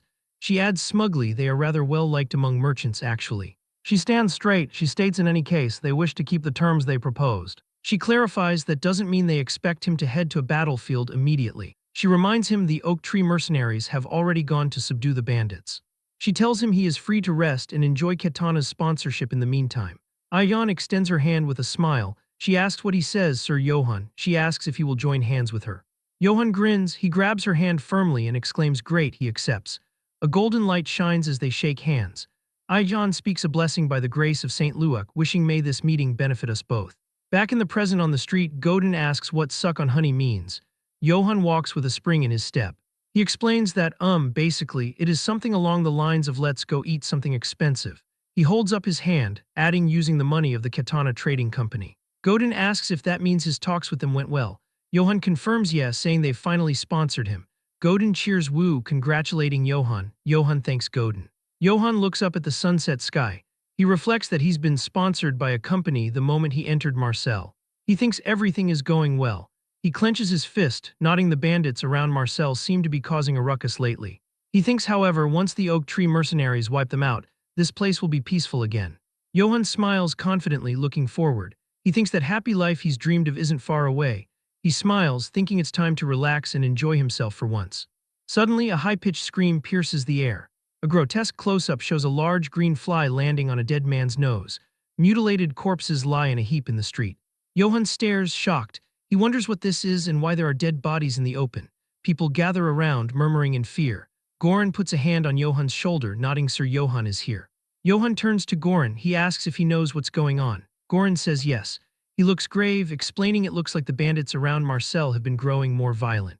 Goran explains that after murdering the families of the city's merchants, they throw the bodies here to threaten the city of Marcel. A mangled corpse lies on the stones. Johann shouts, "Damn it." He realizes this means nothing is being resolved at all. Citizens in the crowd shout angrily. One says we should hold the city of Marcel accountable for this. Another argues no, word is the emperor is the one inciting the bandits. A bearded man shouts nonsense. The man argues there is no way the emperor would do such a thing unless he's gone senile. Others shout senile, telling him to watch what he says. People argue back and forth. One finds it hard to believe His Majesty is behind all of this. Voices overlap, mocking the senile emperor and defending the Holy Empire against blasphemy. Johann listens to the shouting match. He grinds his teeth, thinking, damn it. He laments there goes his peaceful Marcel. He thinks he's only just started to settle in, too. He scowls, thinking those bandits are ruining it all. With dark eyes, he wonders what those mercenaries are even doing. At the Katana branch office, the double doors burst open. Ibelka rushes in, stammering, "Excuse me, branch manager Ayan." She shouts she brings terrible news. Ayan sits at her desk. She says if she means the merchants' bodies the bandits sent, she already knows. She asks sharply what the oak tree mercenaries are doing. Ibelka flinches. Ibelka looks down, saying about that. She stammers that they can't reach the oak tree mercenaries at all. Ayan freezes. She asks what she said and what she means. Ibelka reveals the liaison's corpse was found near the forest outside Marcel yesterday. She adds it was in a truly horrific state. A panel shows shadowy silhouettes of bodies hanging from trees against a red sky. Ayan stands silently in the dark room. She trembles. She thinks the oak tree mercenaries have military strength comparable to a city's. She clenches her hands, thinking she can't imagine them losing to a mere bandit gang. She slams her hands on the desk with a boom, screaming Ibelka's name. Ibelka jumps back, screaming, "Yes, ma'am." Ayan's eyes glow green in the dark. She orders Ibelka to bring her Sutulga, the mage of the Ifel River. She declares they need to find out whether they really were taken down or not through his prophecies. The scene shifts to the Ifel River at night, glowing with blue light. Water cascades down luminous rocks. A wrinkled hand touches the water surface. The mage hums thoughtfully. He says, "Oh ho, I see." He speaks to the reflection, telling Katana they have got it wrong. He stands cloaked in shadows under the moon. He states searching for the oak tree mercenaries won't change anything. The mage sees Johann's smiling face reflected in the water. He laughs softly, saying, "Ho." He identifies Johann as the man who killed the emperor's hunting dog and fled. He notes now he is hiding inside Marcel's money pouch. His face is hidden in deep shadow. He smiles sinisterly. He distorts the water, declaring things won't go the way that bastard thinks it will. The mood back at the Katana Trading Company's Marcel branch is heavy and oppressive. The door creaks open as Lord Sutulga enters, clearing his throat. His sudden appearance makes Ibelka blurt out in surprise before she hurriedly welcomes him, expressing her gratitude for him answering Katana's request. Lord Sutulga, however, gives her a dark glance and questions how she can claim to be thankful after she sent someone who drives the carriage like a maniac, remarking that his back was about to snap.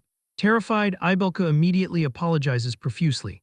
She then turns to announce that she will go fetch Lady Ayan, but Lord Sutulga stops her, saying it is unnecessary. Confused, Ibelka asks for clarification, and Lord Sutulga explains that if the matter was truly urgent, Ayan would have come on her own. Ibelka stands frozen in an awkward silence, unsure how to respond. As she seems about to speak, Lord Sutulga sternly warns her not to make him repeat himself. She instantly complies, affirming her obedience. Taking a seat, Lord Sutulga clears his throat once more, stroking his long beard, and he states that according to the voice of the Ifel River, he was destined to meet someone here. At the same time, outside the building, Johann looks up in excitement at the Marcel branch of the Katana Trading Company before him. He reflects that the day he will finally meet Marcel's governor has arrived. Filled with determination, he resolves to win the governor's favor, settle down permanently in Marcel, put an end to his wandering life, and escape being hunted by the emperor. He proudly thinks to himself that he has made it to the second round of an interview at a major corporation. Throughout the long corridor, only Johan's footsteps echo. As he walks, he mutters to himself with a hint of excitement, wondering what the governor might like and thinking that perhaps he should have asked beforehand. Suddenly, Karamev comes to an abrupt halt and lets out a low growl. Finding this strange, Johann asks what is wrong with him. At that moment, he realizes that Lord Sutulga is standing right in front of them. Stroking his beard, the old man calmly remarks that the name Karamev does not seem fitting for a divine beast. Seeing Lord Sutulga before him, Johann cannot help but feel tense. Inwardly, he questions how this old man could possibly know that Karamev is a divine beast. Without hesitation, Johann directly asks who the man is. Lord Sutulga pauses briefly before replying that it seems Johann does not know him. He then introduces himself straightforwardly, stating that his name is Sutulga and that he is the sage of the Ifil River, repeating the title as if to emphasize it. Johann narrows his eyes slightly and expresses his doubt, murmuring about the word sage. Seemingly understanding his hesitation, Sutulga summarizes it simply by saying that he is a mage. Only then does realization dawn on Johann. He reacts in astonishment, his face flushing with excitement as he recalls that this world truly has magic. Growing more animated, he exclaims to himself that although he had come to meet the governor, he has unexpectedly encountered a mage as well, and that big cities are indeed different. Johann then rushes forward and holds Sutulga's hands tightly, expressing that it is an honor to meet him and confessing that he has always wanted to meet a mage at least once in his life. Those words make Sutulga blush deeply. Embarrassed, he awkwardly asks if that is really so, but then hesitantly points out that for someone being hunted by the emperor, Johann seems to be doing rather well. Johann instantly freezes in place, his eyes widening in shock as he asks how Sutulga knew about that. Calmly stroking his long beard, Sutulga explains that it was through magic, specifically through the mystery of the Ifil River. He states that through the river he is able to see both the past and the future. At that point, Johann can no longer remain cheerful. With a serious expression, he asks whether Sutulga intends to report him to the emperor. Looking straight at Johann, Sutulga calmly asks why he would do such a thing. Johann is deeply shaken by this response, his eyes filled with confusion. Turning slightly, Sutulga explains that Johann should consider who he truly is. He describes himself as one who knows the secrets of the Ifil River, a seeker of mysteries within the laws of nature, and declares that he has no interest whatsoever in the petty political struggles of the secular world. He firmly states that only the voice of the Ifil River moves him. Johann begins to feel curious about that place and silently repeats the name of the Ifil River in his mind. Sutulga glances at him and continues, adding that if he had intended to report Johann, he would have done so quietly and questioned why he would openly mention it right in front of him otherwise. Only then is Johann able to breathe a sigh of relief. Smiling faintly to reassure himself, he admits inwardly that Sutulga is right. Regaining his composure in an instant, Johann suddenly grabs Sutulga's hand and earnestly asks if he could hear about magic from him and whether that would be acceptable. Caught off guard and still embarrassed, Sutulga lets out a confused sound. Looking into Johann's eyes, which are overflowing with excitement, he cannot help but feel puzzled, wondering what is wrong with this man and thinking that a normal knight should have behaved very differently. He recalls how people in the past had looked down on him, mocking mages as cowardly scholars who knew nothing of honor in battle and who spent their days muttering creepy nonsense. Returning to the present, Sutulga suddenly realizes that this must be the reason why he is so confused. He cannot understand why this knight is lighting up with excitement over magic. Johann continues pressing eagerly, asking how magic is used and whether even an ordinary person like himself could use it. Faced with such enthusiasm, Sutulga grows unaccustomed and hesitates awkwardly. In contrast, Johann has already begun plotting for his own future, thinking that this is his chance to learn magic and become a magic swordsman, believing that if he achieves that, his chances of survival will surely increase. Sutulga takes a small step back and strokes his beard to calm himself before finally agreeing. He states that their meeting is a matter of fate and that it is not as though he cannot tell Johann about magic. Johann looks up with a hint of disappointment and lets out a small sound of reaction. Sutulga then continues, adding that teaching him outright for free would be too boring. He proposes that if Johann manages to win even a single round in a game against him, he will teach him magic. Still somewhat dazed, Johann reacts with mild dismay before lifting his head in confusion and asking what kind of game Sutulga means, wondering if it is chess and suggesting whether they could do something else instead, such as arm wrestling. In Johann's imagination, he could easily defeat Sutulga in an arm wrestling match, and he even envisions himself shouting triumphantly. At the same time, a reminder surfaces in his mind, warning him not to use his strength against the elderly or the weak. Hearing this, Sutulga cannot help but laugh, remarking that arm wrestling would obviously give Johann the advantage. He clarifies that he is not referring to chess and instructs Johann to follow him instead. As he turns and walks away, Sudolga confidently states that although the game of kings is entertaining, it cannot compare to the game of gods. Johann follows behind with growing unease, silently wondering what the so-called game of gods might be. Sudolga then produces a Go board and places two small containers on the table. Johann, overwhelmed with tension, nearly cries out as he realizes what it is. Upon seeing several stones already placed on the board, he immediately recognizes that it is Go. Noticing Johann frozen in place, Sudolga tells him to sit down for the time being. Stroking his chin, Sudolga asks whether it looks complicated and reassures him not to worry, promising to go easy on him. On the other hand, Johann reassures himself internally that luck is once again on his side. He recalls his past with pride, remembering that he had once won a 4th Dan Go tournament. With a confident smile, he convinces himself that he can win. As he picks up a handful of stones, he admits to himself that he does not know how skilled the old man truly is, but he firmly resolves that he will defeat him. Across from him, Sudolga begins the match by announcing that he will start with an easy move. Johann, full of confidence, tells himself that victory is certain.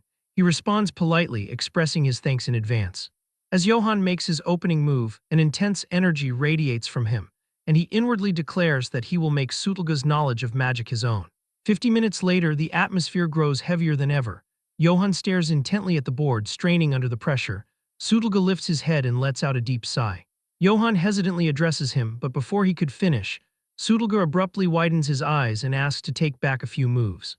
Johann flatly refuses, pointing out that Sudolga has already taken back moves 5 times. In frustration, Sudolga slams his fist onto the board, sending stones flying everywhere. In agony, he exclaims that none of this makes sense and questions how he could be losing in the game of gods. He then stares at Johann in disbelief, demanding to know whether this is truly Johann's first time playing and declaring that even the Sultan of the Eastern Empire had never surpassed him. Johann conceals the truth and laughs gently, attributing Sudolga's loss to how well he taught. Hearing this, Sudolga grows embarrassed and clears his throat. He then raises one finger and proposes one more game, stating that if he loses again, he will give Johann a gift that will help him in life. Johann is secretly overjoyed, reacting with excitement and speculating whether the gift might be a magic item. After clearing his throat and pretending to deliberate, Johann agrees on the condition that Sudolga specify how many handicap stones he wants. Sudolga becomes visibly tense, blushing as he struggles to regain his composure before finally asking for 3 handicap stones. Johann accepts without hesitation and makes the first move, announcing that they should begin. Sometime later, under dim lighting and in near silence, Sudolga curiously asks why Johann, being of noble birth, is so interested in magic. Johann frowns and explains helplessly that the emperor wants him dead, and that it would be better to have more tools at his disposal. Sudolga studies Johann's move and asserts that if Johann intends to use magic for combat, they should stop there, as the knowledge he can offer is not meant for that purpose. Johann is stunned by this revelation and questions whether magic truly cannot be used in combat. This visibly irritates Sudolga, who asks whether Johann had seriously planned to fight using magic. Lowering his head as he picks up another handful of stones, Sudolga states that although he had made a promise, he would at least answer that question. He explains that he has heard of individuals who do apply magic to combat. Johann excitedly interrupts, expressing his delight upon learning that such people exist. Sudolga immediately raises his voice and demands that Johann listen first. Johann freezes in confusion and falls silent. He listens as Sudolga explains that those commonly referred to as mages are primarily people who uncover the mysteries of nature, some through the wind, others through fire, and a few through the smoke of burning sulfur. Sudolga calmly recounts that a certain fool had once even bragged about discovering a mystery within the Black Forest. As Johann listens, he silently assesses the story, thinking to himself that the last part sounded strangely personal. Sudolga continues his explanation, stating that those discovered mysteries are known as spirits, and that mages borrow the power of those spirits. He then offers a cautious warning, explaining that spirits usually lend their power without asking for anything in return, but that there are times when their whims demand a fatal price. Fixing his gaze firmly on Johann, Sudolga emphasizes that even if one comes into contact with a mystery, one has to be careful not to go against its will. Johann reacts quickly, nodding as he replies that he understands, though his thoughts are already in turmoil. He reflects inwardly on how dangerous the setting of this world truly is, deciding that he will not risk his life trying to explore the laws of nature. His inner voice grows subdued as he abandons the idea of becoming a magic swordsman altogether, doubting whether magic items even exist in the first place. He muses that it's no wonder things had gone so smoothly for him until now. At that moment, a shout suddenly echoes through the area as someone exclaims in shock that Lord Sudolga is present. Hurried footsteps ring out in the hallway outside. Aijan angrily demands to know why she had not been informed earlier. In response, Ibelka panics as she explains that Sudolga had strongly insisted that no one be told. Still fuming, Aijan complains that mages are truly troublesome to deal with, adding that she had even told him the situation was urgent. Before long, they arrive at their destination. Someone points out that he is indeed there. Aijan, wearing a friendly expression, opens the door to greet him, but the sight before her is a grave and tense atmosphere between Sudolga and Johann. She freezes in confusion, letting out a small, startled sound. Panic rises within her as she realizes that Sudolga is once again teasing someone with the so-called game of gods, and that this time it appears to be Sir Johann. Bewildered, she lets out another confused sound. Suddenly, Sudolga springs to his feet in agitation, pleading to be allowed to take back a single move. Johann, utterly helpless, calls out to him. Meanwhile, Aijan stares in disbelief, wondering how it is possible that Lord Sudolga is actually losing in the game of gods. Her curiosity deepens as she looks at Johann, who is smiling brightly across the board, and she questions just what kind of person Sir Johann truly is. Johann, filled with excitement, urges him to simply accept his loss. At that point, Aijan speaks up again, exclaiming in surprise as she greets Lord Sudolga, remarking that she had not realized he was there. She approaches him warmly and remarks that if he had come to Marcel, he should have contacted her, asking whether he had been enjoying a pleasant time with Sir Johann. Sudolga laughs heartily as he strokes his long beard, replying that he had merely been playing a few games with the knight. Aijan responds in understanding. Using her arrival as an excuse, Sudolga moves to clear the go board, remarking that since the branch manager has arrived, they will unfortunately have to end the game there. Johann, who had been preparing to make his next move, freezes when he sees that the board has already been cleared. Just then, Sudolga places two flasks, one red and one blue, onto the table and instructs Johann to take them. Johann stares at them in confusion and asks what they are. Sudolga swiftly explains that he had not forgotten his promise, revealing that they are water flasks containing the final secrets of the Ifil River, known respectively as the Water of Wrath and the Water of Blessing. In a flashback at the Oak Tree Mercenaries outpost, their banner flies under a blood-red sky. Captain Brattle and his men are in complete terror, totally overwhelmed by an unseen threat. From the shadows of the forest, a pair of menacing red eyes emerges, fixated on the doomed mercenaries. The attacker is revealed to be a mysterious woman in dark clothes, and her face is obscured by shadow except for a terrifying, glowing red smile. Brattle screams in horror, realizing this terrifying entity is no mere bandit. The reflection in his eye captures the crimson glow of his approaching doom. The flashback ends with a final, blood-curdling scream echoing through the night as the mercenaries are slaughtered. Back in the present, the scene shifts to the Katana Trading Company's Grand Branch in the city of Marcel. Inside, Johann inspects the two magical flasks given to him by Sudolga, identifying them as the Water of Wrath and the Water of Blessing. As he does, Sudolga explains his lifelong, fruitless quest to understand the Ifil River's secrets of life and death, and he reveals that it wasn't until Johann's arrival that the river's mysteries began to unravel for him. After that, he details the incredible power of the red flask, which can heal any wound as long as the victim isn't decapitated. In contrast, the green flask is a deadly poison capable of melting a person with a single drop. Johann is ecstatic to finally own magic items, believing the powerful potions will put his mind at ease for the dangers ahead. Just then, Aijan consults with Sudolga, confirming she called him because of the prophecy and the recent civilian casualties caused by bandits. She reports that the elite Oak Tree mercenaries were dispatched to handle the situation, but the company has since lost all contact with them.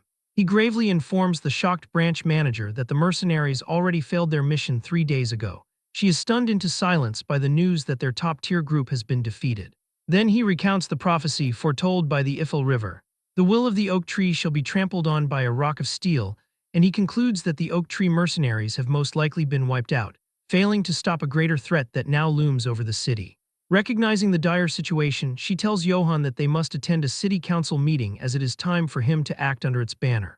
With a grim expression, he agrees, understanding that his peaceful life is already over. After that, the scene changes to an opulent but empty city council chamber, awaiting the arrival of Marcel's most powerful figures. Soon, the various nobles and representatives of Marcel's influential families begin to file into the chamber. Among the attendees is a man with a particularly elaborate and ridiculous mustache, who is revealed. The extravagantly dressed Baron Einbeck Vivant Auvergne makes a grand entrance announcing his fashionable lateness. After that, he takes his seat and with a flourish calls the council to order in the name of Marcel and the Emperor. A comedic effect highlights the sheer absurdity of his curled mustache. Johann can't help but internally mock the man's ridiculous mustache, lamenting the number of weirdos in this era. Just then, the true leader of the council prepares to speak, drawing everyone's attention. The charismatic dark elf introduces himself as Velako Traniani, the governor of Marseille. Johann instantly recognizes the governor's power and resolves to make a good impression to secure his future in the city. Just then, the governor formally welcomes the influential families, thanking them for attending the urgent meeting. Before addressing the bandit issue, he announces his intention to introduce a new noble to the council. The spotlight falls on a nervous Johann as he is presented as a member of House Yates, sponsored by Katana. He forces a smile and stammers through a pleasant introduction, promising to do his best. The council members give him a lukewarm reception, their expressions a mixture of curiosity and disinterest. Feeling the pressure of the room, he sits uncomfortably waiting for the real meeting to begin. Baron wastes no time gleefully bringing up the failure of the mercenaries the trading company had hired, and he smugly suggests the bandit problem would already be solved if they had simply requested aid from the Holy Empire. His suggestion ignites the anti-emperor faction, whose members furiously argue that the emperor is the cause of the problem and should lower their taxes. In response, the pro-emperor faction erupts, shouting down their opponents and calling their words blasphemous. The two factions devolve into a shouting match, trading accusations about the emperor's schemes and the uselessness of their hired mercenaries. Johann smiles blandly, completely lost in the political bickering and complaining internally that his ears hurt. Yet his amusement turns to dread as he realizes how many people here are loyal to the emperor, which puts him in grave danger of being exposed. Throughout the chaos, Governor remains silent, his calm and unreadable expression a stark contrast to the scene unfolding before him. With a sharp and commanding voice, he finally demands order, and his authority instantly silences the room. A heavy pressure falls over the chamber as the arguing nobles immediately cease their squabbling, and Johann is visibly surprised by the governor's absolute control over the volatile council. Ayan then clears her throat, preparing to step in and present the governor's official course of action. Speaking on his behalf, she assures the council that he understands their concerns and has formulated a backup plan, and reveals their strategy to form a second subjugation force to bypass the scattered bandits and strike them directly at their source. This bold plan to take the fight to the bandits' home base leaves the council members utterly shocked. Baron Einbeck laughs heartily, praising the governor's wisdom and his loyalty to the emperor's desire for peace in Marseille. Then he renews his offer, stating that the emperor's troops are on standby and can be deployed at a moment's notice. The idea of imperial troops arriving sends Johann into a cold sweat as he imagines being captured and sent to the guillotine.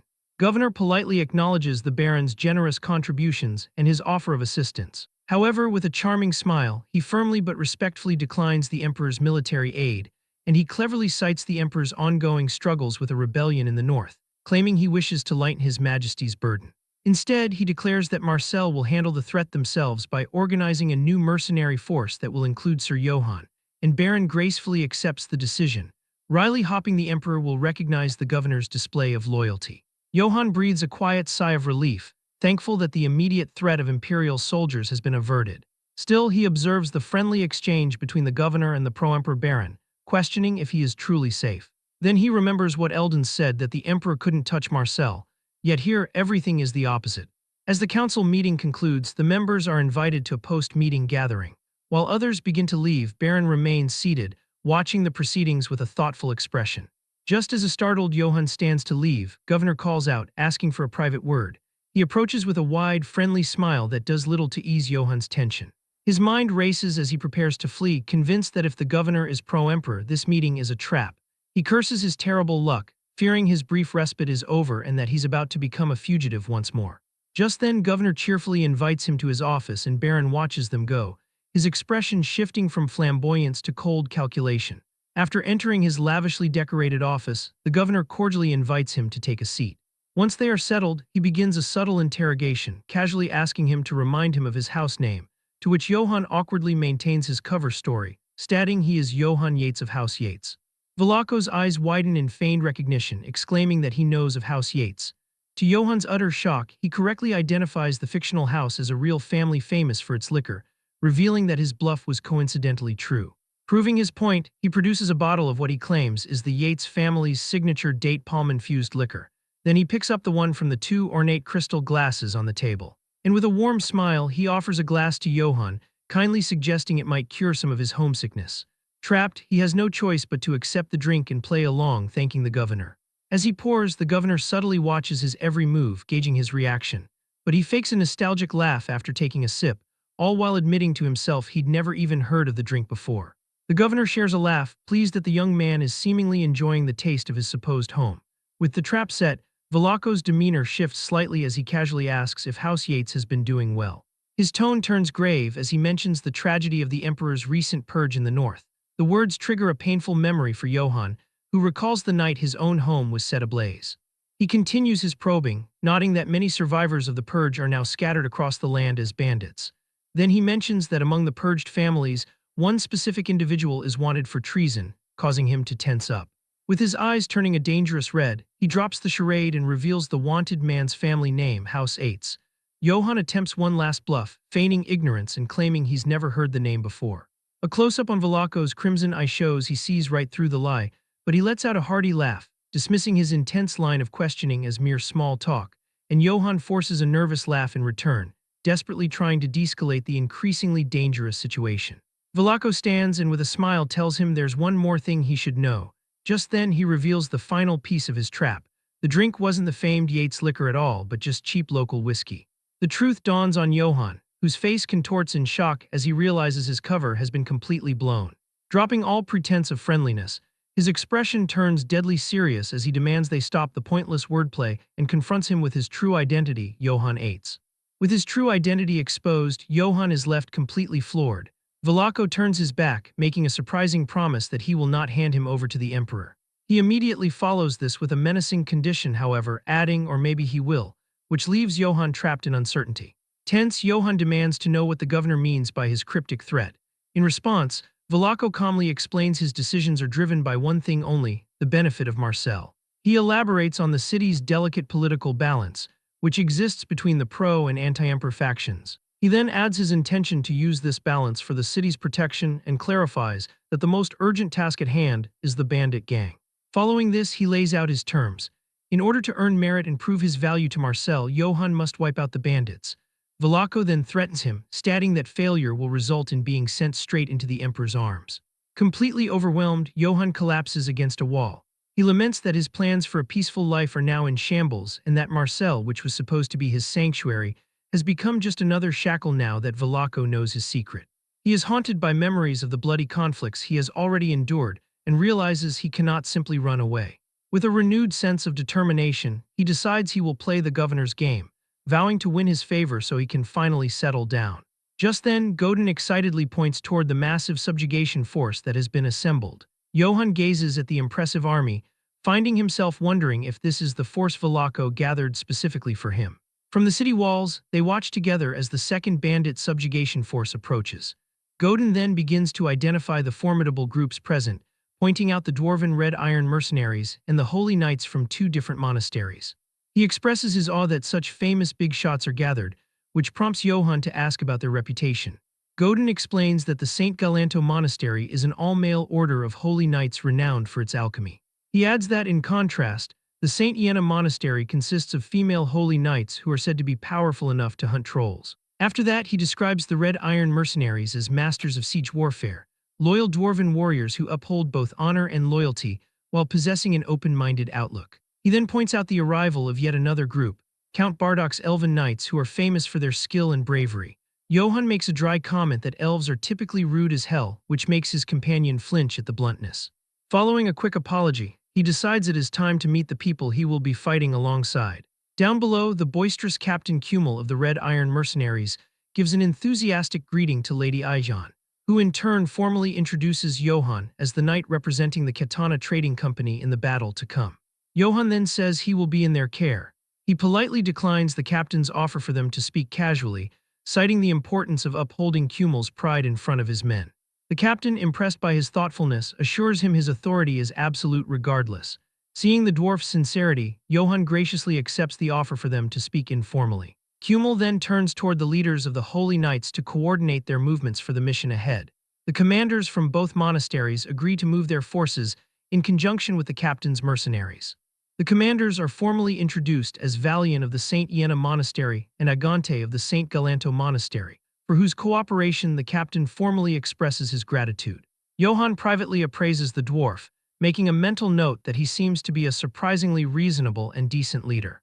His thoughts, however, are cut short when someone suddenly chimes in, asking her why such a large and powerful force was assembled just for fighting bandits. The speaker is an arrogant elven knight named Gustav, who boasts that his knights alone would have been more than enough for the task.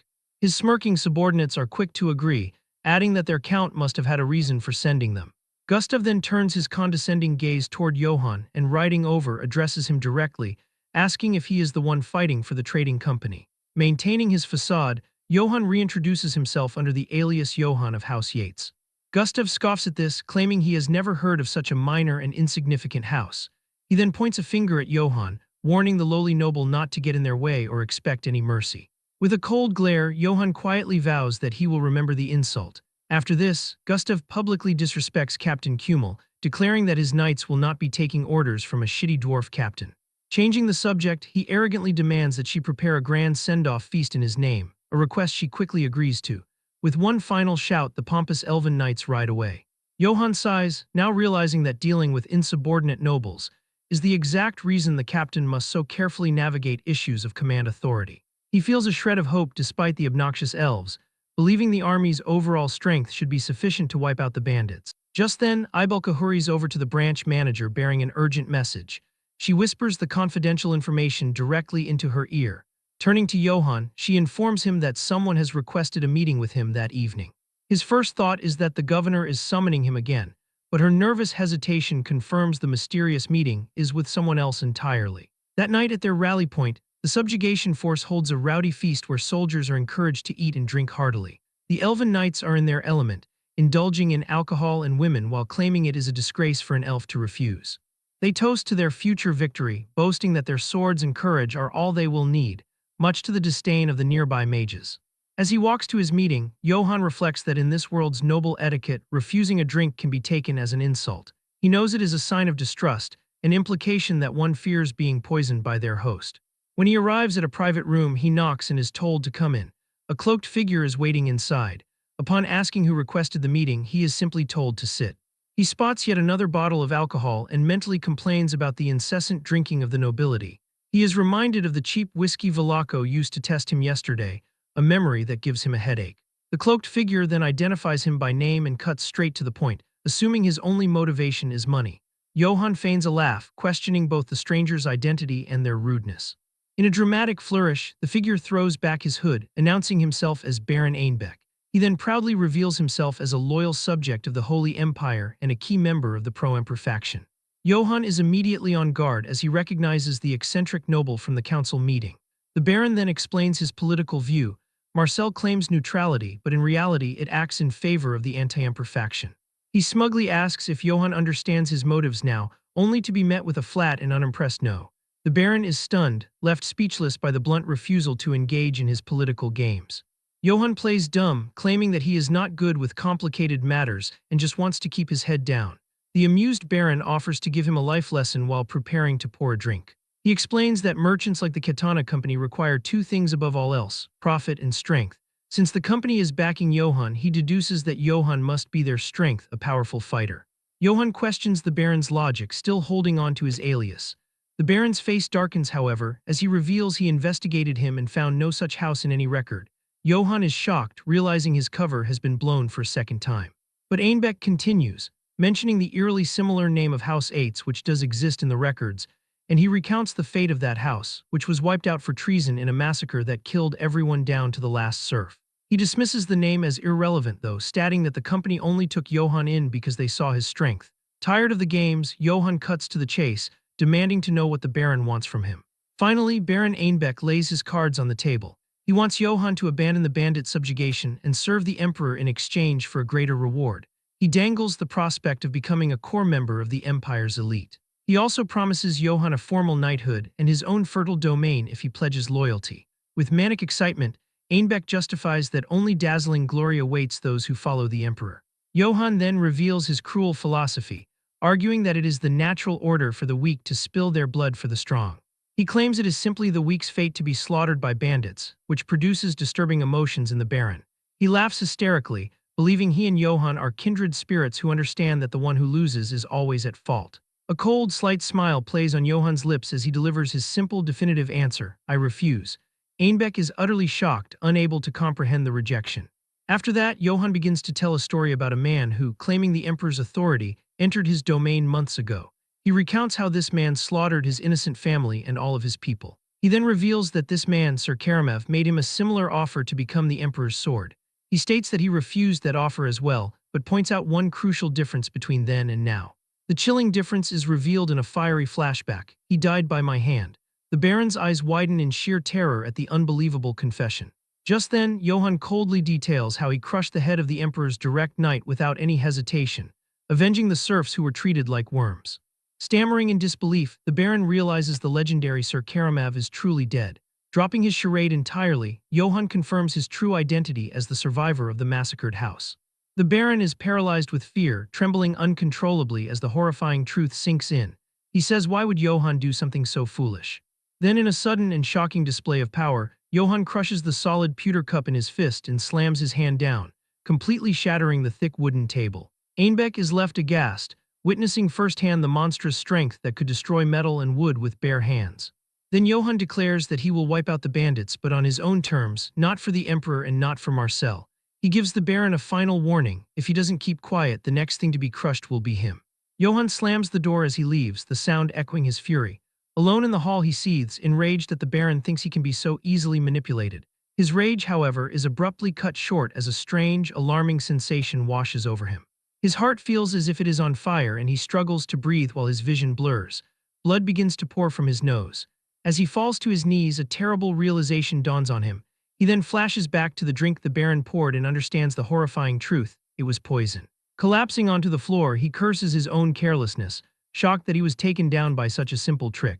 Meanwhile, outside the room, the Baron's fear has been replaced by a cold, hateful glare. A wide, triumphant, and utterly terrifying grin spreads across his face, his treachery a success.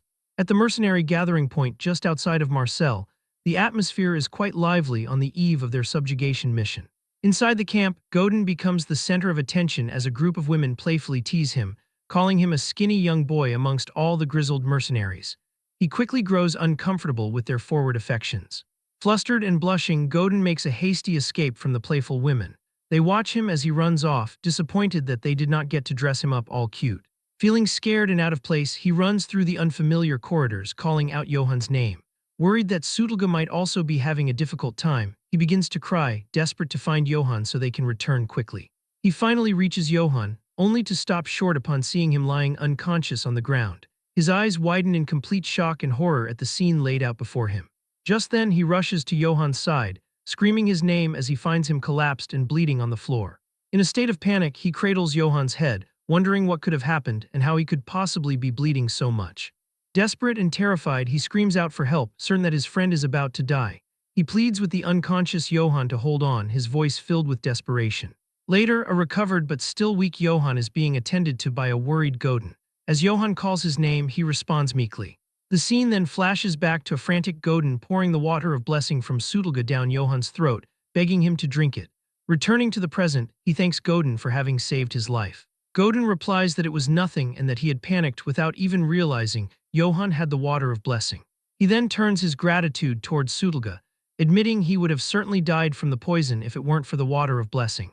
Sutelga, however, just chides him for his stupidity, questioning why he would seek out Baron Einbeck, a known member of the pro-Emperor faction.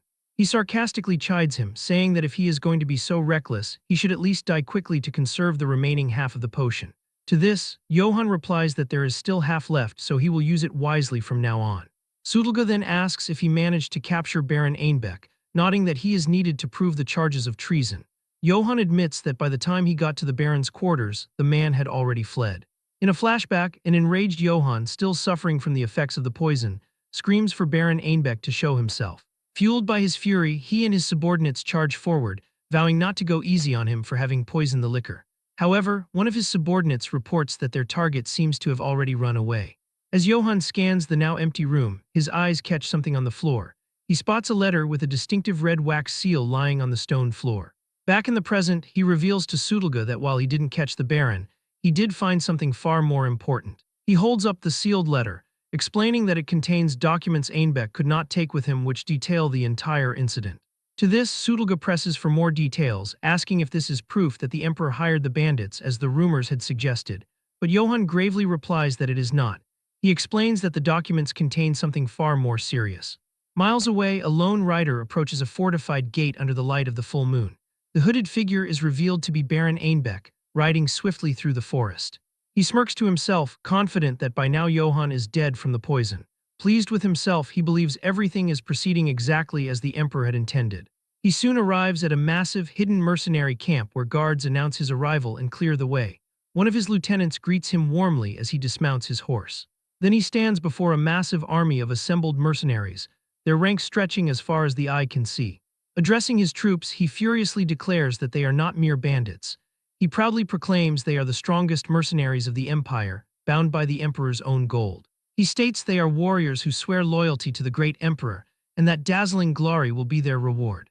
Then he boasts that he has spent a long time undermining Marcel from within, and now holds all their plans and strategies in his hand. He cackles maniacally, promising that Marcel's forces will fall into chaos and die without ever knowing who their true enemy is. His speech incites a bloodthirsty roar from the assembled mercenary army. After that, he raises a fist, reveling in the power of the force he has assembled. Then he delivers his trump card, announcing that His Majesty the Emperor has personally sent an imperial court mage to aid them.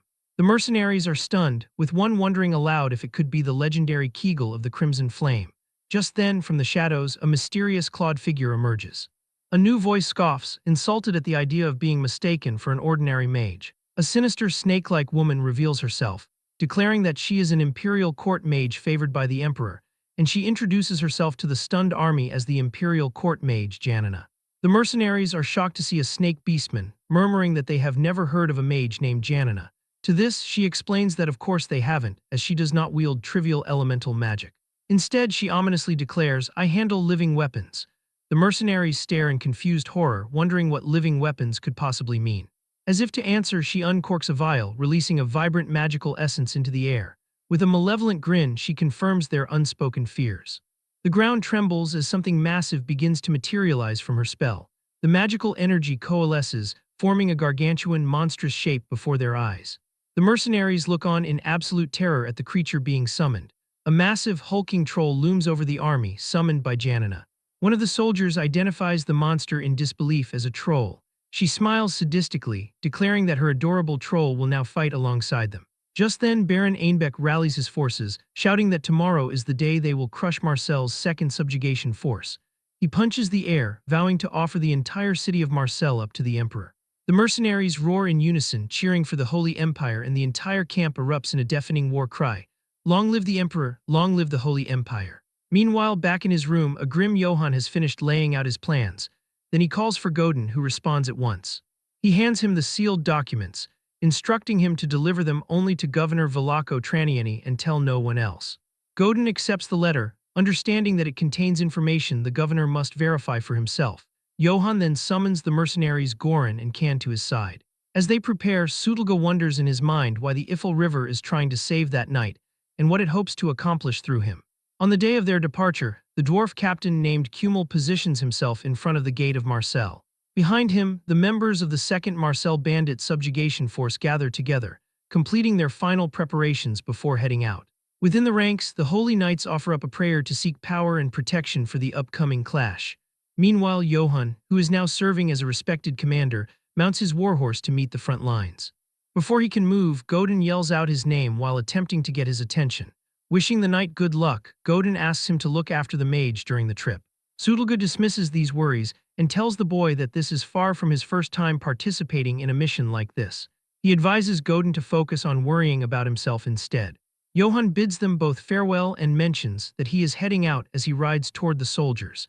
He travels through the lines of waiting troops to find the other leaders at the vanguard. Captain Kumel asks if Johann has reached his position yet, to which the knight answers that he is here and ready to fight. Shortly after, the leader of the subjugation force gives the signal to start the march. At this sign, he bellows for all the troops to commence their advance. His thunderous command to move outrings across the field, which even surprises his own second in command. At the same time, the proud elven knights who follow Gustav charge forward to lead the way at the front. While the main army proceeds, Gustav's unit rides significantly farther ahead and creates a great cloud of dust. Johann watches their movement and realizes with some shock that the dwarf captain was truly granted full command over the group. A soldier in Kummel's group blows a horn, and the captain instructs him to repeat the signal one more time. With a final loud blast, Kummel orders the entirety of the force to advance toward the area controlled by the bandits. Inside the city of Marseille, Velaco gazes out at his town as Ayan, the Katana branch manager, walks up from behind him. She reports with a smile that the force for the mission has finally left the city. The city magistrate looks toward her to discuss the current situation. He holds a letter that was delivered by Johann and asks if she has already looked at what it says. Ayan confirms that the document was found inside Baron Einbeck's quarters only 1 day ago. Velaco shows his frustration that this evidence appeared in the Baron's quarters just 1 day before they were supposed to deploy. He expresses a lack of belief that the letter is real, knotting the web of deep grudges that exists between the different noble houses. She argues back, promising the magistrate that the crest stamped on the letter belongs to House Einbeck. She clarifies that she has read the text herself and verified the Baron's guilt. To this, Velaco admits that the combination of that specific crest and the contents of the letter make the Baron seem responsible. Ayan further reports that they tried to interrogate Einbeck, but explains that he had already escaped from the city. She views his disappearance as additional proof of his involvement.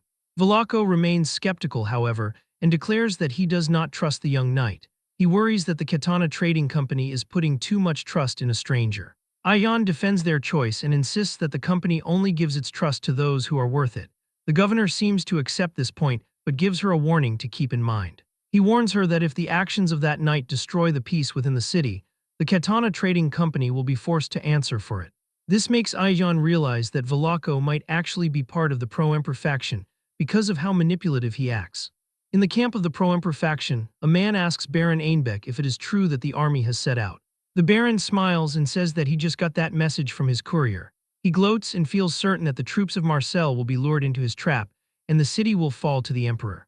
Duke Mayhem, who leads the Special Operations Unit, and Imperial Mage Janina laugh at this. The Duke mentions that when he takes over Marseille, his first goal is to find a brothel, a comment Janina finds revolting. The Duke then looks at Einbeck's face and asks why he is so pale and nervous. The Baron sweats and tells them there is no need for worry, though he is clearly afraid of something in reality. He asks Janina if she has received any news regarding Sir Karamov lately. He asks if something could have gone wrong with his expedition, such as a major injury. Both Janina and the Duke find the question very strange. Janina starts to laugh and says the idea of Karamov being hurt is a massive joke. She brags that he is the most powerful swordsman in the Empire who is covered in legendary gear. She views him as the very center of the Empire's military power and thinks it is impossible for something to happen to him. The nervous Baron Einbeck simply agrees with her. He reflects on his meeting with Johann and smiles because he is sure the noble was lying about killing the commander. On the field of battle, Johann's senses detect that something is strange. He comments that it seems Gustav's unit cleared the place with no issues. The area is filled with the bodies of dead bandits, and each one is slowly turning into black dust. A knight serving Gustav tells the arriving dwarves that they are far too slow. Kummel and the elf begin to trade insults. Johann looks on and is baffled by how much they dislike one another.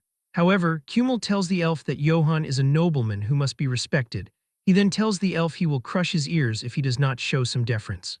The knight screams back in anger and asks the dwarf what he just said. Johann looks exhausted as he realizes elves and dwarves really can never get along. Eventually he stops them and says that it is enough. The captain apologizes to the knight. Johann turns and asks an elven knight where everyone went after the fight ended. The soldier tells him that the brave Gustav and his men cleared the entire area. He notes that the primary force is now following the bandits that survived. He says with pride that all the loot and the prisoners now belong to Gustav. He tells them they have no right to anything since they are late. At this, Kummel scoffs and tells the elf they already got paid by the company, so they can keep the loot. Johann starts to feel like something is deeply wrong. He recalls that the bandits previously killed 500 members of the Oak Tree group, yet here they were defeated easily. He notices that the elven knights do not have a single injury. Johann looks at the forest to the right and identifies it as a perfect spot for an ambush. He asks the elven knight if they checked the forest, and the elf mocks him by asking if he wants to go hunt animals. This confirms what Johann suspected. The enemy left on purpose so they would be lured into a trap. He watches as the vanguard moves into the forest and realizes with fear that a trap has been set. Kummel is unaware and tells his bugler to keep moving. Johann yells out to stop him. He takes the initiative and orders the entire group into a defense stance. He commands the range units to focus all of their fire on the trees. Kumel and the knight are stunned and think attacking a forest is odd. Johan explains that the location is dangerous and an ambush is likely. Kumel says that even if bandits were there, they could just kill them easily. Johan says that these aren't regular bandits since they destroyed the entire oak tree group. He states that they have to make sure the path is safe before moving any deeper. The elf continues to laugh at the plan. The captain hesitates and worries that the elves will mock him and destroy Johan's reputation if there is nothing there. Johan declares that he would throw away his reputation as many times as it takes if it means saving the lives of his soldiers. This moves the dwarf captain and he agrees to follow the plan. Johan thinks to himself that the only reason they listened to him this time is because of his noble title. Kumel screams for everyone to form a line of defense and tells the range units to aim. The knights and the dwarves group their shields together to make a wall. Heavy metal shields are driven into the ground. Shooters are told to aim at the flanks of the forest. The dwarf cannons are positioned for battle. Kumel orders the troops to fire. A massive volley of arrows and cannonballs strikes the trees and breaks them apart. Suddenly, the shots hit something hard and metal is revealed within the shadow of the forest. Armored warriors appear. The elven knight stares in complete shock. Kumel is horrified and realizes an ambush was actually waiting for them. At that moment, a gargantuan monster in horned armor comes out from the woods. This makes it clear that they are not dealing with a bandit gang. On the eve of battle, Johan questions his mercenary allies, Goran and Kan, asking if they have heard of the Bullhead mercenaries. To this, Kan confirms that he has heard of them and explains they are a well-known mercenary group. He elaborates that it is said the Bullheads are even more expensive than the infamous all-elf wolves of Akite. Sensing the gravity of the situation, Johan demands that they tell him what they know about them. Kan reveals that for a mercenary group, they are strangely shrouded in secrecy, their hearing fee is high and they do not take just any job. From what is known, he continues, their movements on the battlefield are like a herd of enraged bulls. He explains their main strategy is a penetration tactic, where they charge directly into the center of an enemy formation, breaking the defensive line to collapse it from the inside. Drawing on knowledge from his past life, Johan internally compares their strategy to Germany's blitz tactics from World War II. A worried Goran asks if this is the force they will be facing tomorrow, and Johan soberly confirms that it is. He clarifies the stakes, stating they will not be fighting a band of thieves but the Emperor's elite mercenaries. Understanding the incredible danger, Kan strongly advises Johan to retreat no matter what if they encounter the bullheads, pleading with him to avoid a direct head-on clash. When Johan asks for his reasoning, Kan insists they would not stand a chance in a direct fight before mentioning a terrifying rumor he has heard. The rumor, he reveals, is that the bullhead mercenaries can command a monstrous minotaur. This revelation shocks Johan, who thinks back to a legend from his childhood, the hero slayer Minotaur. Kan recounts the tale of a monster with a massive body, overwhelming strength, and intelligence close to humans, which slaughtered countless warriors and knights who dared to challenge it. However, Goran simply scoffs and tells Johan not to worry. Inspired, both he and Kan pledge to risk their lives to cover Johan's retreat, vowing they will only accept payment if they survive the battle. Johan is visibly touched by their loyalty and tells them with a smile that he was already planning to ask for their help. The mercenaries are thrilled by this, admitting they are eager to see the legendary enemy for themselves, even if they have to run without getting a good look. But Johan's expression turns serious as he tells them that while he appreciates the offer, he needs them to do something else entirely, leaving Kan and Goran to wonder what he has planned. Meanwhile, from their ambush position, the Bullhead mercenaries are perplexed by the indecisive movements of the subjugation force, suspecting their trap has been discovered. Suddenly, a surprise volley of arrows rains down from the sky, striking the hidden Imperial forces and catching the ambushers completely off guard. With their position exposed, their commander screams that it is an enemy attack, ordering the Bullhead mercenaries to prepare for a full frontal charge. And so the Bullhead mercenaries begin their relentless, thundering advance. The commander yells for them to press forward as a volley of arrows strikes his body, but they bounce harmlessly off his armor, only fueling his fury. At his command, the Bullhead infantry advances in perfect unison, an unstoppable wall of iron. In response, the dwarven artillery under Johan's command takes aim and prepares to fire. The cannons unleash a fiery barrage that explodes amidst the charging Bullhead ranks, but they are undeterred. The Bullhead soldiers continue their disciplined march forward, their formation remaining solid, showcasing their incredible resolve. A massive, beast-mounted mercenary leads the vanguard, breaking through the smoke and fire. He roars in fury, swinging a massive axe as he leads the charge. The heavily armored infantry follows close behind, their glowing eyes promising a brutal fight as they rush toward Johan's army, the ground trembling in anticipation of the clash. From his position, the dwarven Captain Cumul grimly watches the enemy advance, remarking internally that he is finally seeing the legendary bullhead mercenaries for himself. Nearby, Johann realizes that despite his preparations, a frontal collision is now inevitable and knows he must personally intervene. Riding ahead, he shouts a warning to Captain Cumul to brace for the direct impact of the charge. Ignoring the danger, he boldly declares to himself that he will find a way to break their formation. Cumul protests, yelling after him that charging in alone is far too dangerous. But Johann pays him no mind, spurring his horse forward to meet the enemy vanguard by himself. Inspired by his commander's bravery, Cumul turns to his own troops. He rallies the Red Iron mercenaries, roaring that the bullheads are merely trying to test their might, and they will soon discover just how useless their weapons and armor are. As Johann plunges headlong into the fray, the bullhead soldiers spot him, recognizing him as a knight. One of the mercenaries scoffs at his audacity, calling him a madman for daring to face them alone. Another declares that if he is that desperate to die, they will gladly grant his wish. Yet Johann moves with astonishing speed and precision, evading their attacks and severing a mercenary's head. His sudden assault sends the enemy into screams, asking what is happening and demanding someone stop him. A bullhead commander frantically screams at his soldiers to maintain their formation against the disruption. Realizing Johann's objective, the commander orders his men to hold the breakthrough formation at all costs. As he expertly navigates the chaos on his horse, Johann internally notes that the enemy has figured out his plan. Watching the lone knight's incredible display, a stunned Cumul swears by the sacred dwarf's beard in amazement. Ignoring Johann, the bullhead commander redirects his troops, ordering them to focus on the dwarven shield wall ahead and prepare to break through. Johann watches with grim determination, thinking that the two main forces are finally colliding. Leading the dwarven charge, Cumul bellows for his warriors to crack the enemy's skulls open. Just then, a bullhead mercenary crashes through the dwarven shields, tearing open the first gap in their formation. As the dwarves surge forward to fill the gap, the bullhead commander rallies his troops to face death with honor, and their maces smash through heavy shields to crush dwarven skulls. An enemy soldier notices Captain Cumul rushing toward him.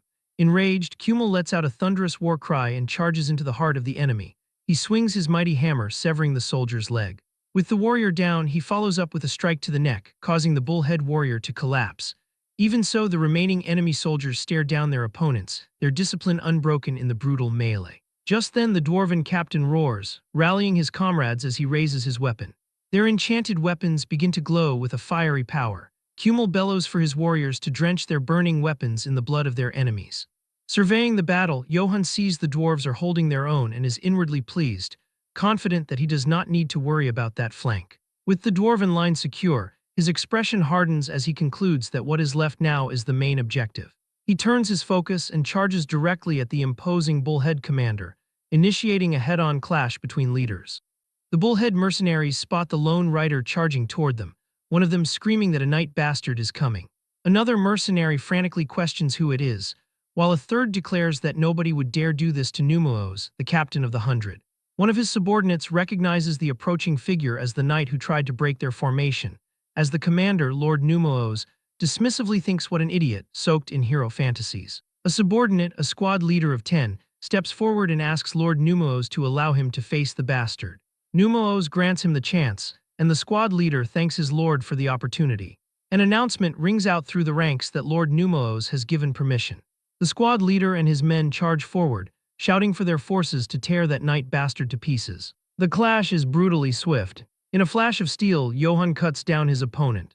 The remaining mercenaries are stunned, with one of them questioning how the squad leader was taken out so quickly, as Johann continues his charge uninterrupted towards their commander. He comes to a stop before the towering minotaur, realizing with grim certainty that real minotaurs actually exist. He thinks to himself that the rumor Can mentioned was true. He then speaks aloud, asking the mercenary if he is the captain of these mercenaries. The creature Lord Numaos asks what of it, and without waiting for a reply, sternly demands that the knight get off his horse. Johann inwardly wonders why he would say that all of a sudden. Numaos explains his reasoning with a terrifying grin, declaring that when he chops Johann into pieces, his horse might get hurt.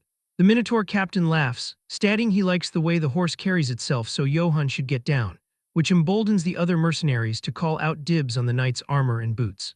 Johann remains calm, replying that he also wouldn't want the horse to get hurt, revealing that it was named after his brother. Then he issues a chilling counterthreat, stating that if he wins, he will make a stew out of the Minotaur's tail. Johann tells him to come at him, calling him a gift-set-looking bastard. The Minotaur is taken aback, confused by the strange taunt, and asks what a gift-set-looking bastard even means. With no further words, the two warriors engage in combat. Numelos charges toward him with his weapon raised. He swings it, but Johann dodges the attack and lands safely on the ground. Numelos roars and strikes again, but Johann dodges that one too. He deftly weaves around the monstrous blows. He thinks to himself that the difference in their weapons' reach is insane. He mentally notes that if that bastard's axe so much as grazes him, he will surely be cut in half. For a brief moment, Johann mentally curses himself, wondering if he should have brought the crest recoverer. Numelos roars in frustration, telling him not to just dodge and to fight back like that. The Minotaur bellows that he will give Johann a death befitting a knight as he swings his axe down. But the moment of doubt passes and Johann evades the powerful downward strike.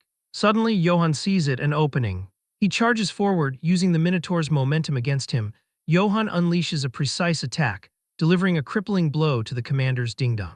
The sight causes even his own subordinates to cringe in sympathetic pain. Numelos lets out a scream of agony. He drops his weapon and stumbles to his knees in defeat.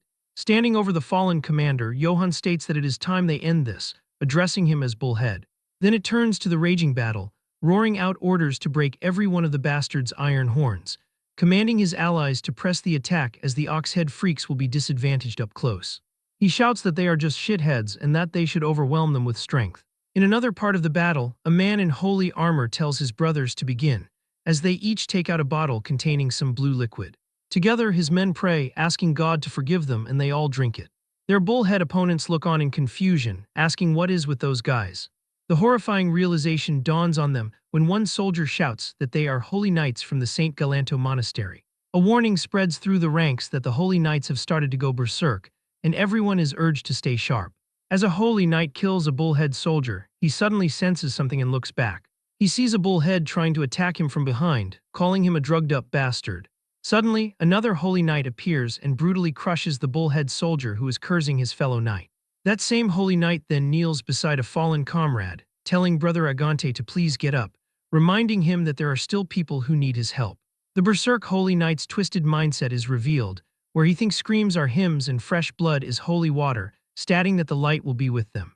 An officer attempts to rally the bullhead mercenaries, commanding them not to fall back. He assures them that Lord Numelos will crush that knight bastard and return to help them. His words are met with the sight of Johann's decisive victory. Back with Johann and his vanquished foe, he asks the hero slayer if he has any last words before he dies. The once-proud Minotaur is now a trembling mess on the ground. He stammers that he is sorry for mouthing off, pleading for his life, but Johann coldly tells him he needs to make a stew and to stick his tail out. The defeated creature tries another tactic, insisting that killing him will not help the knight's honor. He explains that it is because he is not a real Minotaur. Johann asks him what he is talking about.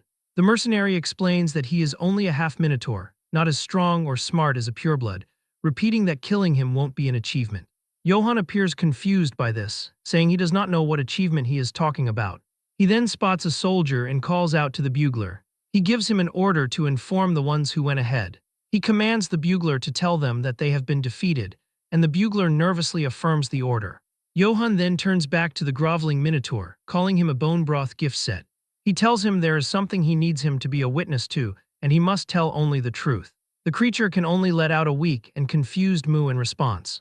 On the main battlefield, an officer yells for the struggling bullhead mercenaries not to fall back, promising Lord Numelos will join them soon if they can just hold on. Suddenly, the triumphant blast of a bugle echoes across the field, and a mercenary asks what that sound is. The realization sinks in for another soldier who mutters in disbelief, wondering aloud if the captain of the 100 lost to just one knight. A familiar voice cuts through the chaos, as Kummel declares that from what he can see, their captain got wrecked by their knight. The bugler continues to sound the victory call, as Kummel shouts that this is the first victory of the battle. The scene then transitions to the Katana Trading Company branch in Marseille. Ayan reports to the city magistrate Velako Traniani that he has good news, stating the suppression force has won its first victory. Velako Traniani chuckles, replying that he heard as well and adding that the Elf Knights of Bardock did great work. Ayan's expression becomes grim as he reports that unfortunately, they have lost contact with them. Velako stands abruptly, shouting what he just said and asking what lost contact means, reflecting that there is no way Elf Knights would lose to mere bandits. Ayan explains that would be true for an ordinary bandit gang, but as Sir Johann claimed, they were a mercenary group hiding their identity. He then presents a newly arrived document, asking the magistrate to read it. She states that the bullhead mercenaries confessed to everything, which reveals it was all at the instigation of Baron Einbeck. Velako reads the document, processing the information. He muses that if it's the captain of the 100, then it must be that Minotaur he had heard about. He realizes that for the captain to have confessed, he must have been captured alive, and Velako wonders aloud who could possibly do something so absurd. Ayan simply smiles, stating that there is someone who did exactly that absurd thing, and as Velako asks who that could possibly be, the scene flashes to an image of Johann standing victorious over the battlefield. Johann is met by Sutelga, who tells him that he's returned and has worked hard. An ecstatic Godin lunges toward him, screaming his name, but Johann holds him back, telling Godin to calm down. He then tells Sutelga that he's come a long way back to the outpost and tries to stand up. Sutelga tells him not to get up, adding that Johann has pushed himself hard and needs to rest now. Godin excitedly tells him that he heard everything, dramatically recounting the rumor that Johann swung his mace once, creating a whirlwind that took down 50 men in a single strike, exclaiming that is how it went. Johann speaks aloud, telling Godin not to exaggerate, and adds that he should also praise the warriors who fought alongside him, while Johann internally thinks with amusement, silently urging Godin to praise him even more, loud enough for Velako to hear it. But Godin passionately insists that he is not exaggerating at all. The dwarf captain Kumel interjects, stating that the Red Iron mercenaries see it differently. He declares that Sir Johann deserves every bit of praise. He recalls the way Johann charged straight at the enemy. Kumel declares that it set all of their hearts on fire. He states the valor Johann showed will be a great example even for the dwarves. Johann replies that he is being flattered but accepts the praise gratefully, inwardly thinking that with everyone talking him up this much, Velako will surely look upon them favorably. A holy knight speaks, stating that while Johann's strength is impressive, his tactics were what was truly shocking. It's revealed the holy knights have arrived. The female commander greets him, wishing that Saint Yena's kindness may be upon him, while the male commander adds his greeting, wishing Saint Galanto's blessing to be upon him. The female commander Valian states that if it were not for him, they would have walked straight into an ambush, and the male commander Agante agrees, nodding that not many knights excel at both strategy and tactics. Valian adds that beyond that, she was deeply moved by his character, nodding that he actually spared the enemy commander. Johann replies, acknowledging she means the Minotaur. He reflects that once he fought the Minotaur, it was not that impressive, adding that there was no need to kill him. Valian explains that a Minotaur possesses overwhelming combat strength and could wipe out an entire mercenary group on its own, elaborating that even for them, a direct fight would have been hopeless. She theorizes that even if he had surrendered, an ordinary knight would have cut off his head for the achievement of killing the hero slayer, believing this would be true even for a half-Minotaur. But she looks at Johann with admiration, stating that he did not do that, and tells him that respecting an enemy's life is a rare virtue. Johann seems embarrassed, saying that is a bit much. He clarifies that he only kept the Minotaur alive because it was necessary, and that her praise is making him embarrassed, while Valian internally wonders how someone can be so humble. Agante interjects, asking if Johann even knows how many people that half-Minotaur slaughtered. He leans in, explaining that when humility goes too far, it makes the one giving the praise feel awkward. Hearing this, Johann's demeanor shifts, and he loudly proclaims that if that's the case, he'll accept the praise with thanks. His comrades cheer at his sudden change of heart, and Kumel bellows that now that's better, exclaiming that their enemies are mercenaries too, making it a fight worth having, before rallying them to go and smash Einbeck's forces after they reorganize. Suddenly, a scout in the distance shouts to look over here, while another is heard telling him there is no one there. They all leave the tent to look at what is going on. A lone figure stumbles out from the tree line. Kumel recognizes him, thinking that it is a messenger from Sir Gustav, nodding that from his condition, he does not seem to be bringing news of victory. The messenger collapses onto the ground before them. The elf messenger reaches out a desperate hand, weakly pleading with them to send reinforcements right away. The messenger explains that they were attacked by a troll, and hearing this, Johann and the others look on with grave expressions. Elsewhere on the shallow river, someone's foot lands on the water. It turns out there are many people running, they are the enemies, and behind them are the elf knights. These knights suddenly accelerate, and they catch up to the fleeing enemy. One knight cuts down the head of an enemy. As his body falls, his head rolls on the shallow river. But the other enemies do not stop to fight, they continue running. One of the knights, Laurent, remarks that this is so anticlimactic it is not even getting his blood up. Another knight, Leon, replies by asking if they did not come because they owed a debt, adding that he was not expecting an honorable fight anyway. Their orders are to wipe out the bandits as repayment to the trading company, But Laurent curses the trading company bastards, complaining about their debt and how the company went tattling to Count Bardock. Their commander, Sir Gustav, gives an order to keep chasing the fleeing enemies, declaring that they have to take the spoils after all. Gustav shouts for all his troops to listen. He commands them to pursue the fleeing enemy and annihilate them. Later, Gustav orders his men to strip the enemies of anything valuable. He gives a strict warning that anyone caught pocketing loot will be punished. The elf knights continue their pursuit through a strange, glowing, waterlogged passage. One knight suggests they catch their breath and check their equipment. Gustav observes their strange surroundings, nodding he did not know a place like this existed near Marseille. Laurent agrees, saying the place makes his skin crawl and feels like something is about to jump out, remarking that it is a perfect place for those filthy sewer rats, the bandits, to hide. As one of their outriders returns, Gustav turns, having heard something approaching. He thinks that someone's coming. He identifies the figure, observing that it looks like one of their soldiers, wondering why the soldier is back already, thinking there is no way the annihilation could be finished so quickly. The returning soldier stumbles forward, weakly calling out for the Sir Knight, and Gustav asks what it is. The soldier only manages to plead for help, before he is suddenly crushed by a massive, unseen monster. Gustav can only stare in horror at the giant claws that appeared from the darkness. He wonders in shock what that was.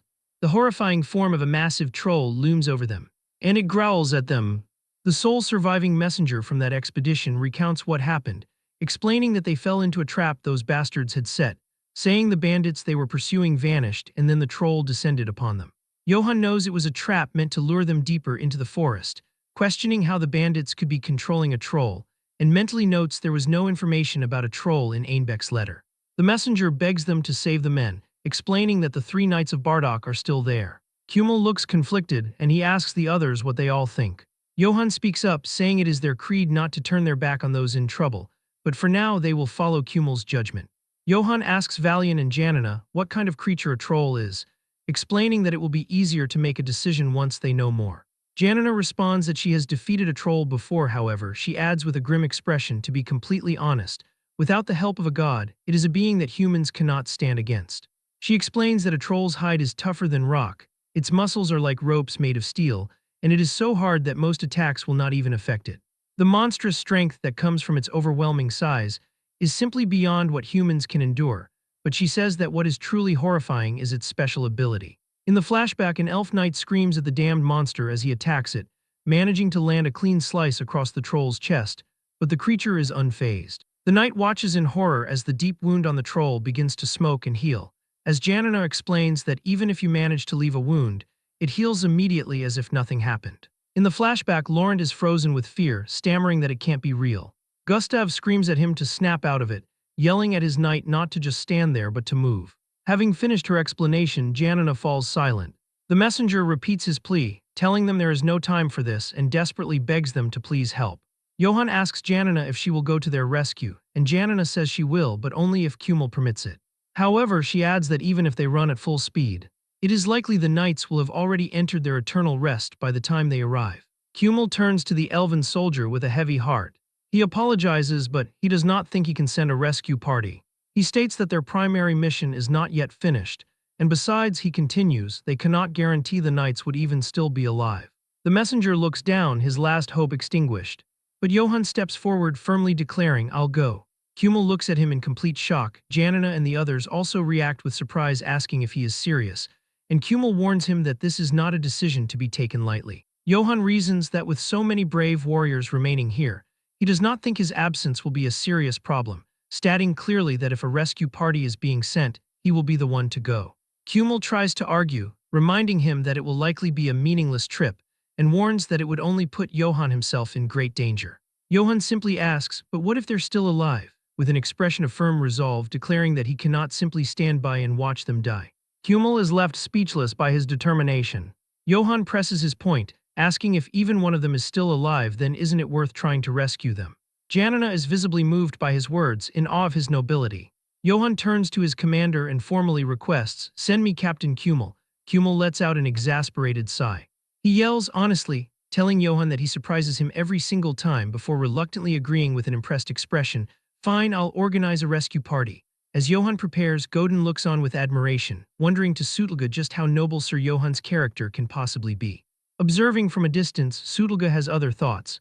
He thinks to himself that Johan's real motives are actually quite obvious. Meanwhile, Johan internally reasons that even against a troll, elf knights are not weak, believing if they hurry, a rescue might be possible, before recalling that the knights are from Orangs and hearing that the elves from there are famously wealthy. His thoughts drift to a potential reward, a pile of gold coins flashing in his mind, and a greedy smirk appears on his face as his true goal becomes clear. I'm going to squeeze a huge payout out of them.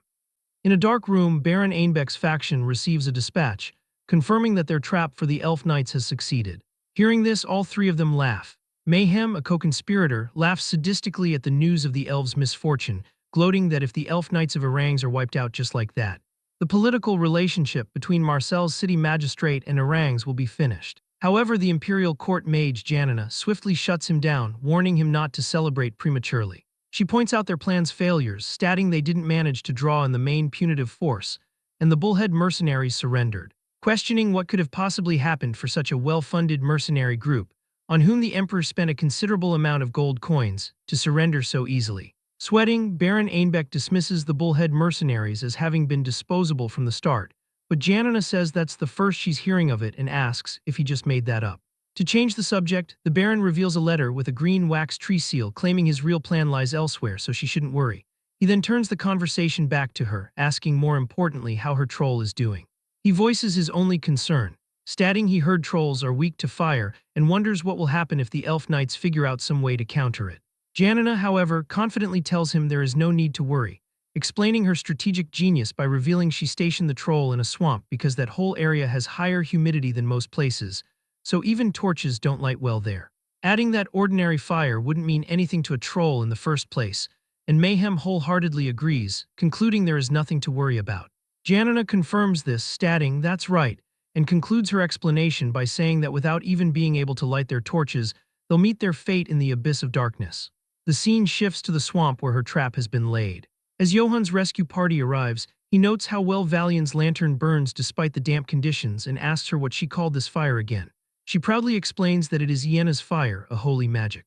She elaborates that it's a spell passed down through their monastery for generations, mainly used when exterminating monsters, and as they speak, they run through the swamp while Johan's divine wolf, Karamav, leads the way. Johan then confirms with her, asking if they hunted trolls with Iena's fire, and she affirms this, stating exactly so. She explains that a troll's rapid healing ability can be suppressed with the holy magic Iena's fire, and with a confident smile she credits this sacred flame, saying that thanks to it, they were able to kill the troll. Johan presses further, asking if it is different from normal fire, and to this she explains that it is, nodding the casting speed varies depending on the scale. But once it catches, it won't go out even in water, and it burns what it has seized to the very end. It's a flame of purification that incinerates the impure according to the caster's will, truly a cleansing fire. Johan is stunned, realizing from the description that this holy magic is essentially white phosphorus. As they ride on, he praises her, telling her she's impressive in so many ways.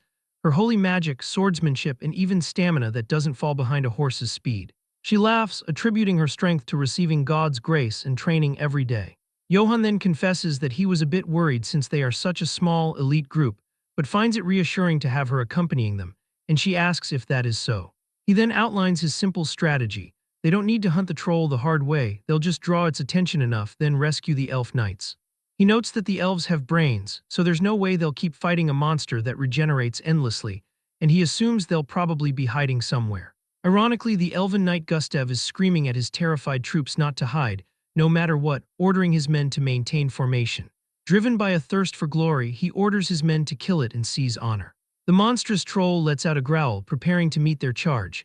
Back with the rescue party, Karamav suddenly begins barking frantically. Johan notes that it looks like Karamav found something, while Valian comments internally, questioning if he actually named his dog Karamav. Just then, the party is startled as the Elven Knight's horses come stamping out of the woods, riderless.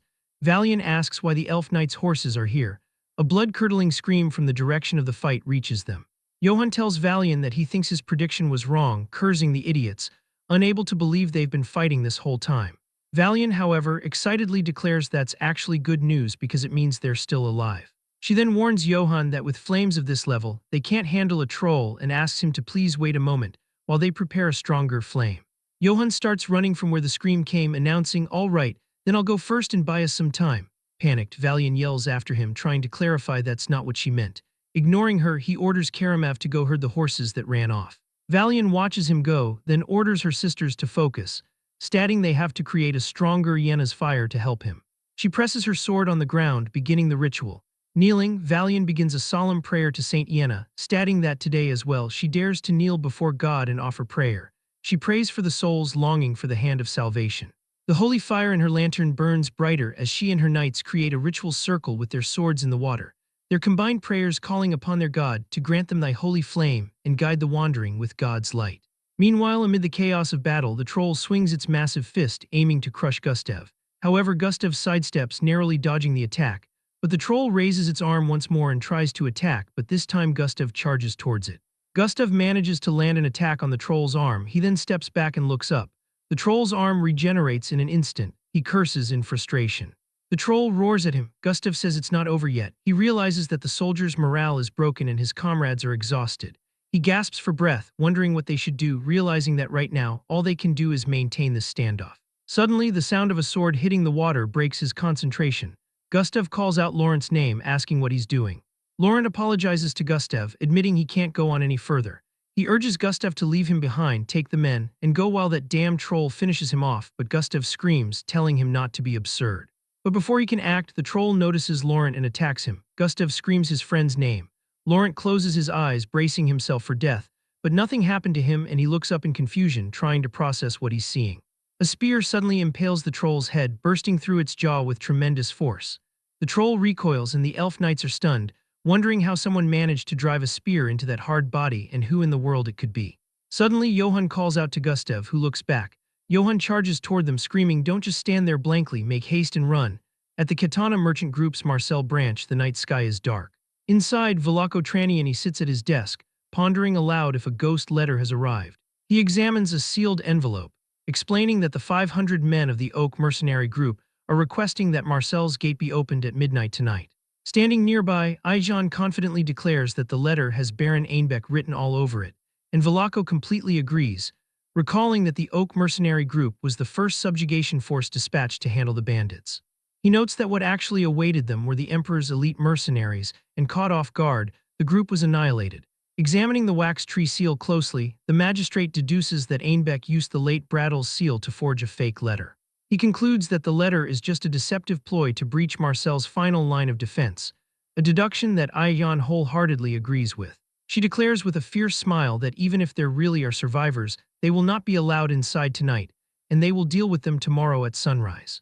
Velako smiles in satisfaction, pleased that they are finally of the same mind, and reveals that he has already instructed the captain of the guard. Looking out over the dark city, he promises that not a single threat will pass through Marcel's walls tonight, while over at the camp, Godin kneels in prayer. The boy earnestly asks that the claws and fangs of the profane do not harm his master, but is suddenly startled when Sutulga asks if he is worried about Johann.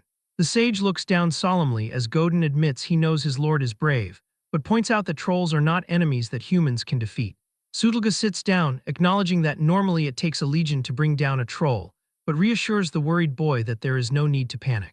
He explains that Johann possesses the two waters that hold the secrets of the Ifil River, prompting Godin to gasp as he happily recalls the water of wrath and blessing. Sutulga explains that if the volatile water of wrath is applied to a weapon, it can deal a fatal blow. The old man states that Johann will know how to use the item wisely, just as Johann's spear brutally slices across the troll's face.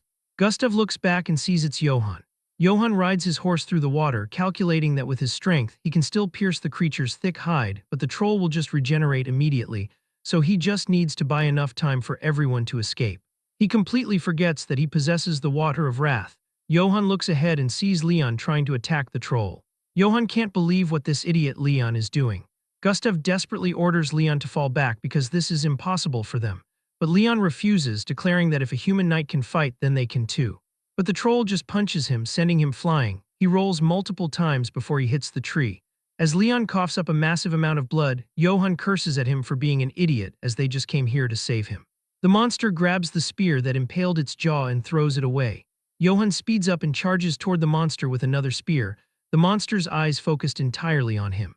Johann thinks that if Gustav and the soldiers can escape, that will be enough, as even for him, a deathmatch with a troll isn't something he would volunteer for. Seeing an opening, Johann decides to act, taunting the beast that its fly is open and telling it to watch its leg as he impales the spear into the troll's leg.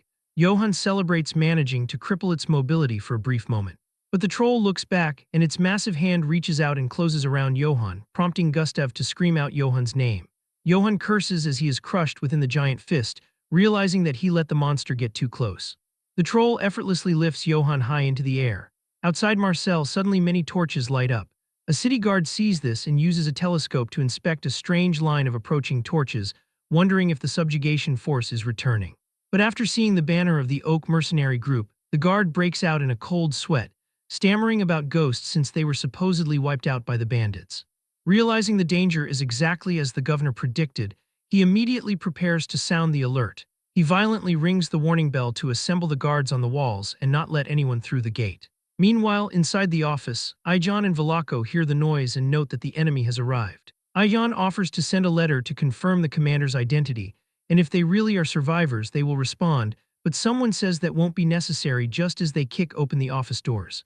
Ijon and Velako are shocked to see who it is. The intruder walks toward them and asks what is with their faces, nodding they look like they have seen a ghost. Brattle, the supposedly dead mercenary captain, greets them and states that he has come personally since he heard they were looking for the commander. To which a terrified Ijon asks if they were not supposed to be dead. Brattle lets out a heavy sigh, offering an apology but formally declares glory to the Holy Empire and its gold, and Velako realizes the terrifying truth that the group was bought off by Einbeck. Ijon can't believe they would betray the city of Marcel. Brattle announces that from this moment forth, the city of Marcel shall be taken by the Oak mercenary group under the command of the Holy Empire. Back at the swamp, Johann screams in absolute agony as the crushing pressure of the troll's grip intensifies. Gustav watches in absolute horror as the troll mercilessly slams Johann down into the swamp with its full strength, creating a devastating explosion of water from the sheer force of the impact. Gustav stares in shock as he tries to comprehend the situation. Johann floats motionless, face down in the murky water, blood coming out of his mouth. He thinks that Johann is dead. Some time ago, a group of mercenaries stands beneath an oak tree banner. An officer instructs his men to hold the flag tight and maintain a steady grip. He asks if they are ready, and upon receiving confirmation, he orders them to set the torches ablaze. It turns out that they are using scarecrows with torches attached to them. A man chuckles to himself, nodding that the fools in Marcel are acting exactly as Baron Einbeck predicted. He looks at the city wall with a smile and declares that the actions of the city guards do not matter, because his group is gaining entry regardless of what they do.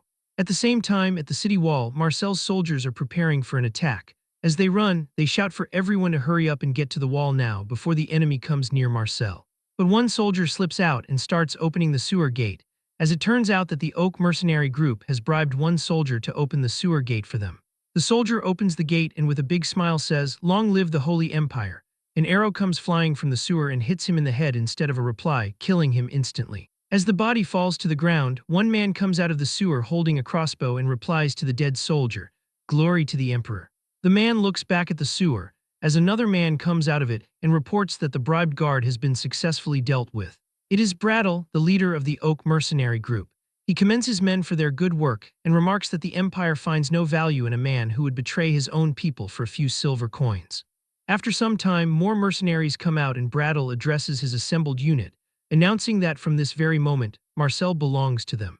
He orders a detachment to capture the city captain while the guards are distracted at the wall, and tells the rest of his men to follow him, stating that he is looking for the city's leader.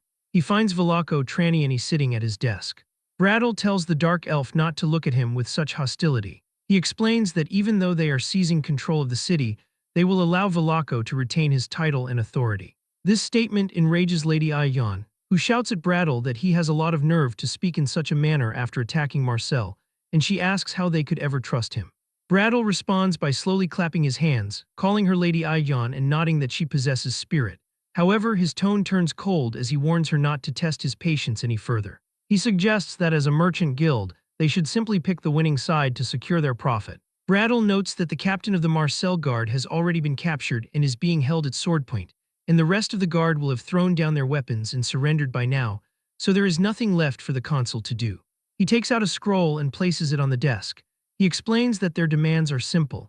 He wants Velako Traniani to write a single order for the subjugation force, commanding all units to cease combat and surrender to the enemy. Furthermore, he demands an oath of loyalty to the emperor. Brattle promises that if the consul complies, he will not have to get any of Velako's blood on his hands. Deep in the dark swamp, Johann floats motionless in the murky water. Nearby, a troll continues its rampage. Gustav stands his ground against the monster, calling out to Laurent. He commands him to take Leon and the rest of the men away from here, stating that he will buy them some time. Laurent protests, stating that if Gustav intends to stay, he will fight as well. He looks at the elven soldiers and tells them to hurry up, help Leon up and move him to safety. Gustav shouts at him, which shocks Laurent. Gustav declares that this is not a request from a friend but a direct order from a superior. He screams at them to leave the area immediately. Gustav turns back to the beast, calling it a monster and inviting it to come forward. He demands an honorable death as he charges with his blade. The troll roars and prepares to strike. Meanwhile, Johann remains submerged, drifting through the dark water. He recalls his master saying to carve words into his very soul, to never fight an opponent he cannot beat and to run if a situation is too dangerous. However, if he must fight, he must kill them all. He commanded Johann never to dare to die. Johann apologizes to his master, thinking that this might be as far as he goes. His body refuses to move and he feels incredibly tired. Below the surface, he sees the bodies of fallen knights. He reflects on his life, realizing it has been full of nothing but pain. He feels his heart beginning to slow and wonders if it is finally going to stop. He just wants to rest now, thinking that everything will be peaceful soon. Suddenly, a blue light flickers in the depths, and a spirit made out of water comes near him and kisses him on the cheek. Johann's eyes snap open, thinking, "No, I do not want to die." He clenches his fist and hits himself on the armor where his heart is, thinking that if he cannot escape death, then he must kill death.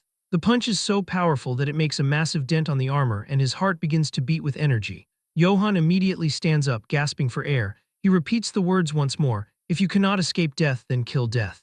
As the troll raises its hand to attack, Gustav sees the movement and charges at it, shouting for his honor and for errands. Just as the troll is about to strike, a spear comes flying through the air and hits the troll's hand. This attack is so powerful that it injures the troll and the monster screams in pain. Gustav stops in his tracks, staring in disbelief. As he looks around, he sees Johann holding a spear and asks him how he is still alive. Johann glares at him, telling him he is in the way. "Get lost, you pointy-eared bastards." At Baron Einbeck's outpost near Marseille, a soldier approaches and reports that they have received word that the city of Marseille has officially fallen. Upon hearing this, Einbeck pumps his fists and shouts in pure triumph, exclaiming that he told everyone this would happen and that everything has gone exactly as he planned.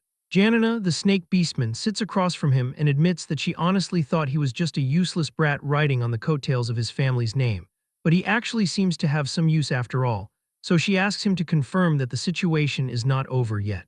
Einbeck smiles, confirms that she is correct, and announces that Velako and Aijan will be executed.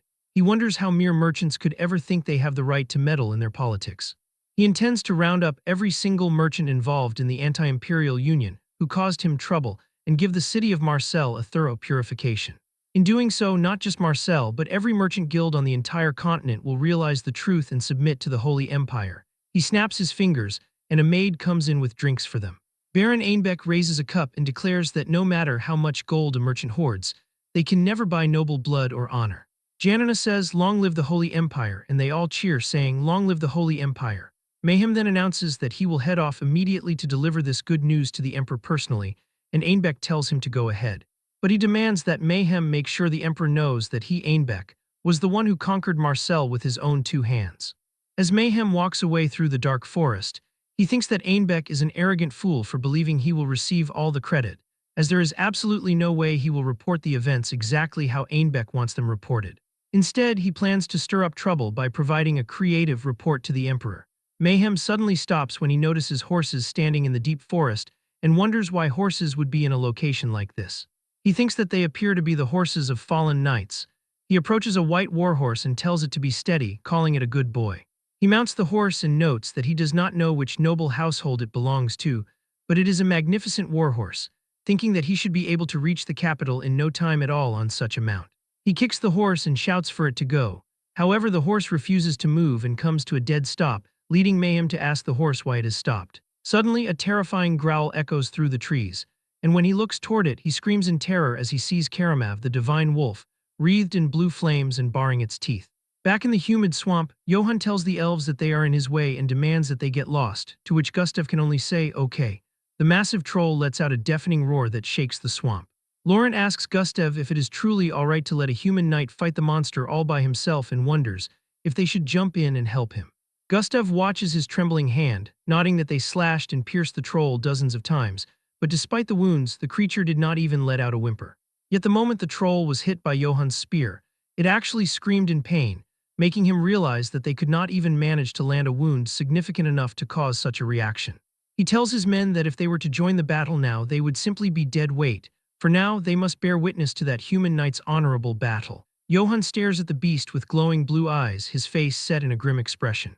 The troll roars and charges at him through the murky water. Johann just stands there holding 3 spears.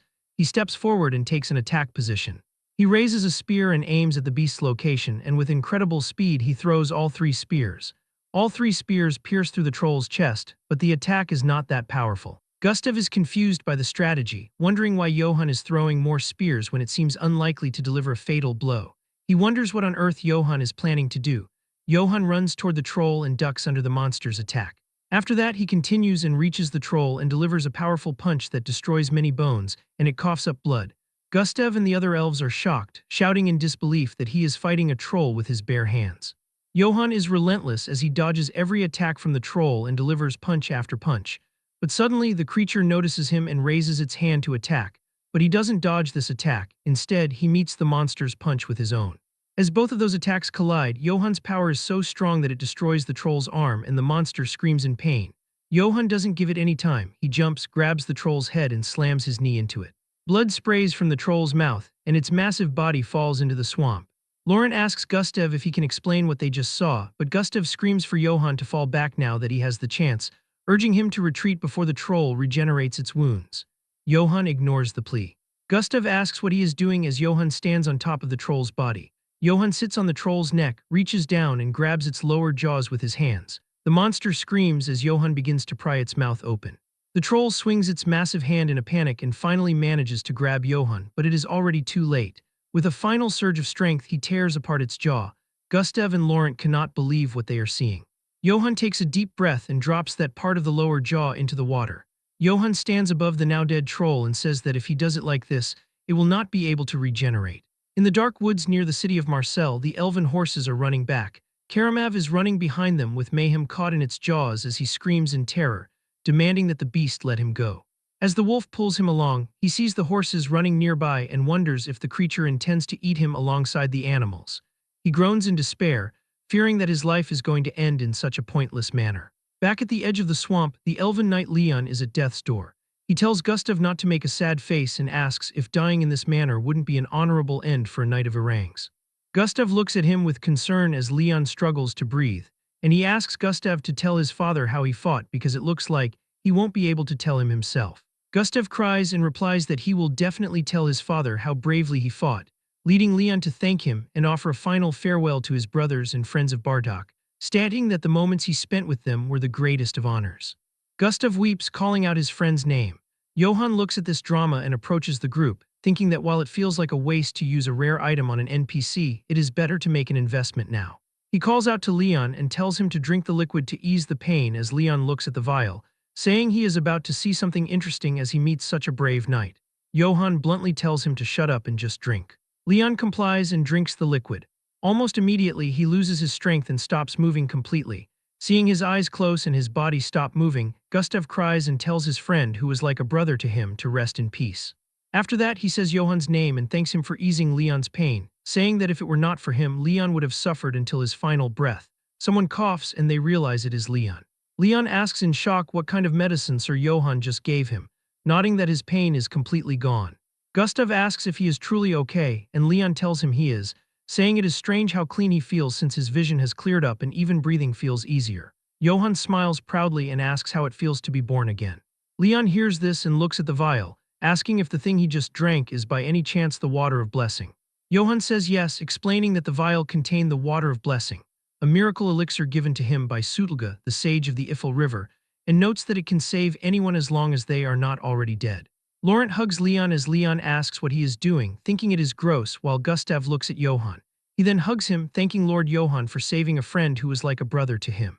He declares that Johann is, without a doubt, the most honorable knight he has ever met among the human race. Johann scratches his head, stating that he appreciates the praise but that the credit should go to Sutlga. Gustav and the other elven knights aren't listening, saying it is true but that it was Johann who used something so precious on Leon, so the credit goes to him. He then looks back and yells out for everyone to see that the Honorable Sir Johann saved their brother. As soldiers of Bardock who know honor, they offer their greetings and praise to the Honorable Sir Johann. Johann stands there awkwardly as the elves shout about honor. He thinks that the situation is incredibly embarrassing and that he has never felt so much pressure in his life. Gustav grabs his hand, declaring that Johann is now like a sworn brother to him.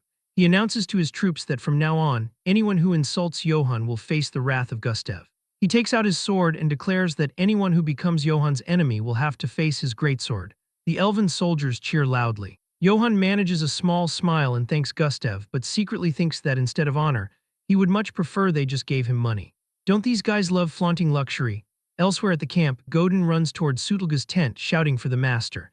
He excitedly reports that everyone is saying Sir Johann fought a troll and won. Sutelga chuckles, figuring as much since he added the mystery of the Ifel River to Yenna's fire, noting that even on a small scale, the subjugation must have been possible. However, Godin clarifies that is not it, and that Johann used neither magic nor special fire, but instead ripped the troll's mouth apart with his bare hands to kill it. Sutelga laughs, saying right, the mystery of the Ifel River, but he stops in absolute shock. He grabs Godin's shoulders and screams in disbelief, asking how it is possible for a human to kill a troll by ripping it apart with his bare hands.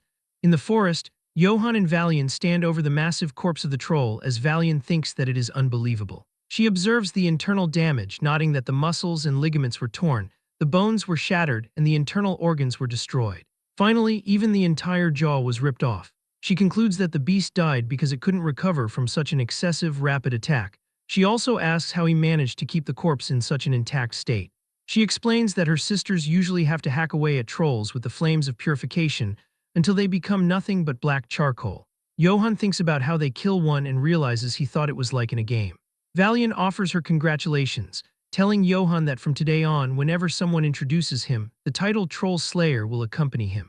She offers to take care of distributing the troll's corpse for him, noting that since the hide and blood are so well preserved, they can be sold for a very high price at the Marcel Trading Company. As Johann's eyes light up with the thought of money. He reflects on his previous life where no matter how hard he tried, he was only ever called trash. He then remembers that Bullhead Guy mentioned achievements too, and realizes that when one defeats a strong individual, a corresponding title is granted, just like in a game. He smiles, thinking that Troll Slayer is his first achievement in this world. The moment of peace is broken when a soldier screams that a monster is approaching, shouting that the beast followed the horses that ran away. Valian realizes it looks like Sir Johann's puppy brought the horses back and tells him she will go explain, though he tries to stop her and she doesn't listen. Valian smiles and tells the soldiers to calm down, explaining that what they see is not a monster, but the puppy that Sir Johann is raising. She looks up and sees Karamav still in its original form, carrying a terrified Mayhem as the man begs for help. Valian draws her sword and calls upon the holy flame, declaring that the creature is definitely not a puppy. After some time, Johann asks Mayhem if he is just a traveler and notes that the wolf attacked him out of nowhere. Mayhem replies that yes, that is exactly what happened. But Johann calls the story a load of crap, pointing out that this area is a battlefield between disguised bandits and Marcel's expeditionary force, before asking why a traveler would come here knowing that. The man nervously laughs, saying that it might be hard to believe but he just likes this kind of thing, and then asks if he can go now. Gustav steps forward and asks his honorable brother Johann if he can have a talk with the fellow, to which Johann agrees. Gustav walks over and immediately stabs his dagger through the man's hand, pinning it to the ground. The man screams in agony. Gustav tells the traveler to listen well, stating he doesn't care who he is, but since he is in a bad mood, he's going to cut off his fingers one by one starting now. The man breaks instantly, confessing that he is Lieutenant Brandon Mayhem, a member of the Imperial Army's Special Operations Unit. Gustav is impressed, noting that Sir Johann's intuition was spot on and admits he was actually just guessing, making Johann realize Gustav stabbed the guy without even suspecting him. Johann asks if, besides the name and affiliation, he found out anything else, to which Gustav reveals that he found a gold mine, the exact location of Baron Einbeck's command post, which leaves Johann shocked. He realizes that if they catch Einbeck, they can end this battle once and for all. He smiles and requests that Gustav launch a surprise attack right now with his high-mobility troops before Einbeck realizes what has happened. Gustav agrees enthusiastically, calling Johann his honorable human brother, and stating that his unit is basically Johann's unit since it is a great honor to fight alongside the Troll Slayer. Johann tells the men to prepare quickly so they can end the expedition with a single strike. Gustav shouts at the soldiers to prepare quickly as the glorious end of the defense battle for Marcel is right before their eyes. A few hours later, at Baron Ainbeck's disguised bandit command base, the silence is shattered by the sound of charging hooves. Gustav leads the charge, shouting that it is harvest time. The elven knights crash into the camp, slaughtering the Imperial soldiers. Soldiers scream in confusion, realizing it is a surprise attack and shouting for everyone to run. Gustav orders the knights to find Ainbeck and declares that they don't need the rest, so they should kill them all.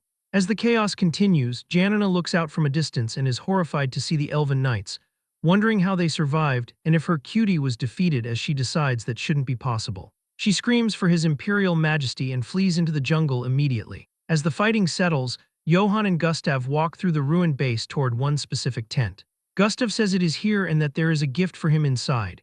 An elven soldier reports that the man Sir Johann spoke of is inside the tent and has been thoroughly beaten up, so Johann thanks him and steps inside. Baron Ainbeck is shocked to see him and stammers, asking if he is seeing a ghost. Johann towers over him and declares that he has come to judge him. The camp is a flurry of activity as soldiers begin packing up their gear, while an officer orders the troops to fall back and withdraw. The Agante Holy Knights of St. Galanto Monastery report that they have successfully eliminated the bandits and are preparing to head out. As Johann tells them, it was an honor to fight alongside them. He declares that they will never forget the service and dedication of their brothers and sisters. Johann offers a wave as the Holy Knights march away into the distance. After some time, he and the Elven Knights start returning to the city of Marseille. They have also captured Baron Ainbeck, who is currently bound and being led away with them. Meanwhile, Ainbeck sighs and stares at Johann's back, mentally wondering how that bastard is still breathing. He clearly spiked Johann's cup with a lethal poison called Nico's Tears, wondering if he should have wasted the entire vial instead of just a portion. He is further irritated by the Elven Knights following Johann as he remembers them beating him. Specifically, Leon hitting him with a chair while yelling, "What, you poisoned Sir Johann, you traitor scum, die already." And Laurent kicking him while shouting, "You're getting deleted from here." He looks back and wonders why those damn people are following Johann. Leon sees him and asks what he is staring at, calling him an insect, while Laurent asks if he is looking to die. He insists to himself that his plan was perfect and everything was supposed to work out. The scene shifted to several months ago at Gozen Castle in the Eights territory. Someone threw a glass at Baron Ainbeck and it hit him on the head, but he didn't react and offered a greeting to Lord Jessen, saying, "I hope you've been doing well." Lord Jessen Eights, Johann's father, looked down from his seat and asked if the noble had finally brought the war funds he owed.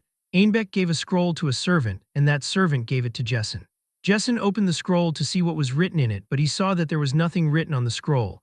He looked up and asked, "What the hell is this?" He asked why Ainbeck was handing him a blank piece of paper.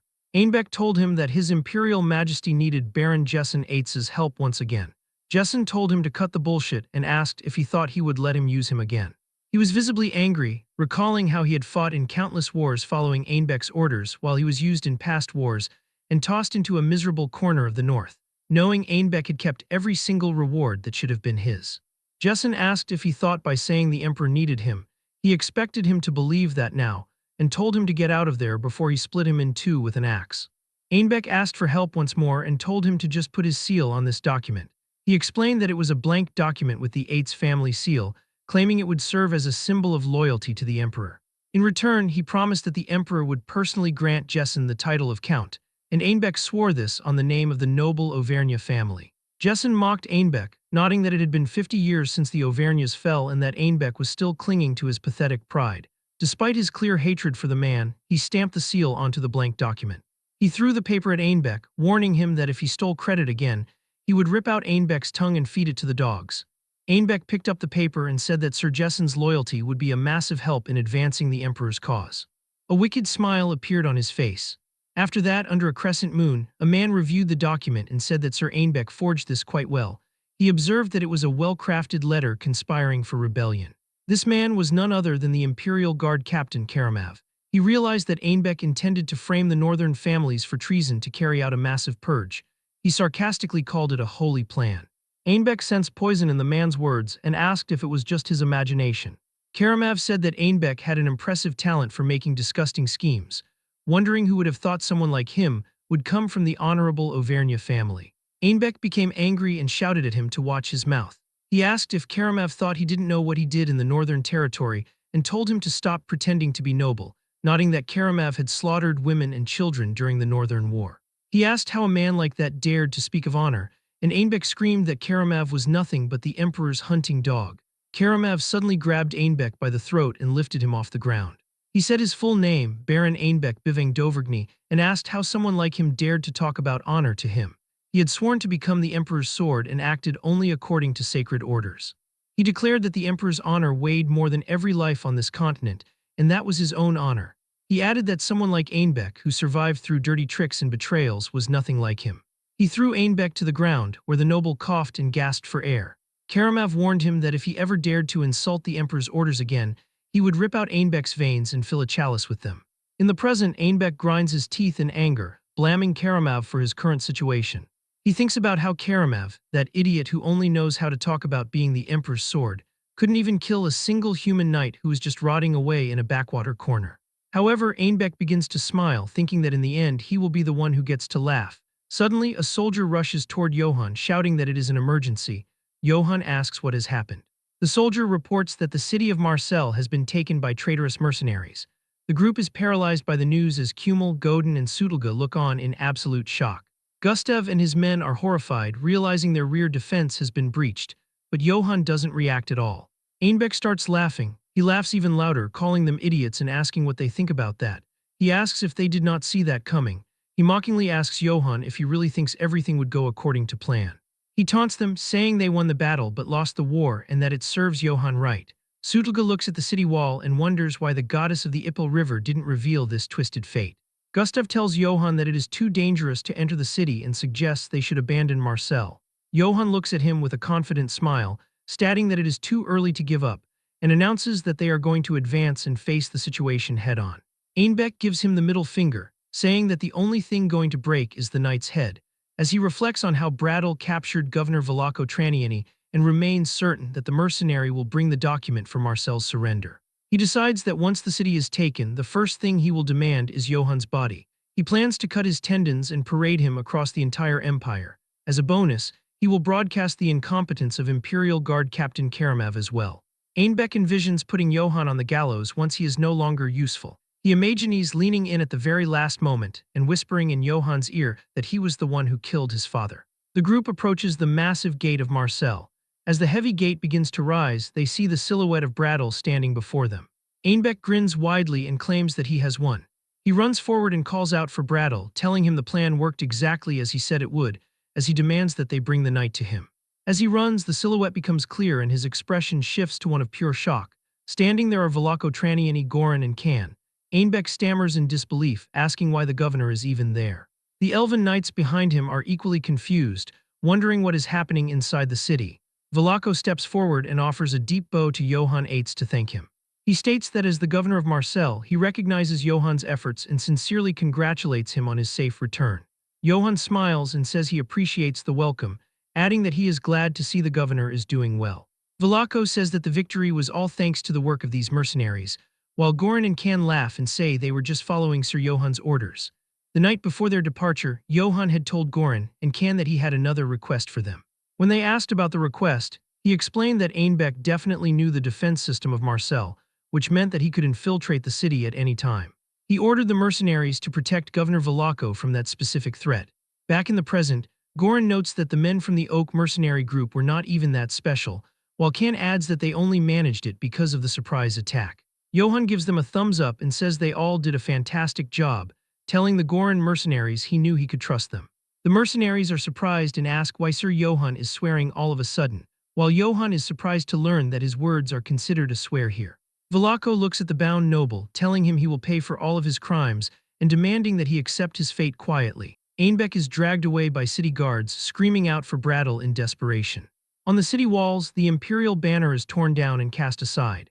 A guard rings the victory bell and shouts that the bandit subjugation was a success, signifying that the mission of the Second Subjugation Force is officially concluded.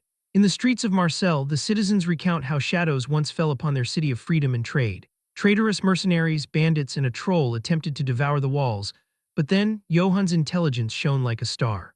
Everyone now refers to him by a specific title, the Troll Slayer of Marseille, Johann Eitz. The people proclaim they shall sing of his deeds, saying his name is like a war hammer and his courage is like flames while they pay homage to the hero. Johann Eitz is hailed as the man who seizes victory with his own fists and dominates a troll with his overwhelming strength.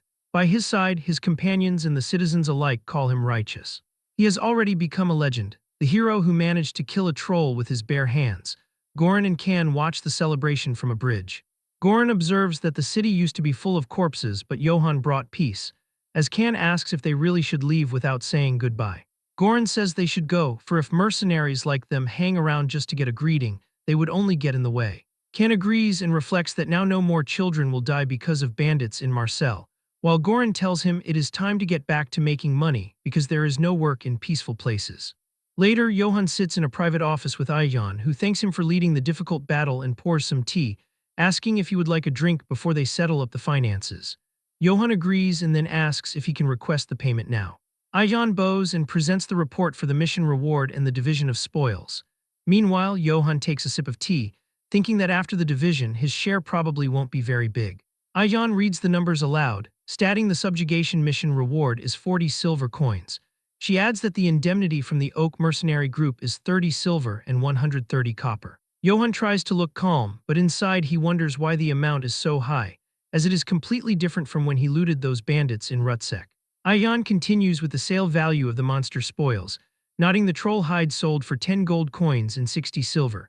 Troll blood, tendons, and special cuts of meat sold for 25 gold and 100 silver. Johan suddenly spits out his tea in shock and asks how much that is in total. Ayan reports that the total amount is 35 gold coins, 230 silver, and 130 copper. Johan looks at her and tries to hold back his happiness. But inside, he is overcome with joy and laughs hysterically. With this, Johan has obtained an immense fortune through war rewards. Will he finally be able to end his wandering life like this? Under a bright crescent moon, the sound of laughter and clinking glasses fills the air. Gustav shouts out to his brother, asking if he is seriously planning on calling it a night already. He tells him that he cannot leave on the very night of their grand victory. Johan, appearing slightly flushed from the alcohol, tells Gustav that he has had more than enough to drink, and insists that he is perfectly fine where he is.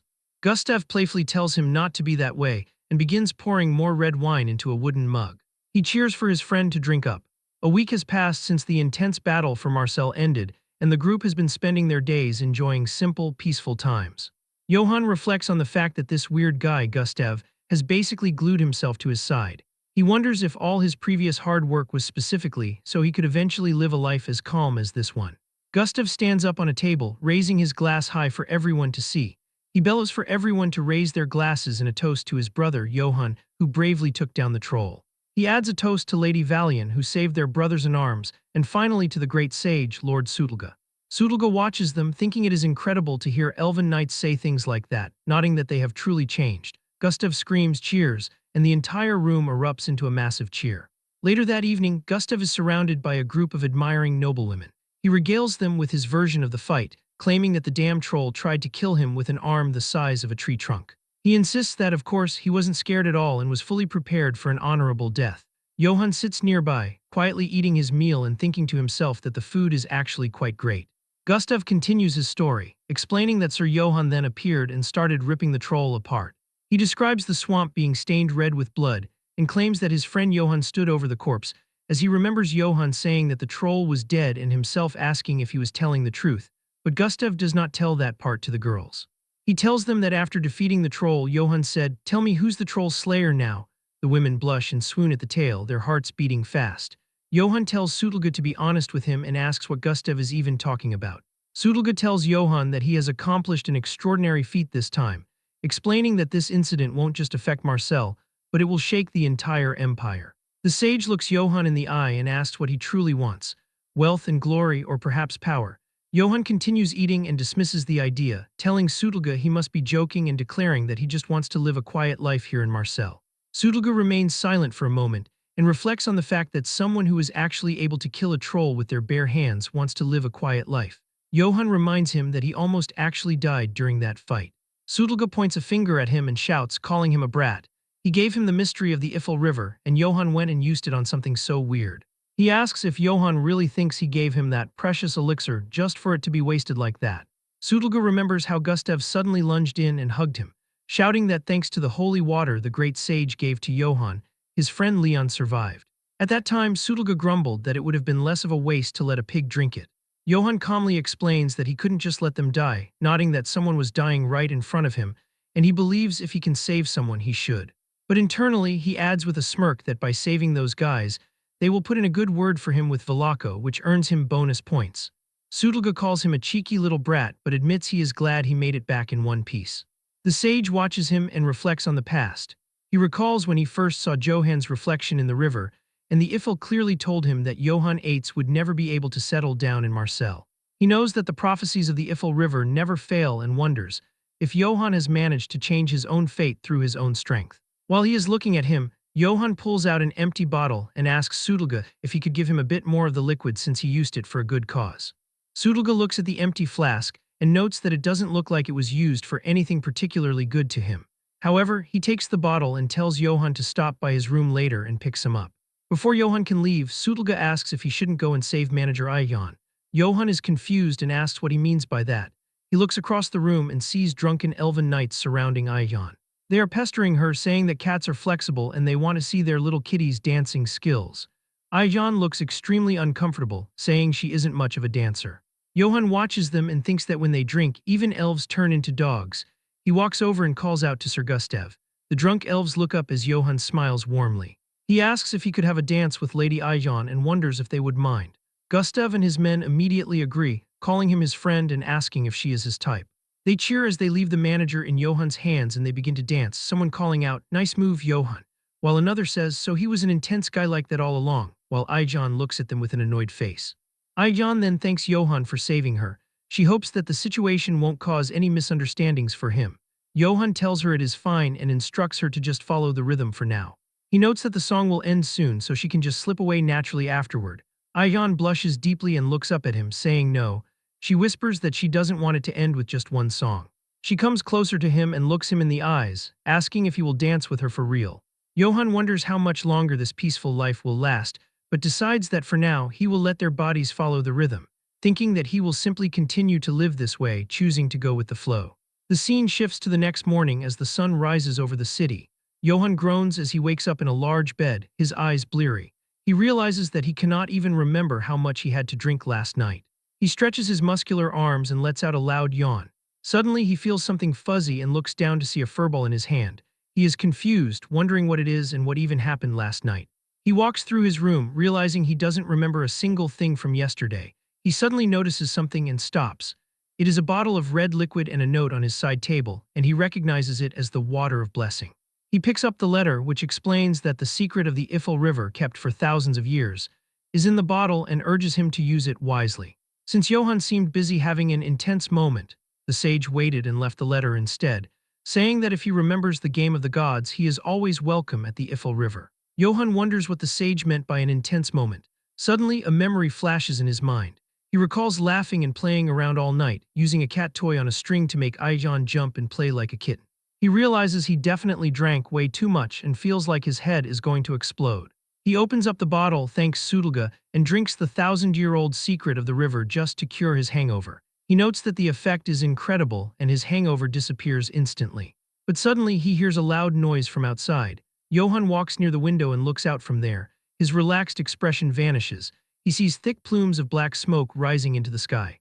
The city of Marcel is engulfed in a massive, raging inferno. Citizens are gathering in the streets, looking at what is happening. Johann stares in shock, asking what this is and wondering if the city is truly on fire. Amidst the chaos and the burning buildings, Velako Traniani stands with a grim, determined look on his face. After some time, Johann stands amidst the gathered crowd of Marcel, looking at the flickering embers in the air. He asks himself what the hell is going on as he observes the citizens whispering in the dark. His gaze shifts upward to where Baron Einbeck is trapped inside a heavy metal cage, suspended high above the ground with many more people also inside other heavy metal cages. Johann wonders why the noble is there in such a state. He then notices a dark liquid coating the floor of the cage and asks if that smell is actually oil. Velako stands upon a high wooden stage before the crowd, looking down with a somber expression. He calls out to the dear citizens of Marcel and addresses the visitors as well, offering his sincerest apologies to everyone present and explaining that due to administrative negligence on the governor's part, a shadow of chaos has temporarily fallen over their city. The crowd murmurs as Velako reveals that certain nobles, acting under the emperor's orders, have committed treason. They attempted to seize the property of the citizens, their safety, and even tried to take total control over the entire city. The governor raises his voice, shouting that this is absolutely unacceptable. He promises right then and there to lodge a formal protest with the emperor regarding these actions. Furthermore, he mentions that those responsible for this incident are still lurking somewhere within the city. The people look around in fear, asking if the traitors are truly still among them and wondering who these people could be. Velako announces that he is giving them a final warning, demanding that they leave this city within 3 days. His eyes glow with a fierce red light as he warns that if anyone remains after that deadline, they will meet the same end as the traitors standing before them. Oil drips from the cage as Velako lights a flame on a wooden torch. Johann watches in shock as Velako throws it towards the cages. Baron Einbeck grips the bars of his cage, his face pale with terror as he realizes the oil is about to be ignited.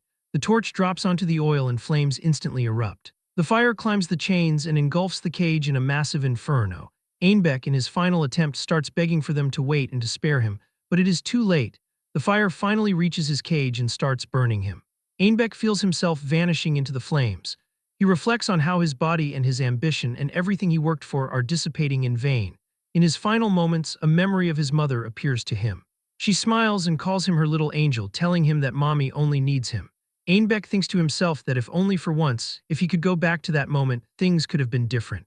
He watches his past memories burn away, reflecting on his fleeting life as he is reduced to ash. Velako stands before the raging fires, declaring that if there are any traitors present here, they must remember his words. He states that for the governor of Marseille, both favors and grudges will always be duly repaid. A guard approaches Johann and informs him that the governor wishes to speak with him in private. Johann is taken aback, wondering why this is happening all of a sudden in this kind of situation. He looks at the governor and wonders what Velako is up to now. Later, he arrives at the governor's office. Velako greets him, acknowledging his arrival and thanking him very much for his efforts in the Battle of Marseille. He smiles and asks Johann if they shall sit and talk. He notes that unlike the last time they met, he has prepared something special. He pulls out a bottle and asks how Johann would like a glass of top-shelf whiskey. Johann looks at the silver chalice and thinks to himself that he does not have good memories with alcohol. However, he realizes he cannot refuse for the sake of etiquette and decides it is better to just accept it for now. He tells the governor yes and thanks him. Velako asks him how his life in Marseille has been so far. Johann replies that he has no complaints, believing that the city is currently more peaceful than it was before. Velako says he is glad to hear that, but notes that the condition of their front line is important. Johann is confused and asks what he means by the front line. Velako smiles and says it is obvious, explaining that he is referring to the front line of the coming war between Marseille and the emperor. Johann is stunned, asking, "Wait, what?" Velako explains that Johann's strategy and strength are unparalleled. Furthermore, he also possesses exceptional strategic thinking worthy of a commander and a charisma capable of influencing anyone. Velako asks Johann if it was an ambition that brought him to Marseille in the first place. He tells him that to fully utilize those skills, he shall become Marseille's front line. Johann hesitates for a second and tells him he begs his pardon, but he prefers a simple, stable life over battles, declaring that he has no intention of leading a front line against the emperor. Velako repeats the line, "simple, stable life over battles," and tells Johann not to give him that bullshit. He explains that Marseille is the largest commercial city on the continent, where pro-imperial and anti-imperial factions have waged endless conflicts over their interests, but the emperor's ambition has destroyed that entire balance. Furthermore, he tells him to remember the countless massacres committed in the north, pointing out that one of them was Johann's very own territory of Ates. Velako growls that as long as the emperor lives, the peace Johann mentioned will no longer exist in this empire. Johann remains silent, sweating as the governor pours more whiskey. Velako asks if he now understands why they must prepare for war. He drinks his whiskey and slams his cup onto the table, declaring that it doesn't matter how much money is spent or how many people die, because none of that will be relevant anymore. He looks Johann in the eye and admits that while he may not be able to become emperor himself, he has the power to create one with his own hands. He tells Johann to follow him and promises to make him an emperor. Johann is left speechless, his face pale as he processes the offer. The scene shifts to a bright sunset outside the city walls. Johann is overseeing the preparations for a journey.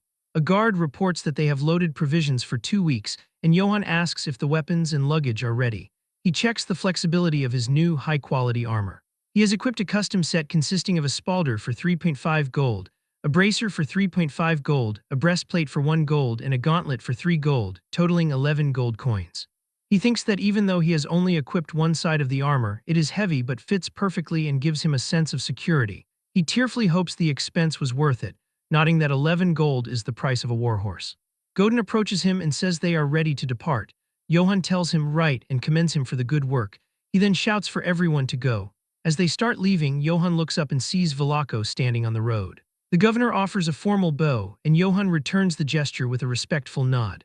As they finally leave the city gate, Godin looks at Johann and asks where they are going with the troops all of a sudden, asking if they are going to war or something. Johann falls silent for a moment, remembering his talk with the governor after Velako's proposal to make him an emperor. He smiles and decides that he is out. Velako is stunned by this and asks why, seeing it as an opportunity to obtain massive wealth and glory with the direct support of Marcel. Johann closes his eyes and reflects on how he learned from a young age the hard way that money is needed to survive in this world. However, watching Velako made him realize he can't live just for money. After some time of silence, Velako tells him that he is misinterpreting things. He leans forward, his voice turning even more grave as he warns Johann that the world is standing on the edge of a precipice. He believes it is only a matter of time before a massive, all-consuming war erupts across the lands. He insists that even if Johann attempts to flee from the battlefield and seek a quiet life, it will be futile. In the end, no matter where he hides, the knight won't be able to avoid the fight. Velako asks where Johann plans to live his life in these times of absolute chaos. Back in the present, outside the city walls, the sun begins to set. He looks back at Godin and tells him that their destination is a place full of romance and adventure. He thinks about how his plan to settle down in Marseille was destroyed by Velako, but he chooses to move forward anyway toward a world full of adventure and romance. Godin exclaims how exciting that sounds. The scene moves to Boson Castle in Count Jarfan's territory. Someone asks if the name of the guy who killed the troll in Marseille is Johann Eitz. He scoffs at the title of Troll Slayer, nodding that the man has spread word of a quite impressive feat, and wonders if Johann is just an arrogant kid full of bluster or someone who truly possesses that level of power. He grins and declares that he will find out when he sees his face. This individual is revealed to be Count Jarfan. 5 days have passed since Johann left Marseille. He is completely caked in sweat and dust, and because of that, naturally, the bugs have started to crawl out too. He takes a bite and thinks this bread is so hard. He is starting to think it could actually be used as a weapon. It is not new to him as he is used to all of this by now. He looks back and sees 2 beast girls, thinking that what he finds really hard to stomach is the pungent stench of these furballs. He reflects that it is not a human smell, so he just cannot get used to it. He wonders if he will really be able to endure this journey. For now, he decides he has no choice but to shake off the dust and keep moving forward. He looks at the letter in his hand and thinks about it.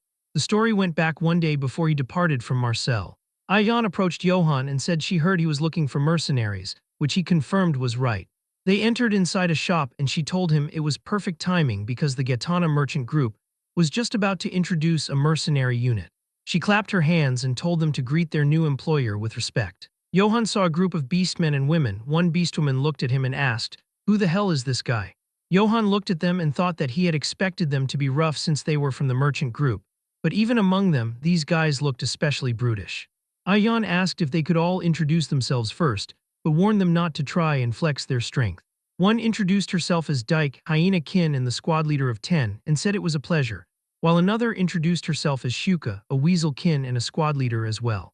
He introduced himself as Johann Eitz and told them that he would be the one hearing them, adding that he was counting on them. Internally, he thought he did not care who they were as long as they fought well. Dyke and Shuka repeated his name, and they asked him in shock if he was the Johann Eitz from the rumors, the troll slayer of Marseille, while Ayan told them to show some respect and call him sir. Dyke and Shuka wondered why a knight who killed a troll with his own bare hands would need to hire them, thinking that perhaps he had some weird taste. Johann explained that it was not uncommon to run into bandit bands in remote areas, nodding that when it comes to facing them, numbers are still an advantage. Dyke said that made sense and told him they should work well together. Johann said he was counting on them as well, and the contract with the Gitana mercenary group was concluded. After that, Dyke told her squad that he was an important guest who would be with them for a while. She warned them that anyone who showed their teeth would lose all of them. Ayan said she heard he was leaving Marseille tomorrow. Johann chuckled and said that was just how things turned out. She said it was a shame he was leaving just when they were starting to get close. She mentioned she had a gift for him and asked if he could lean forward a bit. She stood on her toes and placed a necklace around his neck. Ayan told him that it was done, and Johann asked what that was. She explained that it was the Troll Slayer emblem, and it was a gift for him as a representative of the Gitana group. Johann looked at the emblem, thinking how cool it looked. Ayan then asked what his destination was. Johann stammered that he did not have one. She asked if he really decided to set out without a destination but decided that was fine.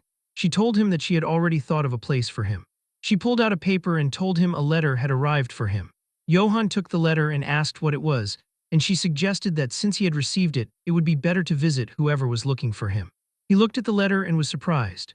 Back in the present, Godin asks Johann what that paper is. He asks if Johann forgot to show him and explains it is a letter he received while in Marseille, saying someone wants to meet him because he killed a troll. When Godin takes that letter and sees what it is, he screams in shock, asking if it is a letter from Count Jarfin. Johann asks if the man is famous, and Godin shouts in frustration that, yes, he is incredibly famous in the southern territories. He explains that Count Jarfin earned great merit in a monster subjugation campaign.